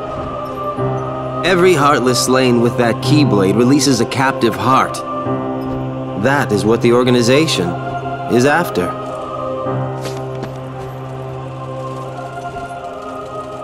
Pitiful Heartless, mindlessly collecting hearts. And yet, they know not the true power of what they hold. The rage of the Keyblade, masterless and free, until they weave together to make Kingdom Hearts. And when that time comes, we can truly, finally exist. This twist is incredible. It reframes all of Sora's actions thus far, because every time he's stepped into a world and fought off the Heartless, ostensibly to help other people, their role in the story so far is finally made clear, and all of their passive, subtle manipulation, all in service of making Kingdom Hearts so they can tap into its power and regain hearts of their own. It also fits in perfectly with what we know about Hearts, the Heartless, and the Keyblade as well. Ever since the first game, defeating Heartless has come with an animation of their heart floating up to an unknown destination, and the idea that they would gather together and form Kingdom Hearts after being released just makes sense. Xehanort's Heartless, after all, created his Kingdom Hearts in much the same way, just using the Hearts of Worlds instead of individual Heartless. And it tracks perfectly that the Keyblade, a weapon themed around unlocking and opening things, would unlock the Hearts of the Heartless too, as that's its entire purpose. Sora doesn't fully trust Axel here, in part because he knows he did something to Kairi, but before he has time to ask Axel what happened to her, Ceyx, another member of the organization, appears, and he tries to appease Sora by promising to punish Axel for kidnapping Kairi. Sora doesn't care about Axel being punished though, he just wants to see Kairi again, and is willing to do whatever it takes to be with her again. If it's Kairi you're worried about, don't. We're taking very good care of her. Take me to her. Is she that important to you? Yeah, more than anything. Show me how important.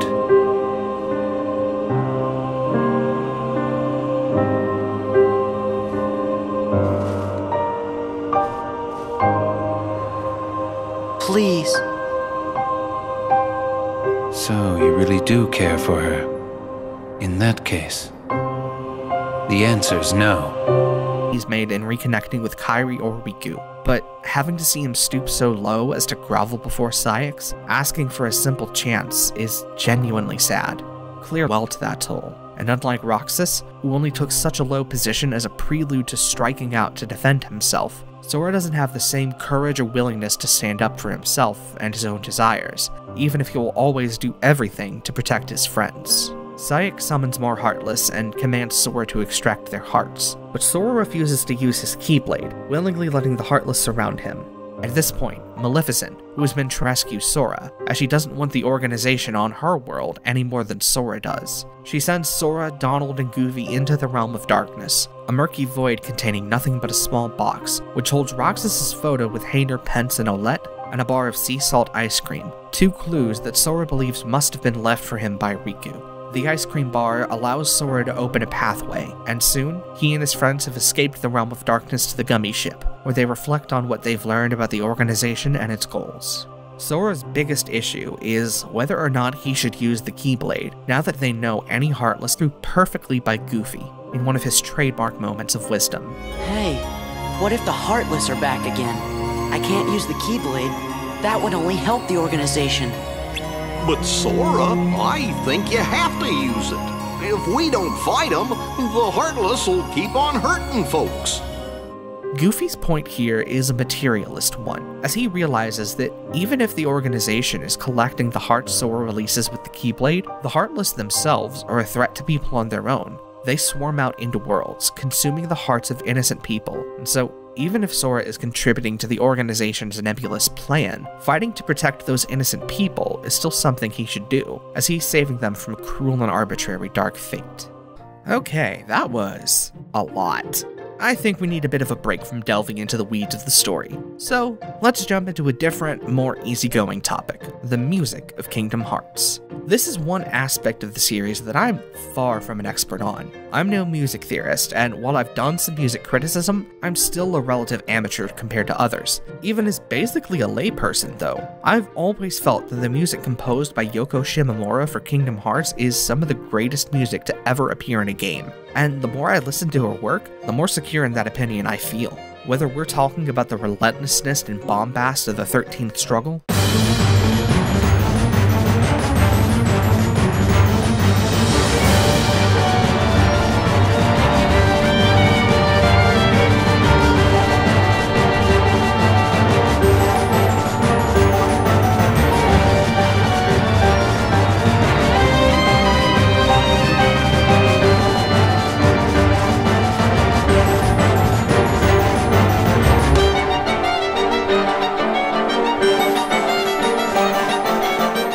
the tragic melancholy of Roxas' theme,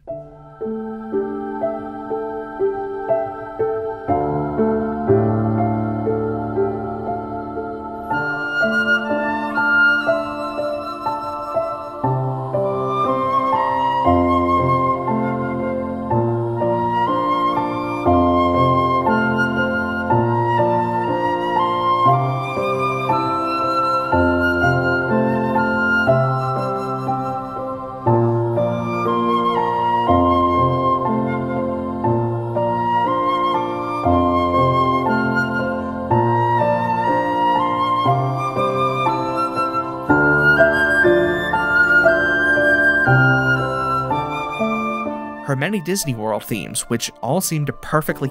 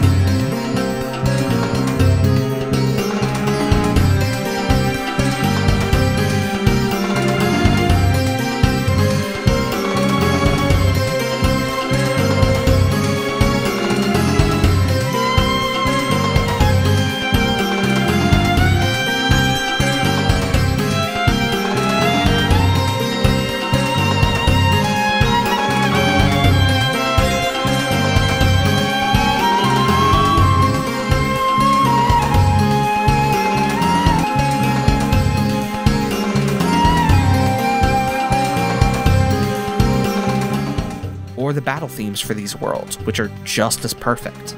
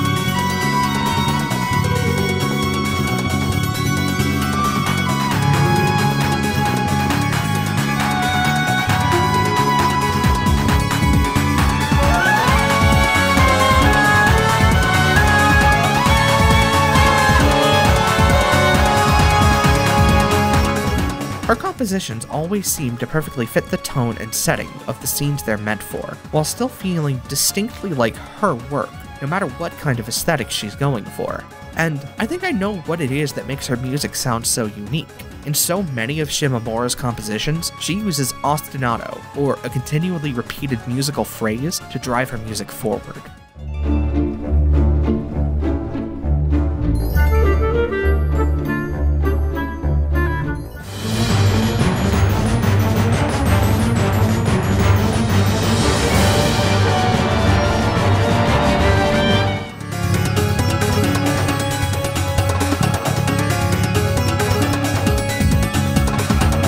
This ostinato gives much of Shimomura's work a techno/electronica feel, and what I find fascinating about them is how little she uses electronic instruments to provide that ostinato. In pieces composed for the main story of Kingdom Hearts, ostinato is created using a piano or string section, as we can hear in The Other Promise and Darkness of the Unknown, and in pieces composed for the Disney worlds, they use the various instruments chosen to match the world's musical aesthetics.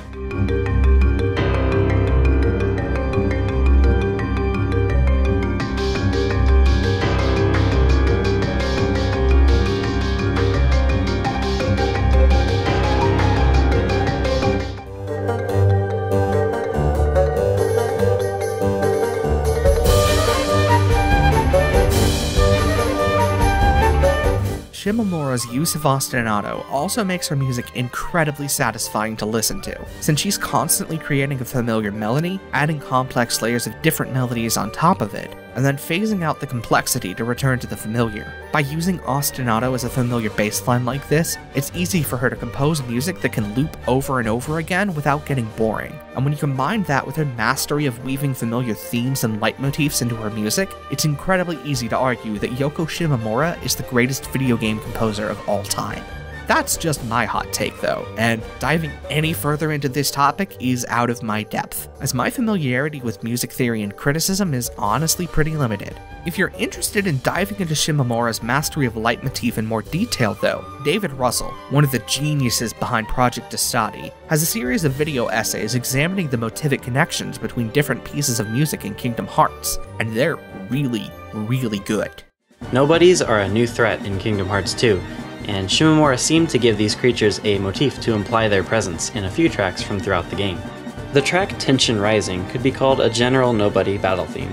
It plays for most of the Nobody-influenced events throughout the game, like the Twilight Thorn confrontation in Roxas' Station of Awakening, and most of the relevant Nobody event battles. Pay attention to this track's most defining characteristic, the echoed synth texture, and notice how Shimomura calls back to this theme by making this texture an element in the battle theme for the organization's stronghold in the world that never was.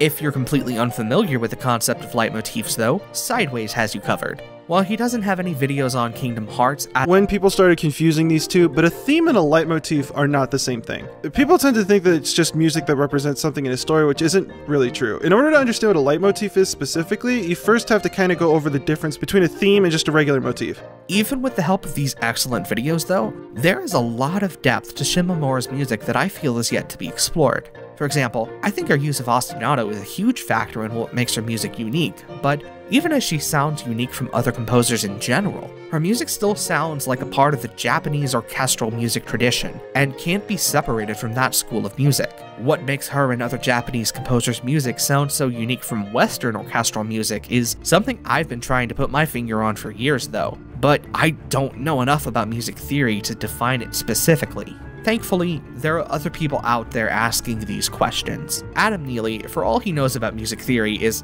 just as clueless as I am when it comes to what makes Japanese music unique. But in an interview with Patrick Bartley, the organizer of J-Music, I think the heart of what makes these two traditions different is gotten at, even if a full explanation isn't reached. I don't know, there is a feeling to it. I can't say what it is though. Well, you know, it's a constant work in progress for us too, but that's why we're constantly exploring these themes. And if I just think about the opening theme, you know,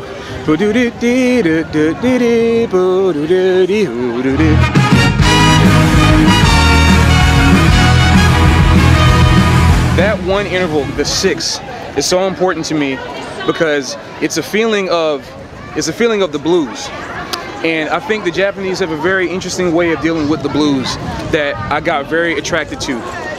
Interesting. And I'm not even talking about like what stereotypical pentatonic stuff. No, I'm talking about the straight up feeling of the stress and de-stress melodic tension. There's like a bubblegummy poppy song by Perfume from the early era, the complete best era, as like Perfume fans know of.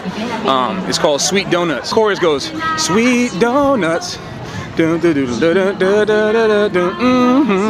I take it out the context of the lyrics and take it out the context of the rhythm, I go,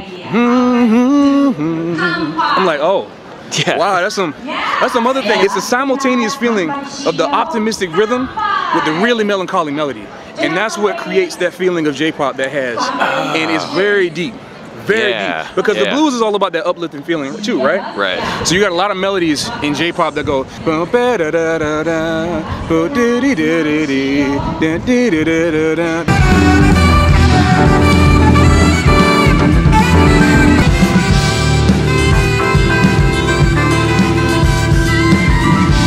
there's a certain, like, I feel like going down to that 7 and then coming back up to the E is like, all right, things gonna be all right. Yeah. You know that feeling? Yeah. I mean, there's a whole bunch of ways to interpret that, but I feel that way when it comes to that. It's like, it's a sadness, but it's like, you know, we gonna be all right. This is my world that I live in. And I think a lot of people identify with J-pop because it makes them feel like they're going into a world that understands them. And they feel like they're going into a world where people are like, oh, this is a song that is talking about my life and my struggle, because the music and the melody is about that struggle, but it's also about the optimism. That's about all I can really say about Yoko Shimomura for now, though. But I hope that I can further explore what makes her music so great in the future. Until I have more to say, though, I'm more than happy to let her music speak for itself, and you'll be hearing plenty more of her work in the background of these videos. After the showdown at Hollow Bastion, Kingdom Hearts II is ready to move into its third act, but before doing so, it takes the time to revisit a bunch of Disney worlds, and either follow up on or properly conclude their stories. This, unfortunately, is one of the weaker sections of the game, as most of the worlds revisited don't really have a meaningful story to tell, and seem to only exist either at worst to fill time, or at best, to allow Sora, Donald, and Goofy to spend more time with the world's characters. Of course, these revisits do generally open up more of the world's areas to explore, and all of them are fairly solid from a gameplay perspective, but the lack of creativity and meaningful story in most of them means that even the additional gameplay often feels perfunctory. And if I'm being completely honest, I think that the game would be better off if the revisits to the Land of Dragons, Port Royal, and Halloweentown were removed entirely, as these worlds all feel the most meaningless to revisit. My reasoning for cutting each revisit varies from world to world, but for a world like the Land of Dragons, it's pretty plain and obvious. Simply put, there's barely any story to the revisit, and the only meaningful addition to the gameplay is the final boss, a giant heartless dragon. Almost all the time spent revisiting this world is following a black-cloaked figure around familiar environments, with a few hints that this figure is Riku, and beyond that, the story just consists of Mulan and Shang flirting really shyly and nervously, which, while better than how Disney handled their romance in Mulan 2, is not enough story to justify a whole world. Port Royal's revisit is likewise clearly something the game would be better off without. The best thing revisiting this world has to offer is time spent with Luxord, one of the best members of Organization 13, and watching as he plots, cons, and schemes his way across the world, outmatching even Jack Sparrow at manipulation and trickery. The story itself, though, is just Luxord recapturing the chest of Aztec gold, and while this does lead to a pretty good boss fight against a cursed Heartless, it doesn't add anything new to our understanding of the world or its characters. Halloweentown also shares the weakness of the previously mentioned worlds and none of their strengths. There's no new areas in Halloweentown to explore. The story follows Jack hatching yet another scheme to try and take over for Santa, this time by tracking down a present thief, and all we get for that trouble is one pretty fun boss fight, and a cute scene where Sora imagines dancing with Kairi. Though, admittedly, good Sokai content like this is worth a lot of hassle. Finally, while I wouldn't go so far as to outright cut its revisit, Olympus Coliseum's second time around is an intensely disappointing affair, breaking from the first visit's subversion of our expectations to give us, you guessed it, a mini-tournament arc, where Hades manipulates an edgy Final Fantasy character to try and kill Hercules. This story is a paint-by-numbers recreation of the world story from Kingdom Hearts 1. Its only saving graces are that tournament arcs are fun to play, it provides a satisfying conclusion to Hercules' arc of struggling with the burden of heroism, and it has the gods of Olympus themselves ordain Sora, Donald, and Goofy true heroes, much to their joy and satisfaction.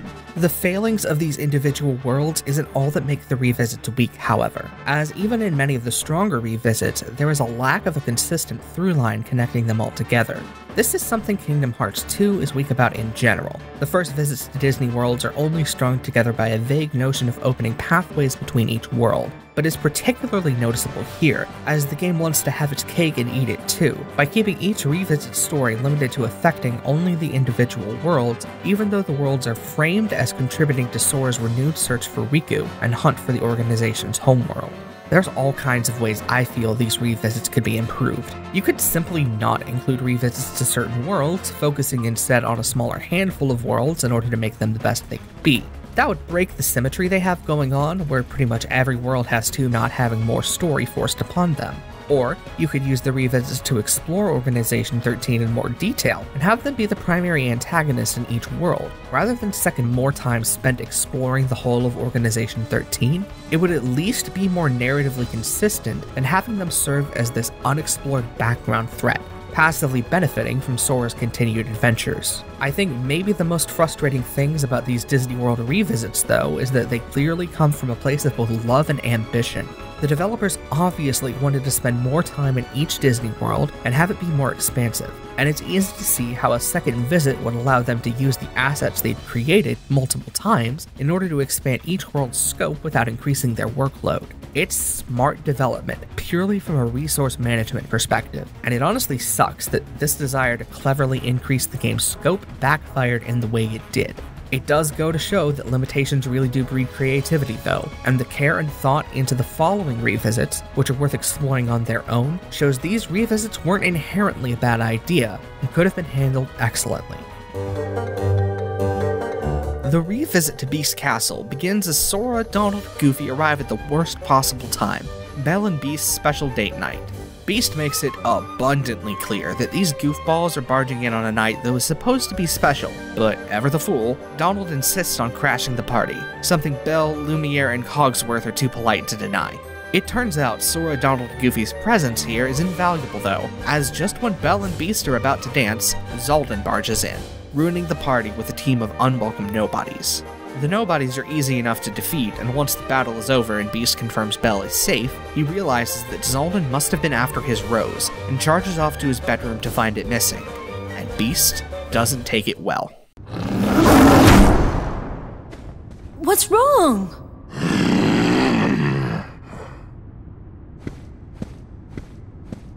Please, calm down! Calm down? You just had to have a party, didn't you? Don't you see what's happened? Hey, what's with you? The rose. My rose. What? That? He took it? But surely you can find another rose. Silence! You don't know anything! That's not fair, Beast. Don't take it out on Belle. It's not like she stole it. I'm sorry. You don't have to apologize. But...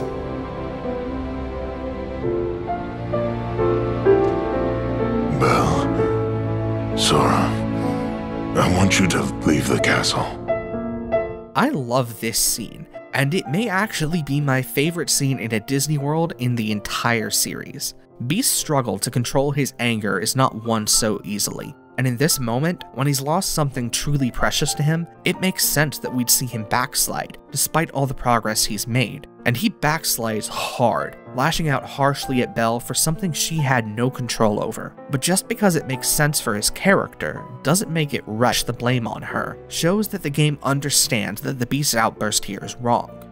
He asks Belle and Sora to leave the castle so that he can once again live alone, and Belle accepts his request, quietly returning to her room to pack her things, while Sora, Donald, and Goofy give the Beast a moment of privacy.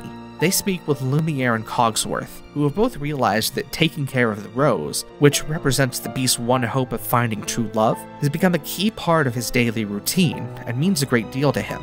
With this knowledge, Sora returns to the Beast and tries to motivate him to fight for himself and retrieve the stolen rose. Come on, you need to hear this.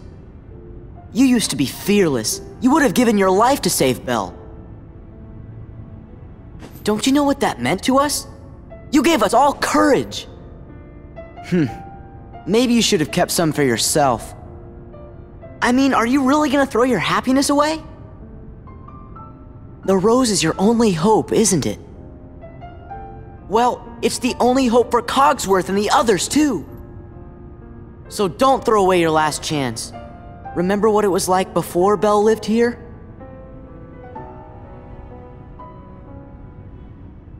See? You can't give up. Not now. After getting the Beast's fighting spirit back, Sora, Donald, Goofy, and the Beast head to the castle courtyard to face Xehanort, who's managed to capture Belle while they were busy. He offers the Beast a choice between Belle or the rose, but Belle refuses to be a damsel in distress and smacks Xehanort, distracting him long enough to grab the rose herself and run back to the castle while Sora and the Beast take on the castle's invader. Xehanort is easily the second hardest boss in the game, and the brutality he shows as a boss matches the brutality shown by his character. Sora is still able to defeat him though, and with his defeat, Beast Castle is safe and secure once again, with Xehanort's sinister whispers never to haunt the castle halls. Far more important than that though, is the Beast's closure with Belle. Once they've reunited, the Beast apologizes for his outburst and, with a little help from his friends, finds the courage to ask her to continue living with him, which he naturally accepts. Our time in this world is closed by the two of them dancing under the starry sky together, and we hear Lumiere and Mrs. Potts whisper that they believe Belle will be the one to help end the Beast's curse. By comparison, Agrabah is not quite as strong a revisit as Beast Castle, as it doesn't have the thematic depth or natural continuation present in that story. What it lacks in depth, it makes up for in spectacle though, as it opens with Jafar being freed from his lamp by the peddler, making good on the promise of his return established during the first visit. Sora, Donald, and Goofy arrive in the peddler's house and find it transformed from a dusty, dilapidated shack to an opulent hall of riches, filled to the brim with treasure and gold. Aladdin arrives and informs Sora that the peddler is responsible for freeing Jafar, but he arrives too late, as the peddler has swiftly disappeared. And then, in one of the game's best moments, our heroes remember Jafar, and remember him vividly. Jafar! Give me the magic lamp, Aladdin. And now, street rats, I bid you farewell. Crush those urchins!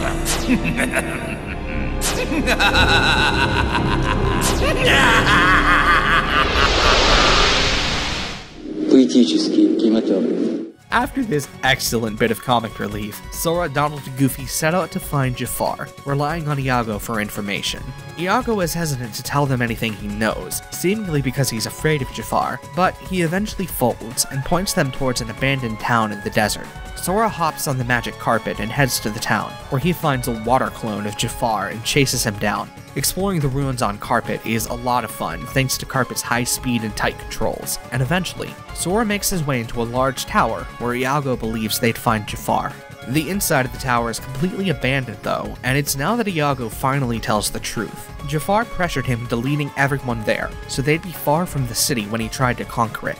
Sora and Aladdin are naturally upset with Iago, but before they can confront him, the clumsy bird knocks over a vase, making the tower collapse, and Sora has to fly out of the ruins on Carpet in a fun little escape minigame. Once in Agrabah, Sora heads to the palace, where Jafar has captured Jasmine. Having learned not to underestimate Sora and his friends, he fires a bolt of magic towards Aladdin, but Iago flies in and takes the hit, sacrificing himself for his friend. Jafar ain't fucking around though, and decides to transform into his genie form, growing to gargantuan size and hurling buildings towards Sora and Aladdin. This leaves Sora to board the magic carpet and take on Genie Jafar on his own, and the fight between them that follows is incredibly fun and incredibly memorable. Yeah! Back off! What are you doing?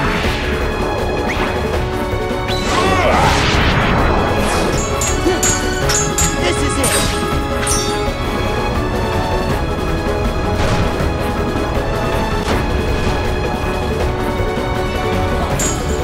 Yeah! This is it!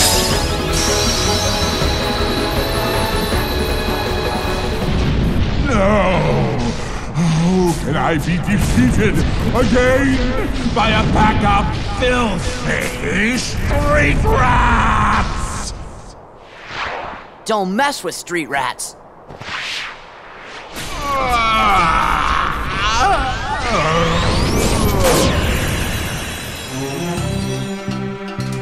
After claiming victory, Aladdin calls on Genie to rebuild the town, and then talks to Iago, who, of course, is okay after taking that bolt for Aladdin.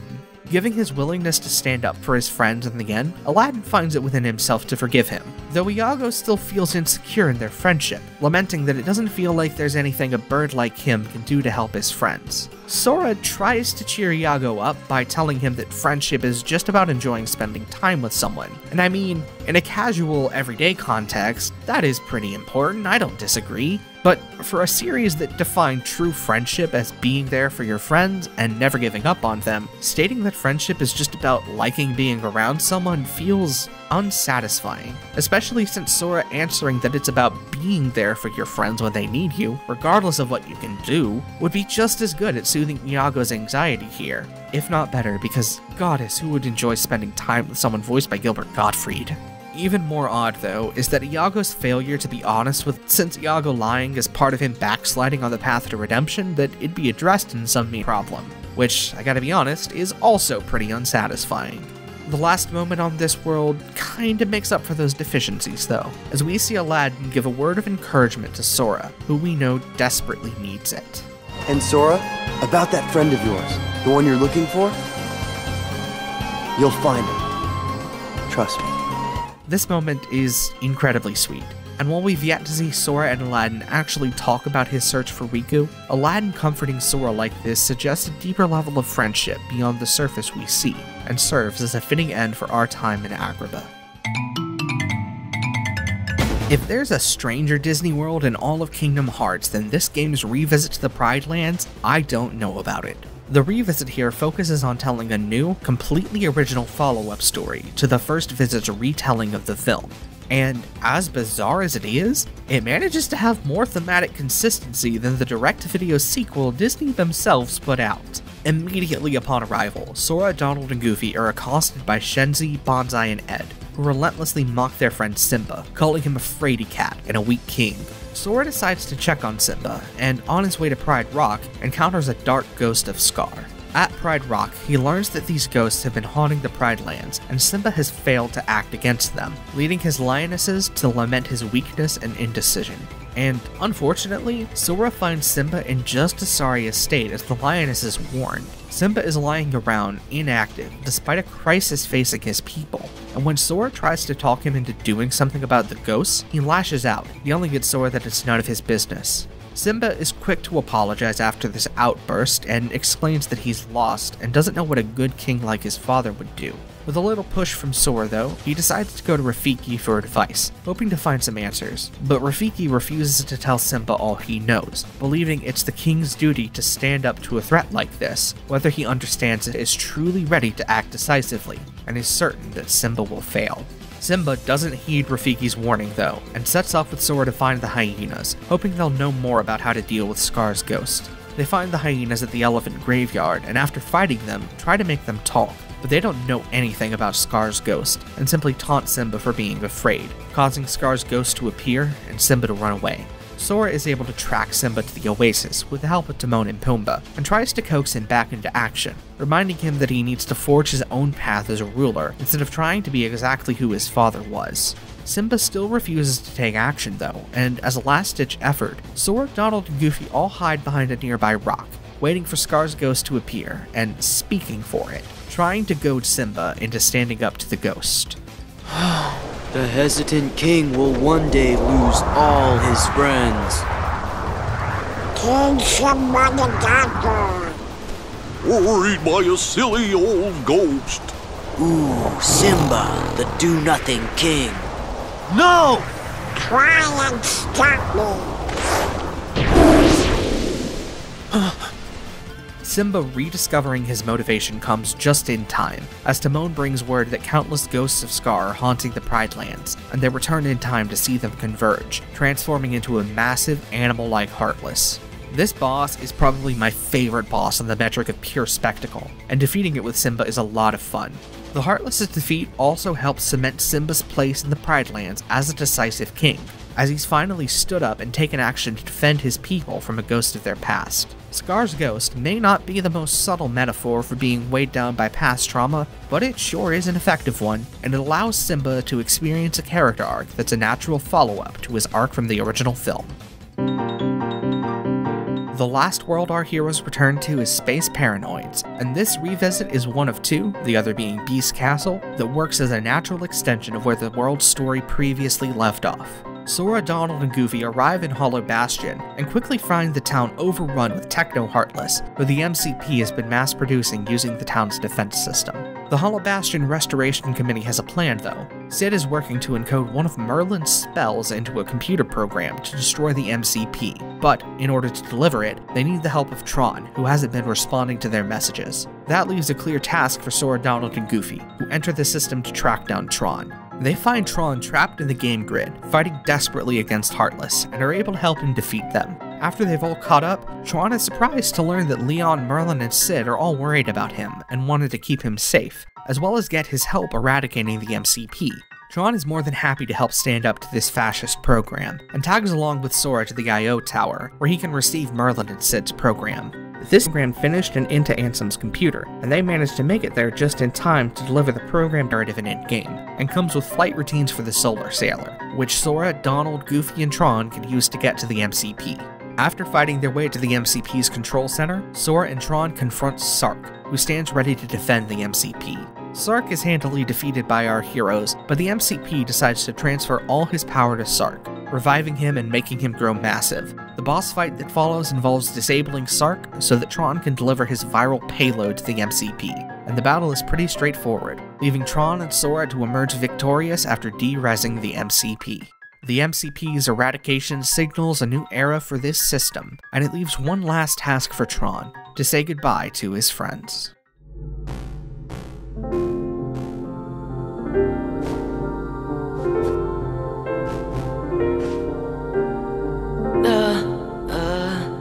Isn't this what users do when they're sorry to say goodbye?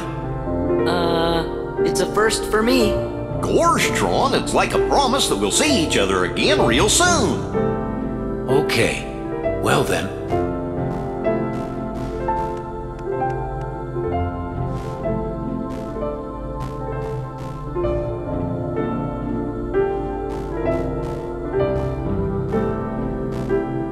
I promise.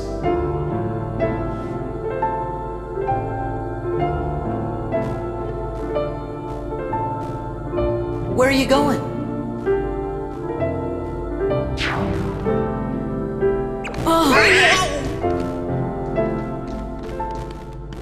Tron.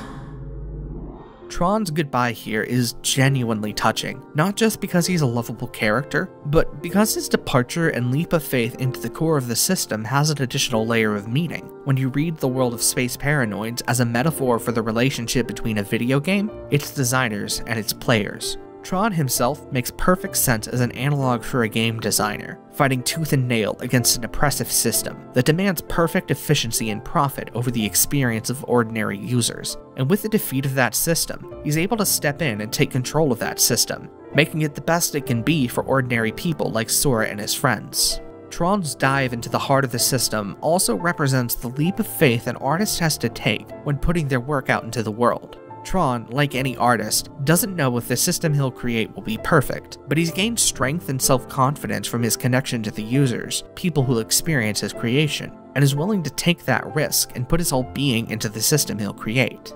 And Tron? Tron's been hurt before when putting himself out there, represented by Xehanort's Heartless taking over Tron's system and corrupting it. But like any artist, he's still willing to put himself out there anyway, and hope against hope that the people experiencing his work will receive it as kindly and gently as Sora, Donald, and Goofy. A boy, oh boy! Hey, stop that. It tickles. Tron is ticklish? How about this? Please stop that.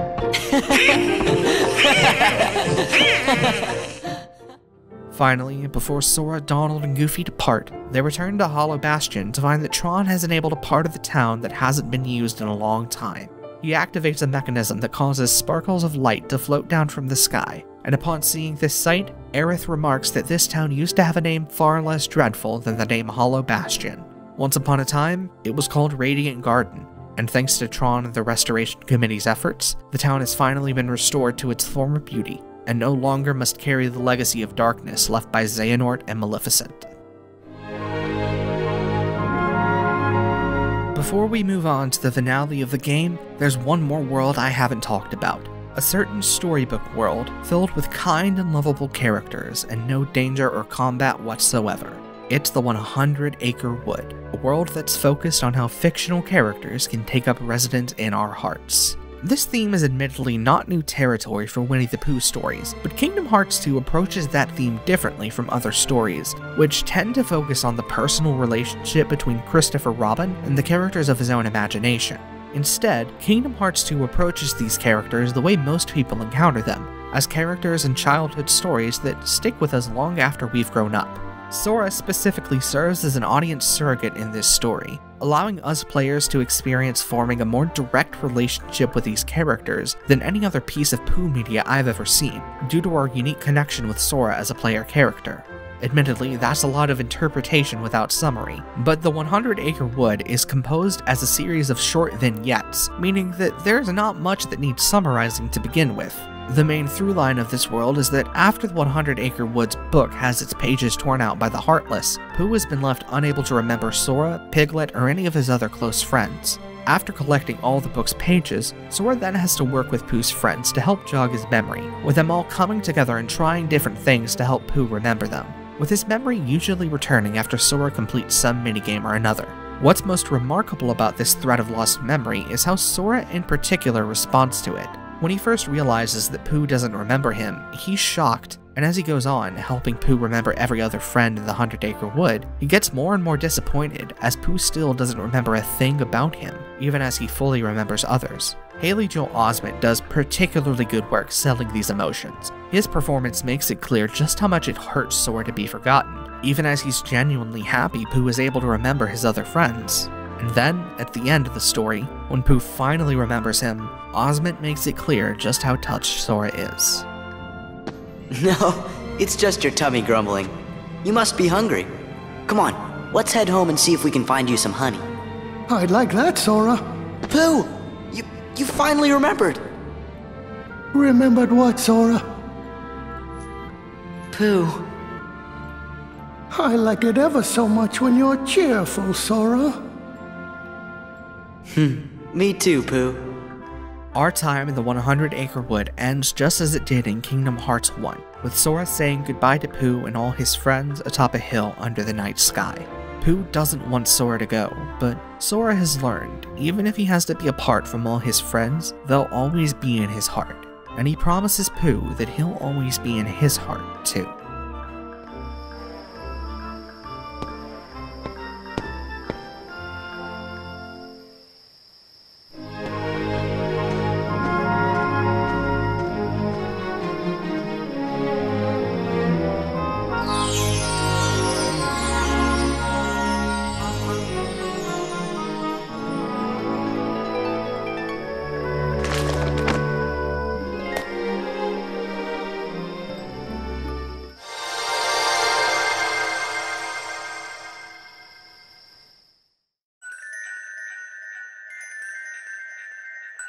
In between revisiting each Disney World, our heroes have been getting updates from Chip and Dale as they track a strange energy reading that grows stronger and stronger with each world returned to.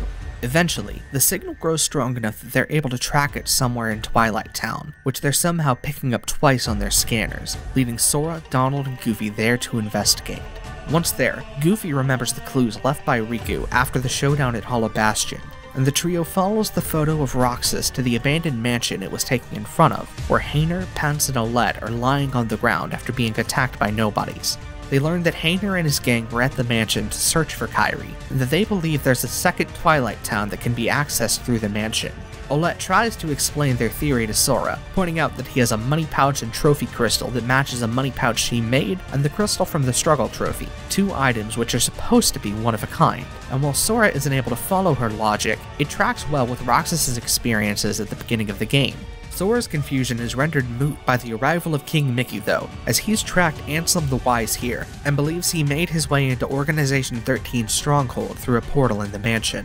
At this point, everyone heads inside, eventually finding their way down to Diz's computer. They're able to successfully guess his password based on the other clues left for them by Riku, a bar of sea salt ice cream, and Sora, Donald, Goofy, and Mickey step through a portal to the other Twilight Town. We don't get to see much of this other town, but one clear, familiar detail is that in this world, the computer is smashed to pieces, just the way Roxas left it at the beginning of the game. It doesn't take long to find the portal to the organization's world, and when our heroes step through, they find themselves in an empty space between the worlds, where the nobody insignia floats freely among the ether.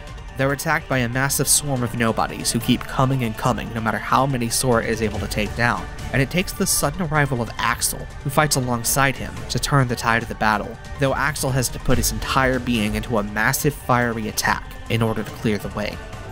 Nah, I can handle these punks. Watch this!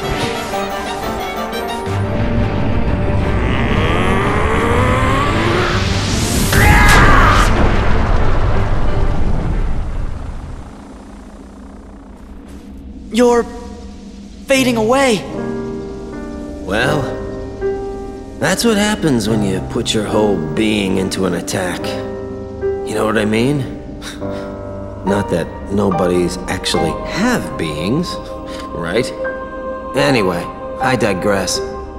Go. Find Kairi. Oh, almost forgot. Sorry for what I did to her. When we find her, you can tell her that yourself. Think I'll pass. My heart just wouldn't be in it, you know? Haven't got one. Axel, what were you trying to do? I wanted to see Roxas. He was the only one I liked. He made me feel like I had a heart. It's kind of funny. You make me feel the same. Kairi's in the castle dungeon. Now go!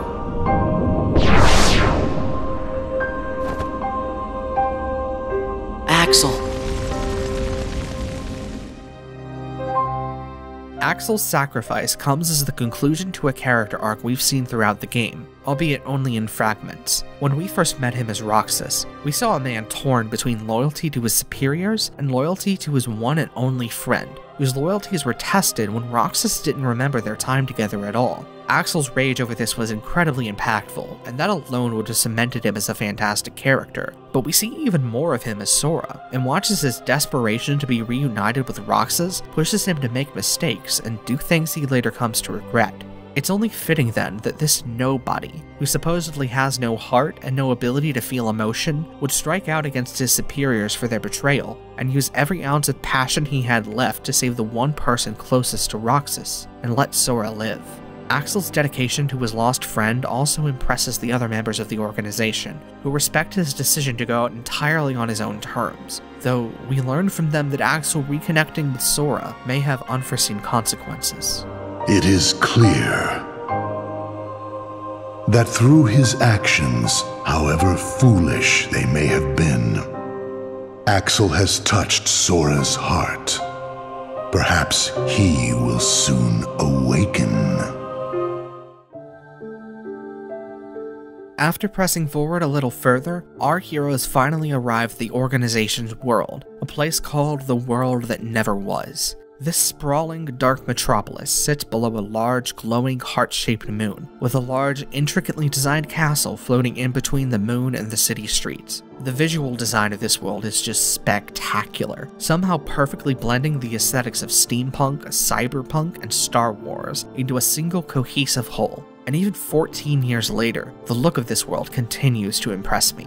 Sora, Donald, and Goofy press on into the world, with Mickey running off ahead to fight on his own, and after battling their way through a seemingly endless number of Heartless, they come across a short hooded figure wielding a familiar Keyblade.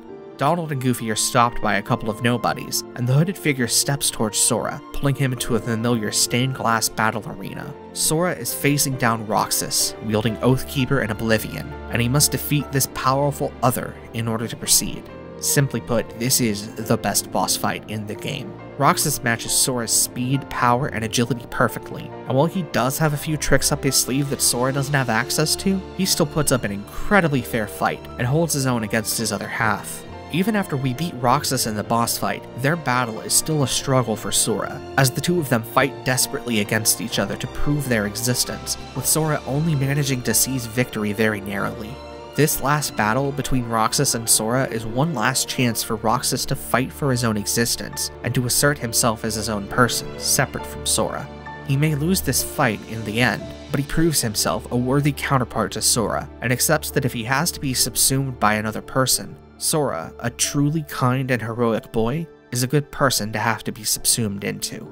As Roxas starts to fall to the ground, we move back in time, seeing Xemnas induct a catatonic Roxas into the ranks of Organization 13, and then move forward to Roxas and Axel, sitting atop Twilight Town's clock tower, sharing an ice cream as friends. You know, I've been thinking about something Naminé said. Roxas, are you really sure that you don't have a heart? Is it possible that we all have one? You, me, her? Or is that just wishful thinking? I don't know. I can't just look inside. Yeah, I guess not. But I figure, if there is something in there, inside us, then we'd feel it, wouldn't we? And if so... No, never mind. Come on, don't leave me hanging. Sora will find the answer we're looking for. I know he will, because he's me. True enough.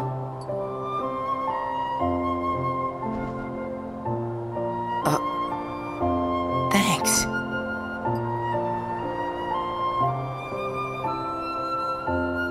Man, I miss the old times. Still got it memorized? The day we met, when you got your new name, you and I sat right here and watched the sunset. Yeah. This place is home. Me, Hayner, Pence, Olette. We've shared a lot of adventures. You'll see them again. I know you will.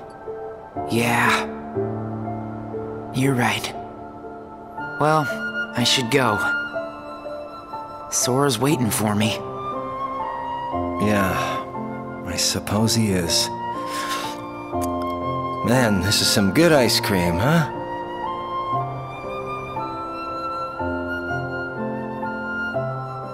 I think that this conversation makes it as clear as it needs to be that Roxas, Axel, and Naminé all have feelings, and all have developed hearts of their own, even if Roxas himself isn't able to answer that question. The friendship between these two nobodies, two people whose existence is defined by a singular, debilitating trauma, shows that even in the face of severe dissociation, it's possible to form a genuine connection with others, and that connection can help you heal and restore your ability to connect with your own heart. This subtext is made even more explicit in later games, but it's still incredibly clear now, and reinforces the idea that no matter how a person was created or came to exist, their personhood and right to exist on their own terms matters, and cannot be erased, no matter how hard some people may try. After defeating Roxas, Sora returns to Donald and Goofy, and they make their way to the organization's castle. As they create a bridge of light and start to ascend its heights, we cut to Kairi, imprisoned somewhere in the castle, and see her trying to bargain with Cyax to set her free. Cyax, being as unfeeling and cold as ever, doesn't listen, but that doesn't mean hope is lost, as Naminé opens a dark portal inside Kairi's cell and pulls her through to another part of the castle, rushing down a walkway with her, trying to escape. Before they can make it to safety though, they're confronted by Cyax, who refuses to let Kairi leave. But Cyax doesn't anticipate what happens next, as a black hooded figure takes out his nobodies and prepares to attack him. You can take it from here, Riku. Riku?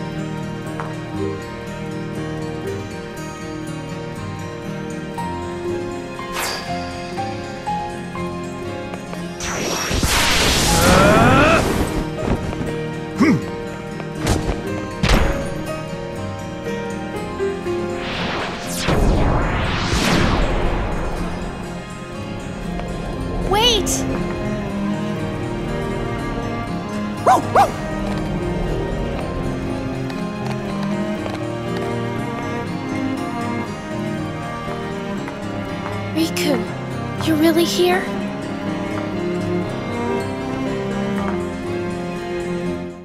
Riku guides Kairi further down the castle, and as they fight their way out, he gives her a flowery keyblade, which she uses to fend off the encroaching Heartless and nobodies surrounding them.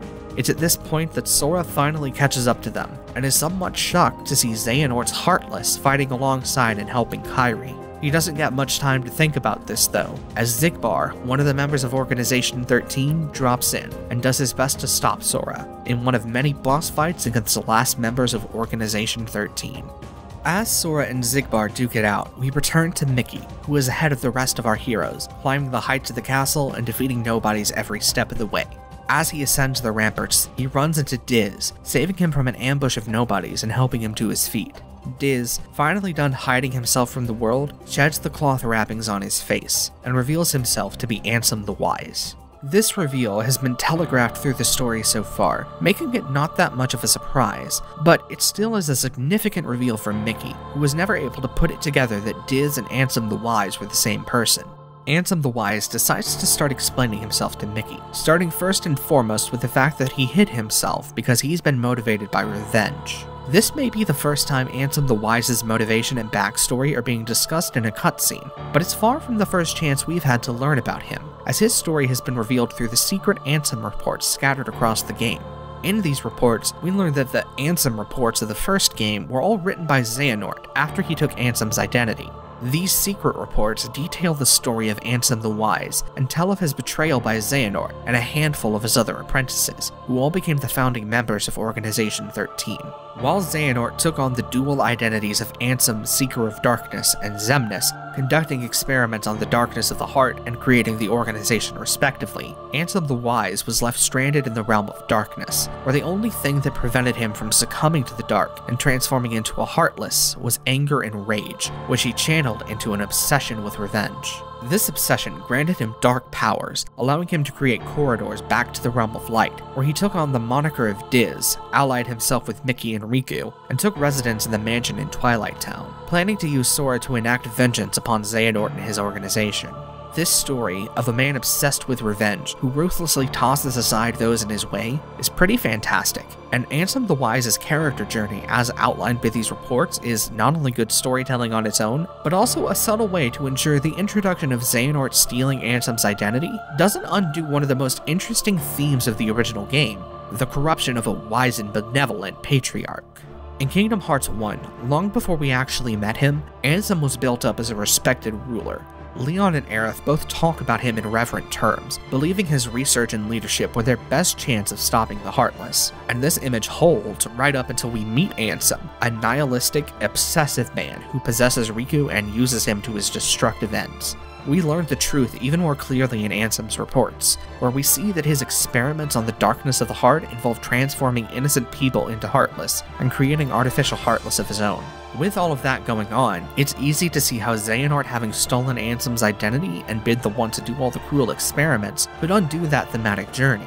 It very well could have turned out that Ansem was a perfectly wise and benevolent ruler after all. But Ansem the Wise's story doesn't fall into that pattern. We do see in flashbacks that before his betrayal, he was a wise and kind ruler, unwilling to perform Xehanort's experiments on innocent people. But from the moment we meet him as Diz, we see a selfish and cruel manipulator, willing to use Roxas and nominate to his ends with no concern for their desires or well-being at all, and learn the depths of his obsession with revenge from these reports. His fall is even more complex than the supposed fall of Ansem/Xehanort's Heartless II, who was driven to the dark by a compulsive need to uncover the secrets of the heart. Instead of something so simple, Ansem the Wise shows how easy it is for someone to take the hurt done to them by others and unleash it on those around them. His obsession with revenge upends and destroys Roxas' life, reinforces Naminé's harmful views about herself, and forces Riku down a path of self-destruction, making him an avatar of the very darkness he seemingly conquered in Chain of Memories. That is, until now, when Ansem meets up with Mickey. It may be too little too late, but he has come to the organization's stronghold not to finish his revenge, but to stop them from acquiring Kingdom Hearts. With Mickey's help, he begins to ascend the castle once more, pressing on in hopes that doing the right thing now will, in some small way, make up for some of the harm he's done to others. We return to Sora after he's defeated Xigbar, and follow him as he makes his way up to where Riku and Kairi are. Riku attempts to leave Kairi with Sora at this point, not wanting to let his friend see him like this, but Kairi refuses to let him hide from the truth, and brings Sora over to show him that Xehanort's Heartless is actually his friend, Riku. Here. You'll understand.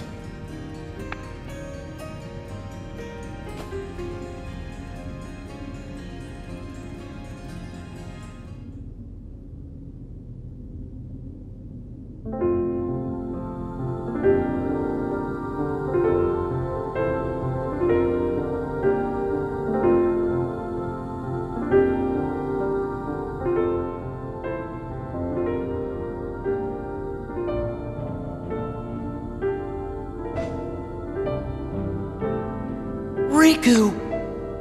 It's Riku. Riku's here. I looked for you. Come on, Sora. You've got to pull it together. I looked everywhere for you. I didn't want to be found. Not like this. I couldn't. I fought with Ansem, with Xehanort's Heartless. When it invaded my heart and I won. But to use the power of darkness, I had to become Ansem myself. It's with this reunion that we finally see the massive weight on Sora's shoulders lifted, as he's reunited with his closest friend after searching with nary a hint or hope that he might find him. It's really touching, and Sora's willingness to weep openly at finding his friend again, at being reunited with someone he so clearly loves, it gets to me every single damn time. These two share a bond that goes incredibly deep, and I love that Sora isn't afraid to be vulnerable when expressing how much that bond of love means to him. Now that they're reunited, one question remains. Why has Riku taken on Xehanort's Heartless's form?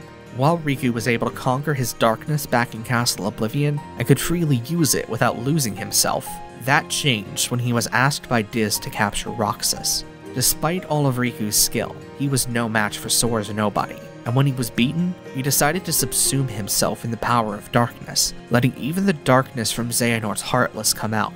When he did so, he was transformed, gaining the power he needed to win, but losing part of himself in the process, and becoming unrecognizable to the world around him. With this story, the meaning of darkness in Kingdom Hearts is fully solidified as a metaphor for depression, self-harm, and isolation. Because of Diz's command that he capture Roxas, Riku relapsed, letting the power of darkness overtake him, believing that this relapse into harmful behavior was the only way to defeat Roxas and, by proxy, the only way to bring Sora back.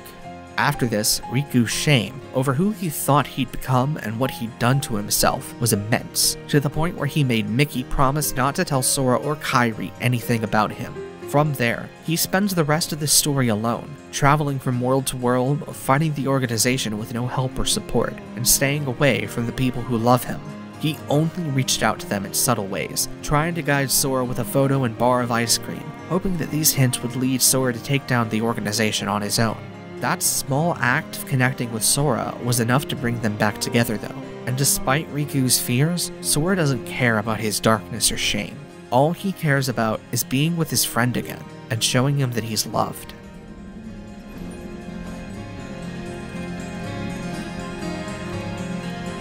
What was that? His eyes couldn't lie.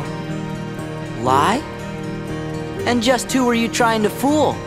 Huh? Myself. Riku, come on, man. Why did you try to do so much on your own? You've got friends, like us.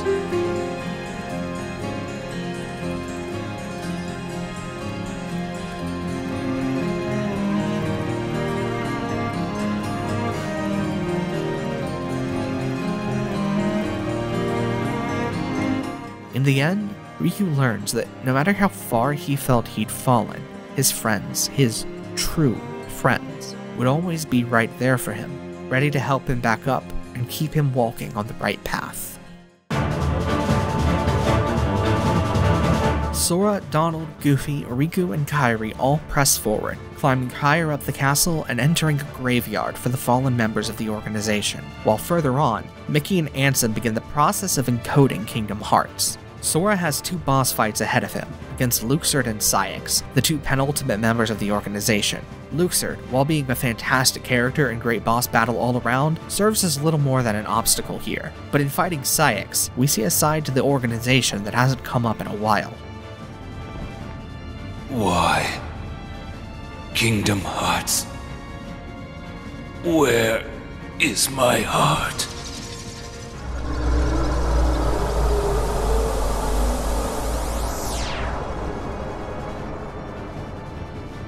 Outside of Axel, this scene is the first time we've seen anyone in the organization long for a heart, and it immediately throws Saïx into sharp relief from the others, as he seems to be very lost without a heart to guide him. It's here that the rest of his characterization comes into clear focus as well, as we've frequently seen Saïx denounce Axel and act harshly towards his former colleague, all because Axel openly refuses to deny the pain of living without a heart. With Saïx's own longing made clear though, we can see now that his disdain for Axel is because he feels the same exact pain as him, but is forced to act as if he doesn't, in order to blend in with the rest of the organization. Saïx's background and motivation for feeling and acting like this won't be expanded upon until the next game, but for now, it's clear that there's a lot more going on with him than what appears on the surface. After defeating Saïx and Luxord, Sora and his friends ascend further up the castle and meet up with Ansem the Wise and Mickey. Ansem has been using a strange machine to encode Kingdom Hearts' data, but it's starting to overload, which he realizes is because encoding something as complex as a heart, let alone the entirety of Kingdom Hearts, is foolhardy, something he never realized during his scientific studies of the heart. Ansem tries to shoo everyone away, planning to keep his machine going until the very end, but he's interrupted by Xemnas arriving, furious at his old master for trying to destroy the thing he and his organization worked so hard to create. Ansem refuses to stop encoding Kingdom Hearts, however, and while he claims that he and Xemnas both have no understanding of the heart, it seems that he's learned a little more about following his heart, as he stands by his machine until the very end, and ensures his work is complete, even as it explodes in his face. We've said enough. Riku, you know what to do. King Mickey, my friend, forgive me. Farewell.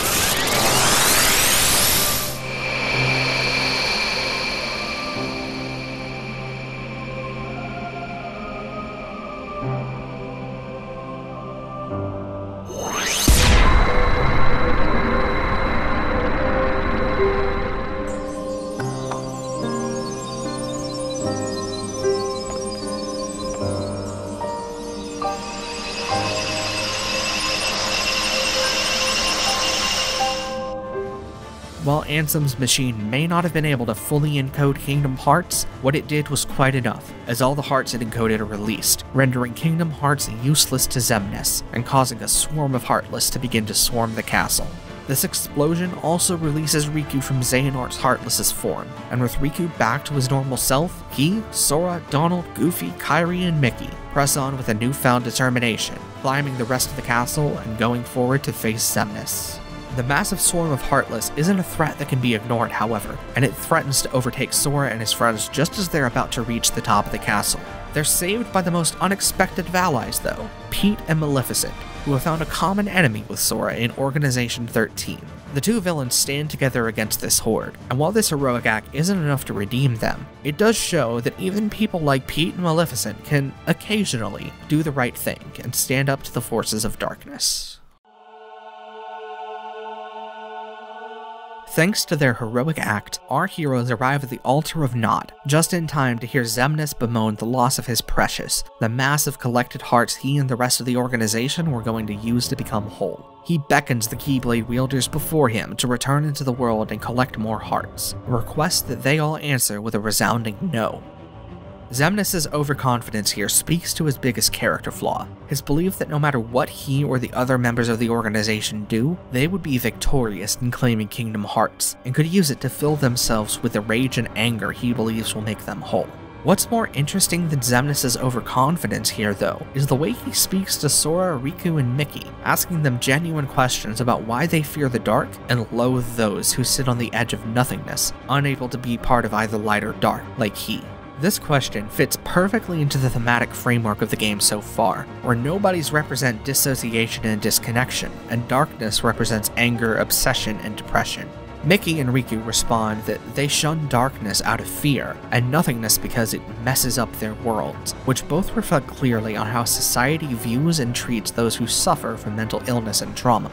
Society, as it currently exists under capitalism, does everything in its power to push those with severe mental illness and trauma to its fringes, because we represent its greatest failings. We do indeed mess up the world, because if you believe the world to be fundamentally, or even mostly just, the pain those of us with profound trauma experience on a daily basis, or the suffering and difficulty inherent to mental illness of all stripes, especially more stigmatized mental illnesses like schizophrenia and other illnesses with psychotic symptoms, is a direct contradiction to that view. So severe mental illness and severe trauma have to be hidden at the fringes of society, where no one living a normal existence can see it.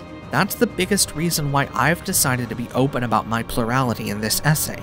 I refuse to be pushed down and made invisible, just because my existence makes some people uncomfortable, and I want to make people question their base assumptions about the world and its justice, because I've always found that the only way to have a just world is to go out and make it that way, not to accept it as it currently exists.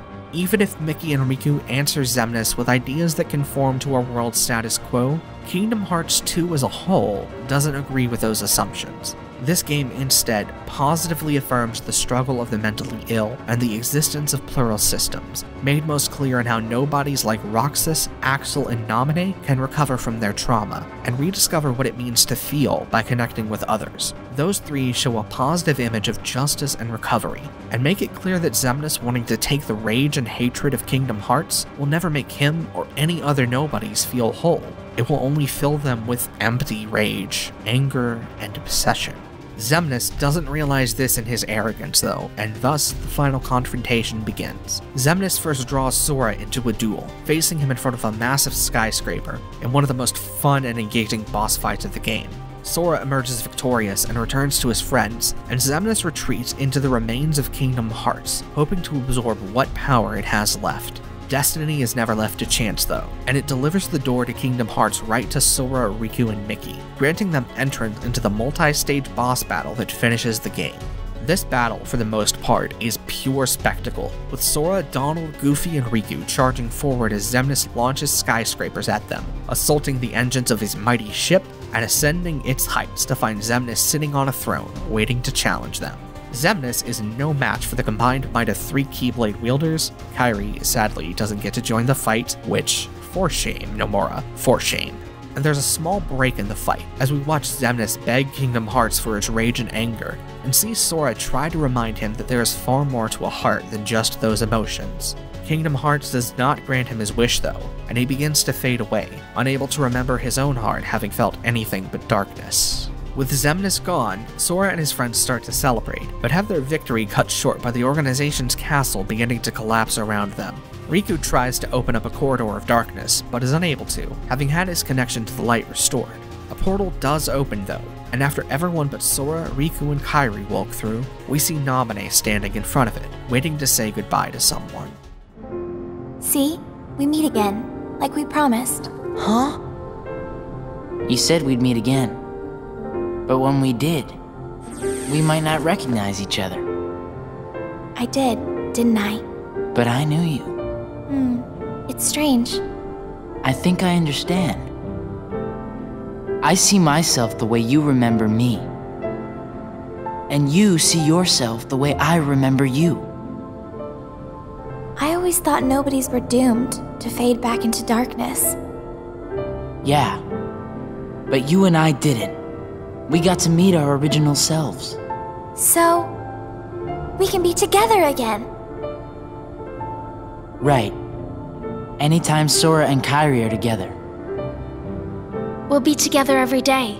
Right, Sora? Yeah.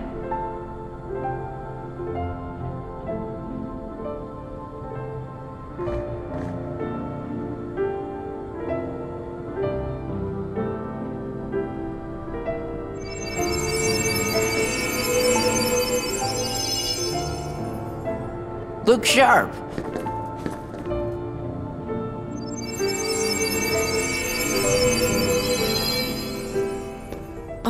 Huh?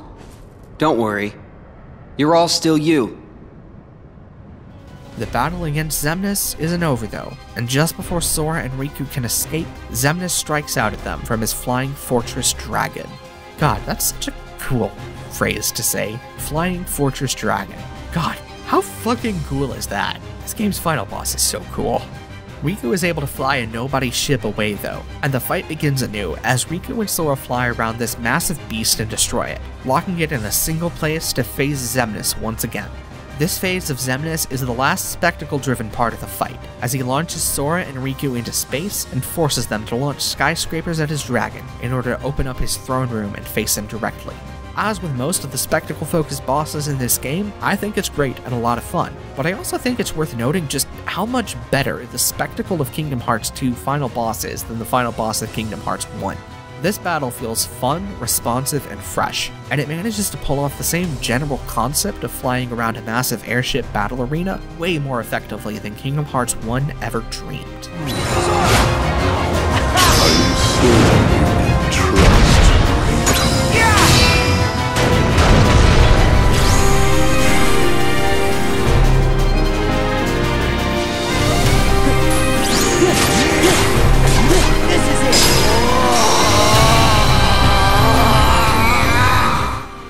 After bringing armored Xemnas down, Sora and Riku are transported to an endless void of nothingness, where Xemnas makes his final stand.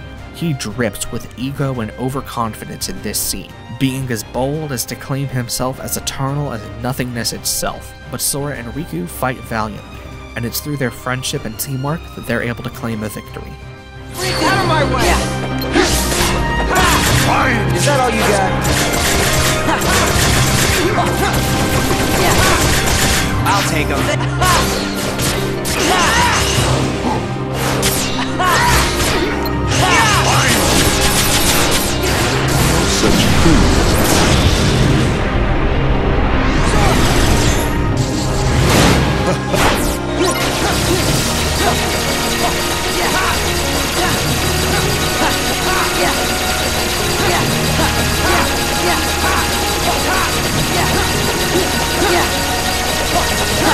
Yeah.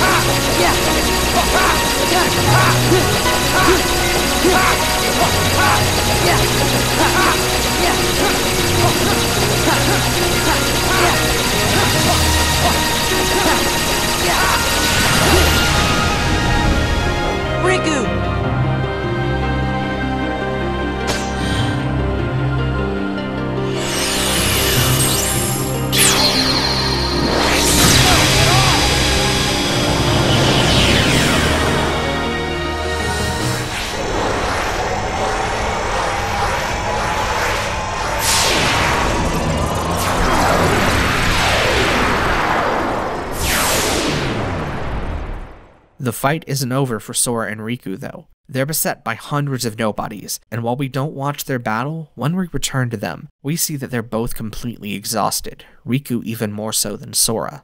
Despite Riku's wishes for Sora to move on without him, Sora picks up his friend and walks him carefully to safety, making it down to a familiar beach and taking a moment to rest there. They talk openly about their friendship through all this, with each of them revealing that they felt insecure compared to the other, Riku feeling like he needed to prove himself better than Sora, and Sora always feeling outmatched by Riku at everything they ever did. Our two boys rest by the water, and Riku decides to take a page from Sora and think positively for a change. He realizes that their battle has made the Realm of Light safe, and while they may be trapped in the Realm of Darkness, what they see before them is just a peaceful, empty beach, and so maybe living in the Dark Realm wouldn't be so bad.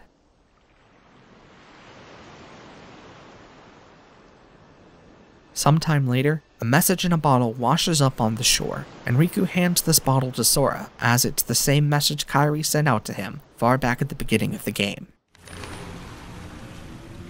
Thinking of you wherever you are. We pray for our sorrows to end, and hope that our hearts will blend. Now I will step forward to realize this wish. And who knows? Starting a new journey may not be so hard. Or maybe it's already begun. There are many worlds, but they share the same sky. One sky, one destiny.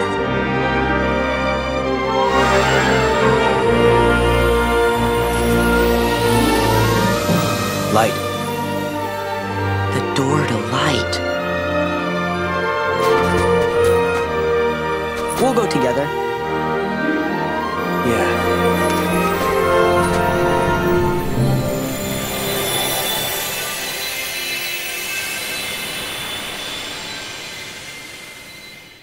As they enter the newly formed Portal of Light, Sora and Riku emerge far above Destiny Islands, crashing down into the ocean just like we saw in Sora's dream in the opening of Kingdom Hearts 1. They both swim to shore and find that their friends are all here, waiting for them to return.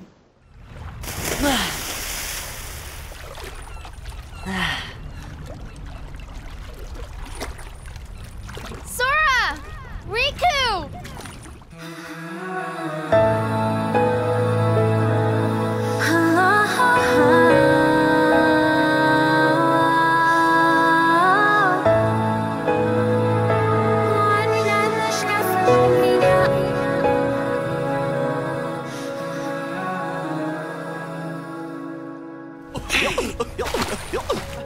In you and I, there's a new land. Angels in flight, my sanctuary, yeah, where fears and lies melt away.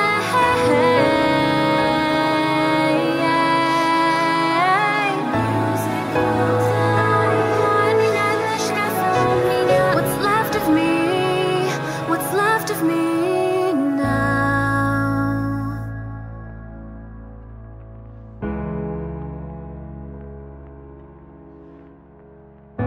I watch you fast asleep.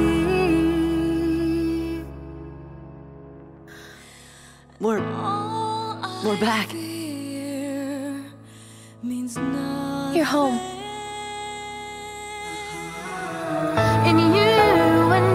With that final shot, Sora fulfills his promise to Kairi, a promise he made so long ago, to return her lucky charm and bring it back to her safely. The other promise that Naminé made to Roxas about them being together is also kept in their reunion, as the two of them will be able to be with each other every day through the connection Sora and Kairi share. All that's left is for the credits to roll and one final scene to play, where Sora, Riku, and Kairi all get a letter from King Mickey, and we're left with the promise of adventure to come.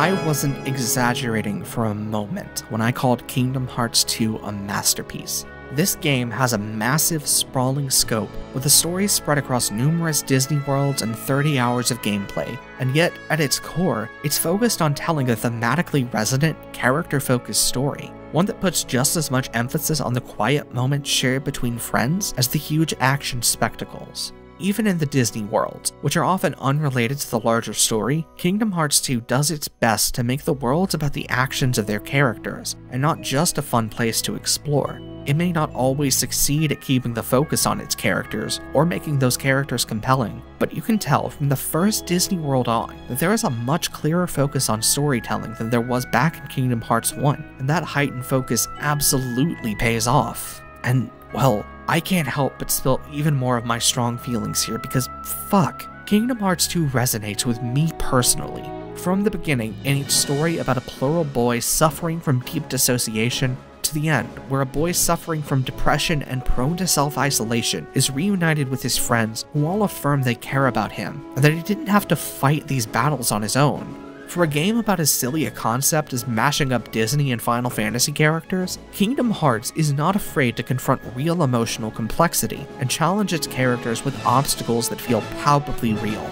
I can't say I have no criticisms of the game, of course, with possibly the big and most obvious one being that Sora doesn't quite have a character arc here, as his unwillingness to stand up for himself when confronting Saïx is never resolved, and another issue being that we rarely get to see Organization 13 succeed at being the sinister, shadowy organization they make themselves out to be. These are ultimately minor complaints though, because the character work and emotional logic behind the game's story are genuinely well realized. Every single decision made for this story is guided by a commitment to the game's themes and the emotional reality of its characters. I can only think of a handful of other games that come close to matching the depth and complexity of this game's story, and literally zero that do so with the same amount of anime flair and bombast that makes Kingdom Hearts, well, Kingdom Hearts. I love this game. I love its gameplay, I love its characters, and I love its themes, and I can only hope that I've been able to capture why they all mean so much to me in this 38,000 word video essay. Kingdom Hearts II is a masterpiece, and is and will always remain one of my favorite games of all time.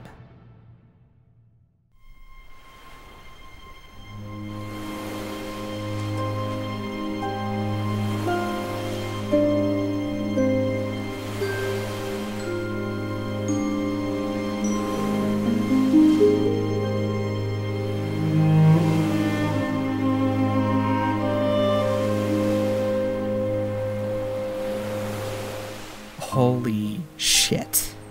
Wow. I cannot believe that I am done with this thing.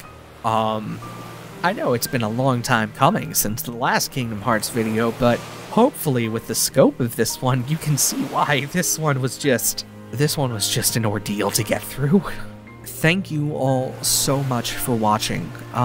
I want to give a special shout out and thank you to all of my Patreon supporters. You all helped me make it through all the time that it took for me to make this video. And I also want to thank anyone who has supported me directly with one-time donations on PayPal in this time, because I also greatly appreciate that. You all are you're the reason that I'm able to do this at all. If you liked this video and want to help support the channel, you can leave a like, you can comment, you can subscribe, all those normal things that YouTubers ask you to do. And then if you want to go above and beyond and help support me financially, you can do so at my Patreon, and I also have a PayPal for one-time donations. The addresses are on the screen, and also there are links in the description. Thank you all so much for watching this massive video essay. I'm just really glad that I was able to put this out there, and I hope that the emotional honesty and vulnerability of this video is, if you're plural and Kingdom Hearts has also meant things to you, I hope this video kind of helps get into why. I guess just one last thank you so much, everybody. I love you all.